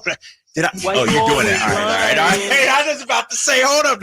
I was all in on Cat. It was the other way around. It was the other way around. Thank you, Jay, for remembering that. I was like, you almost had me there for a minute. You still what? I'm still out. Jay, you I'm killing still out. This guy's out on Cat, but in on Josh Giddey. We'll get back to that. Also, tell you why LeBron will not be leaving the Lakers to play with Bronny next year. Maybe. Next with the Drive Guys, Sactown Sports. The NFL's leading rusher plays here. The handoff to McCaffrey, walks in the end zone. Handoff to McCaffrey, takes it right down to the goal line. He does his thing again. McCaffrey goes in motion right. Backwards pass led by Juszczyk. A block there. Hurdles a man. 10-5. Touchdown! CMC! You can hear all of Christian McCaffrey's touchdowns on your home for 49ers football. Sactown Sports. Sacramento weather is brought to you by Folsom Lake Kia. I'm Mark Finan in the KCRA 3 Weather Center. Skies will stay clear tonight. Overnight lows will drop down into the low to mid 50s. Tomorrow will be sunny and a little breezy with highs in the upper 80s.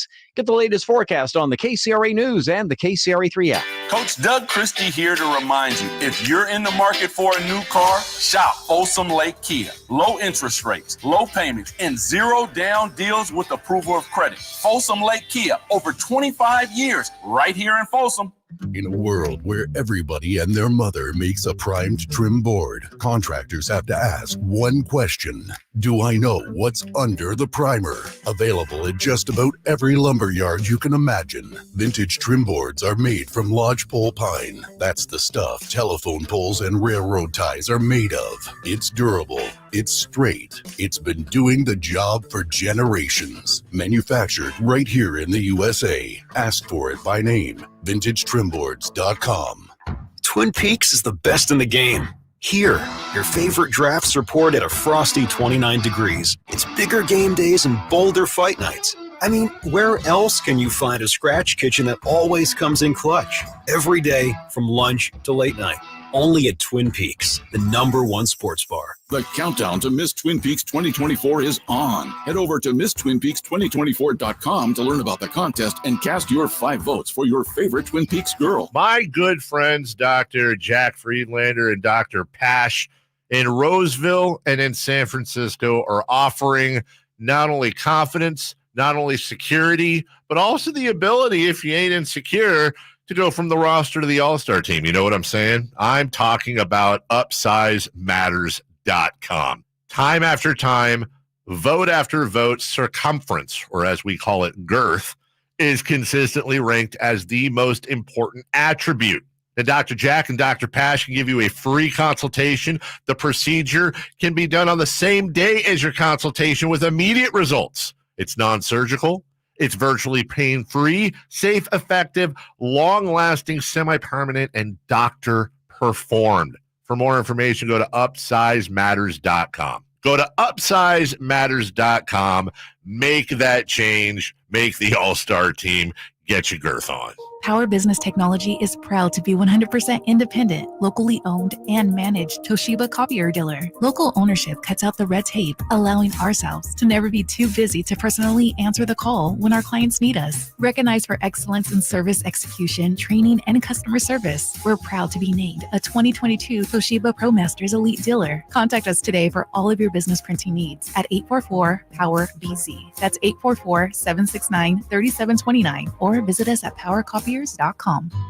Seems like all this artificial intelligence stuff stirs up the age-old debate of man versus machine. Hi, it's Dan from the Good Feet store, and let me ask you, would you let a robot cut your hair?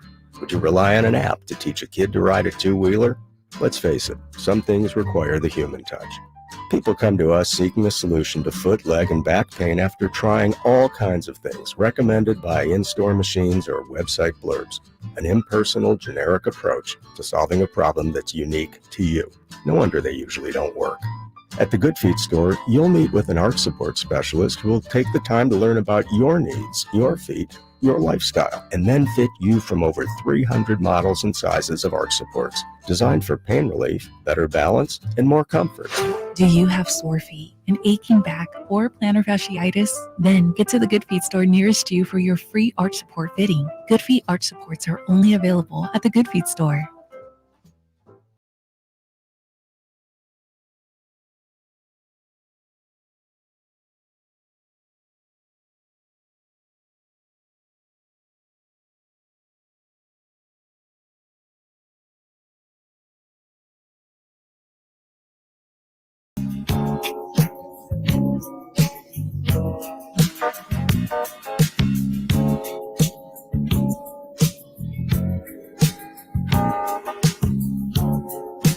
The Drive Guys, live and local, every afternoon, Monday through Friday on Sactown Sports. What's wrong with Larry Bird? I don't think there's anything wrong with Larry Bird. Drive Guys, moving on here. Monday. Again, thanks to everybody that came by and said hi at the Sports Autograph and Card Expo. Yes. Tremendous time. I know, Drapes, you were out there all weekend. Jay was out there a lot. I was out there a couple days. It was a tremendous amount of fun. Thanks to True Sports Cards for having us out Friday. It was a great time, and it was an incredible event. It really was. And the energy, the vibe, you had the athletes. I'm bummed I got to miss Ricky Henderson and Randy Johnson. Those are two guys I wanted to see. Got there a little too late, but it was a well-put-on event. The people are very friendly at the tables and everything. You know, it was a great event, man. I can't wait till the next one. Mm-hmm. And did you hear Randy Johnson surprised everybody? He surprised everybody by signing the photo of the bird disintegrating. The ball hitting the bird, like the bird. Yeah. Really? He signed it. And rumor was he doesn't sign that, right? And he did. Yeah, A fan brought that to him? Uh-huh. Oh, okay. And I think the word was, if I understood right, that he even said initially, said, I won't sign that. And it's like, oh, okay, give it to me. I'll sign it. So That's what's up. Yeah. So that person has something that most people would never be able to accomplish. Now, huh? Absolutely. Yeah. So that was a tremendous amount of fun. Yeah, Ricky, of all the guys, there were tremendous stars out there. Johnny Manziel, I guess somebody had him autograph. They had Johnny Manziel autograph his arm, and then the guy's going to get a tattoo made. Yeah.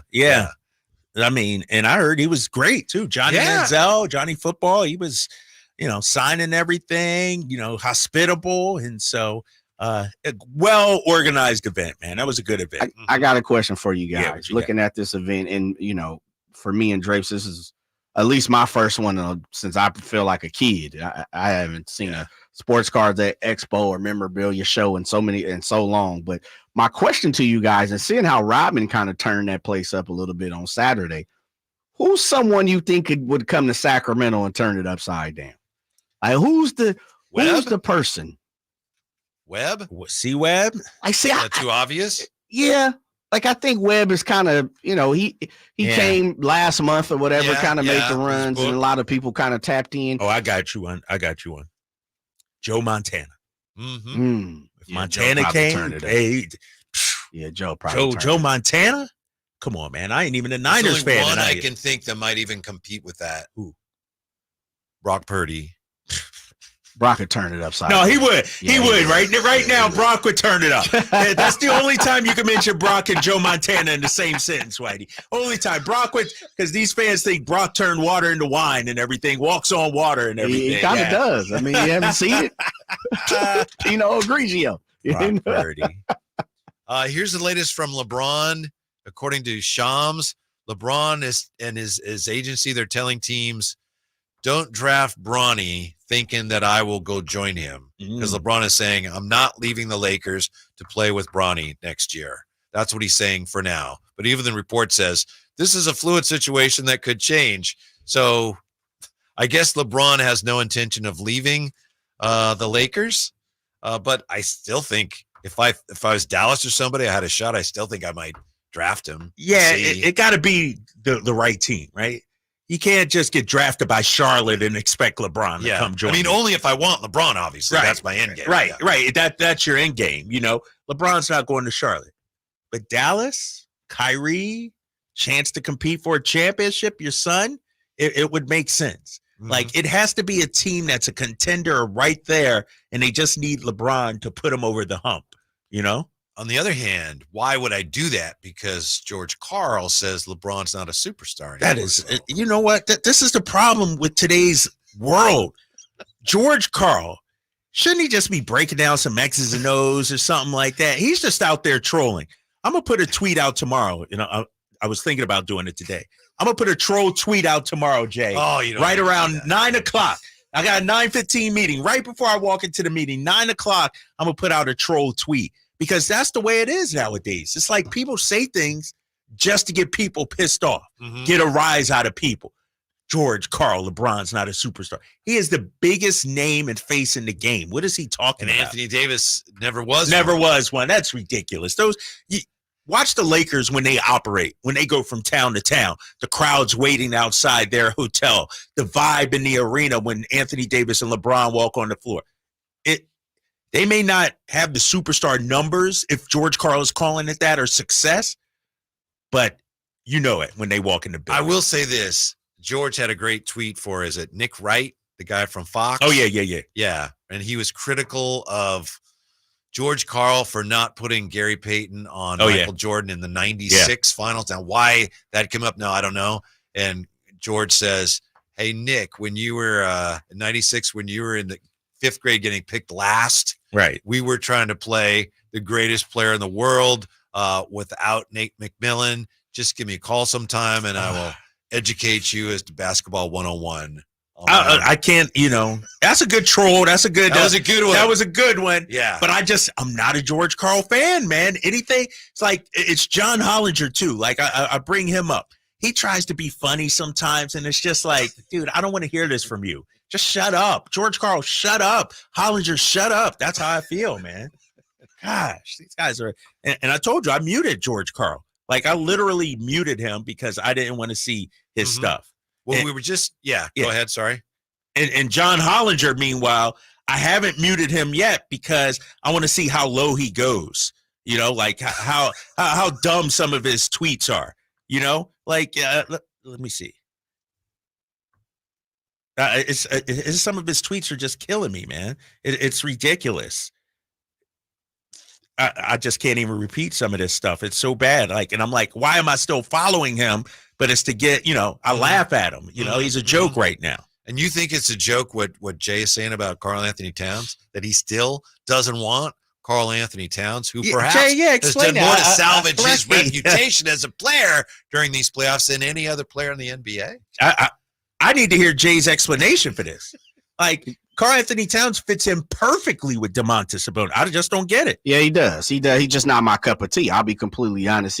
For me, I don't want to use the word soft. I don't think he's a tough guy. I don't think he's a dog.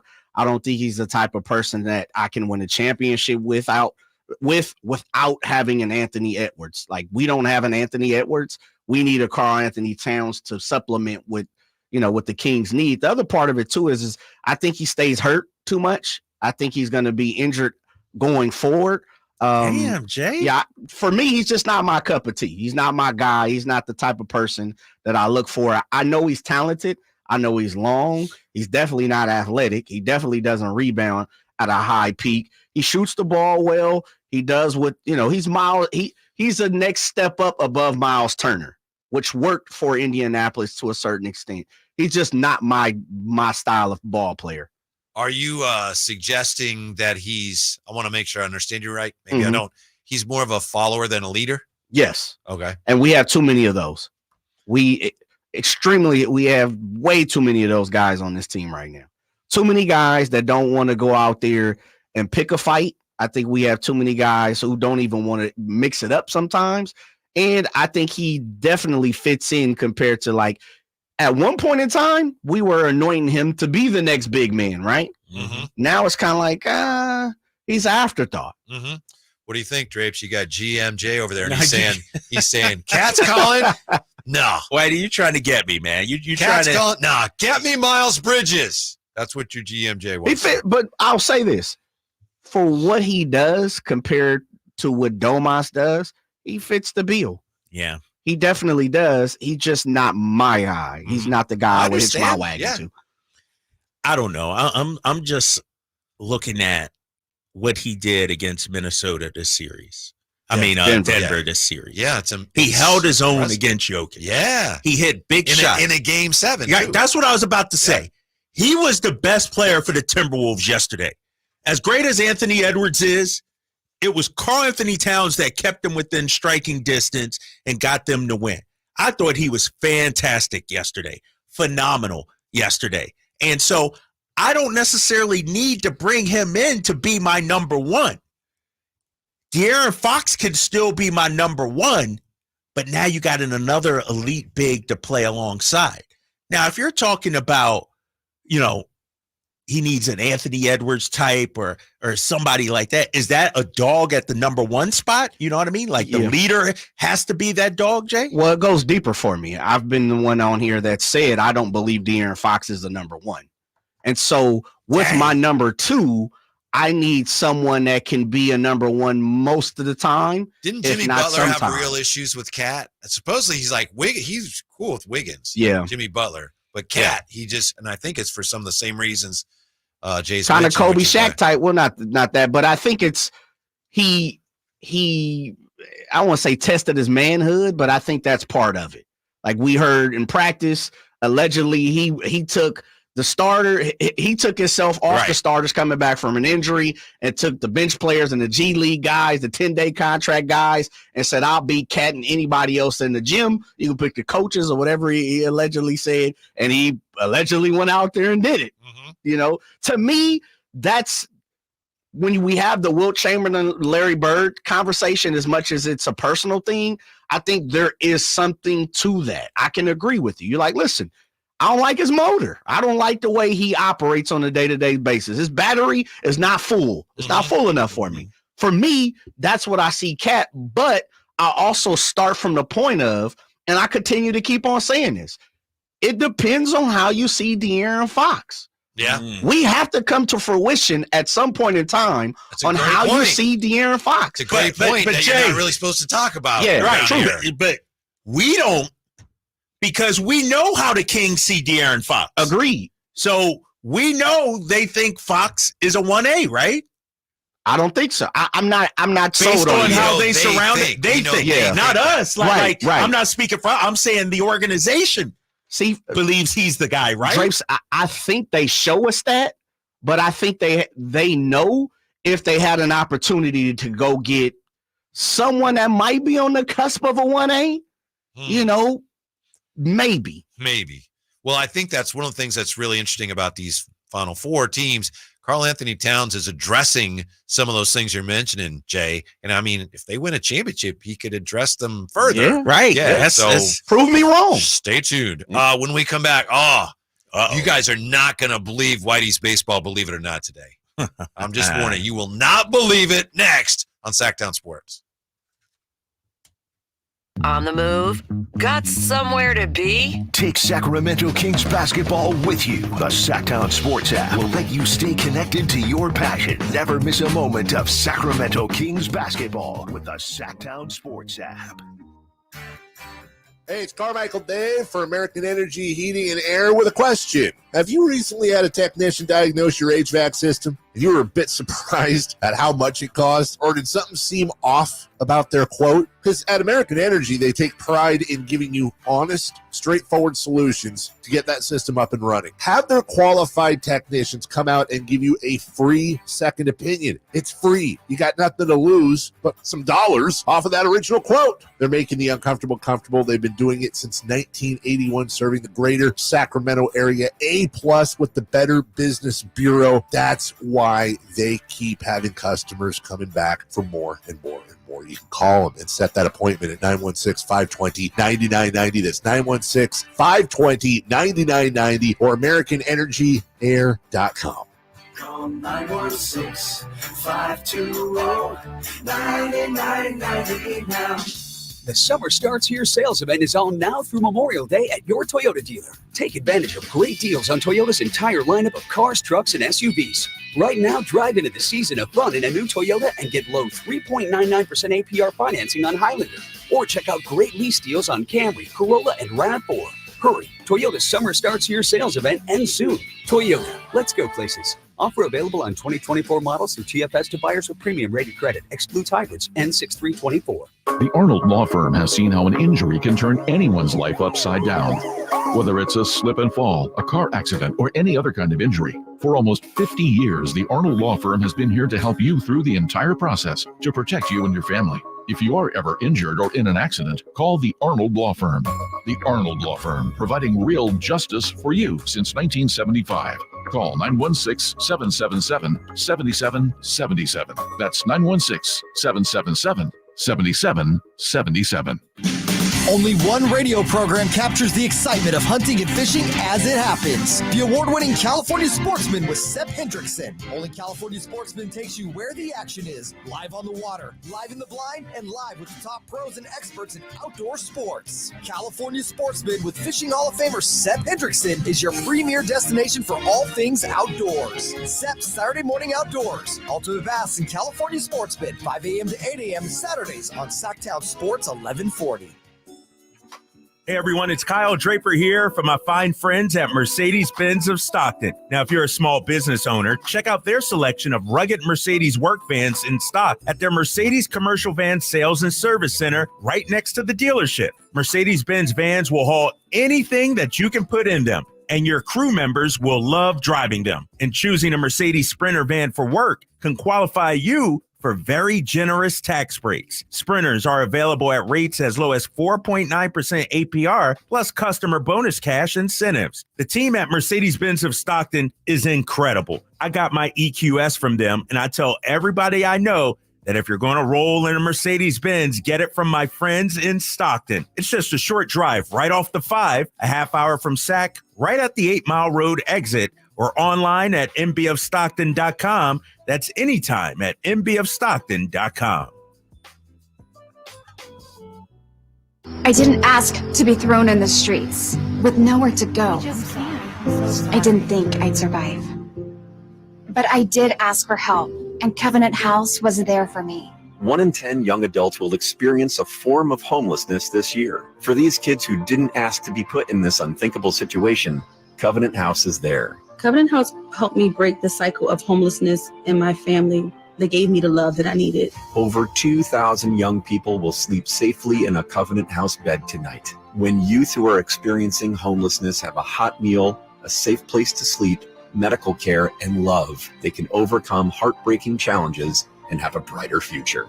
They just really genuinely just wanted to help me succeed, and I'm succeeding. I'm a speaker, I'm an author. Covenant House really helped me and really helped mold me into the woman I am today.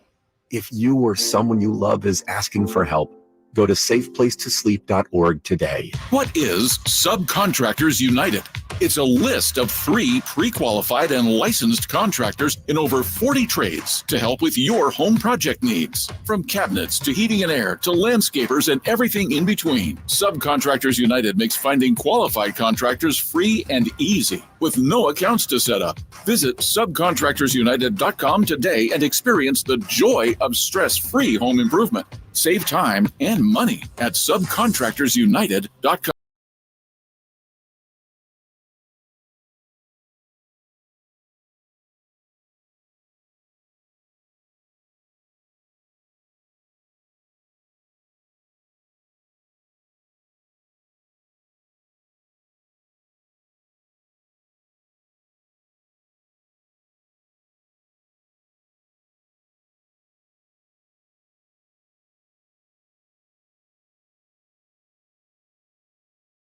He's evaluating the best players of all time.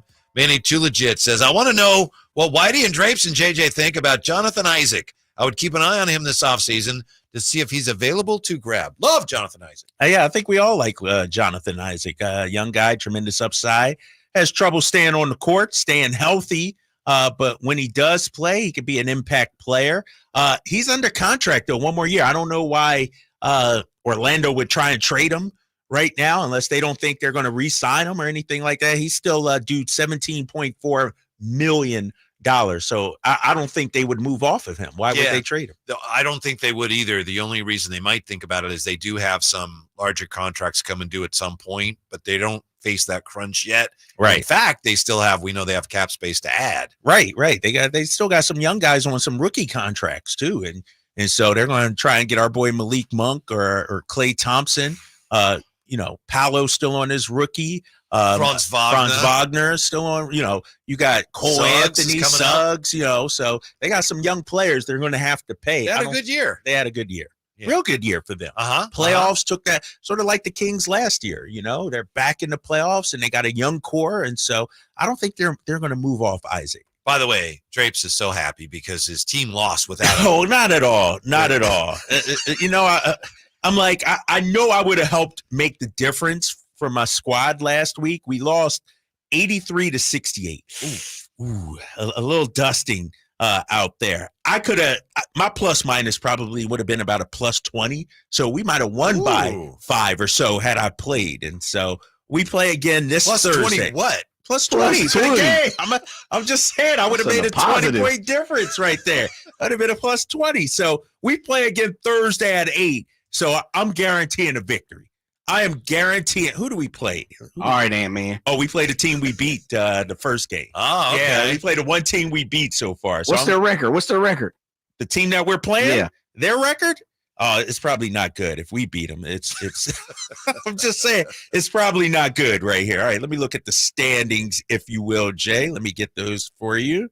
But all right, Roseville, Folsom Veterans. 8 o'clock, that's got to be like the feature game, right? That's like the game of the night. Ooh, the team we play, they're 3-2. Ooh, I believe. So they'll be looking for revenge. My squad's lost 3 in a row. What are we doing, man? We won the first one and we've lost 3 in a row since. Dysfunctional. No culture. We need a team meeting or something, right? Yeah, we need continuity. Yep. That's all right. I'll be that leader coming back, man. I'll be a triple-double watch come Thursday. I'll be ready. Yeah, real quick here. I got baseball, believe it or not. Did you guys see the hats they wore this weekend in the majors for military something? I didn't see that. Oh, everybody wore the same hat. I didn't care for the hats. But on this date in 2000, for the first time in baseball history, you had Garrett Anderson, Chris Fusell of Kansas City, JT Snow of the Giants, Philadelphia's Brian Hunter, Jason Giambi of Oakland, and Adrian Beltre and Sean Green of the Dodgers. They all hit grand slams, 6 grand slams in a single day on this date in 2000. Can you believe it? I actually remember that. You remember I was going that? to say grand slams. I do. And it's only because of the Giambi, then Garrett Anderson, in the AL West. I actually remember that. So you're not that surprised. No. I am. Geez, Whitey, that's pretty good, man. 6 grand slams in one day. The old mark had been 5. That had been set in 99. Are you going to go to the A's game with everybody? That's the plan. That's the plan. August, Milwaukee Brewers a Friday night. That's the plan. Brewers. I might change like Whitey did with his top 5 NBA all time, but that's the plan right now. All right. Are you going? We were actually discussing it. I don't know how many tickets as a family. We're talking about, hey, maybe I can get a few extra tickets. Everybody wants to go, say bye-bye to the Coliseum. I'm pretty sure there's going to be enough space. Plenty of good seats, right? Plenty of good seats. Well, you guys were you were saying you were all in last week, and now you're. No, I'm oh, okay. I don't know if I want to go with work colleagues, so you know what I mean? Like I said, I see enough of you guys here as is. Now you want a field trip together? I don't know about that. All right. We're back with you tomorrow. Tomorrow, yes. The conversations continue. We don't have basketball tonight, do we? Other than nothing, no Caitlin games. Collins. Yeah, just our girl Caitlin Clark. I'm gonna talk about her tomorrow. Yeah, and we'll get you ready for the NBA conference finals. Can you believe it? That's tomorrow. So stick around. Thanks for being with us. Have a great evening. We have Infinity Sports Radio next, right here on Sactown Sports. Capital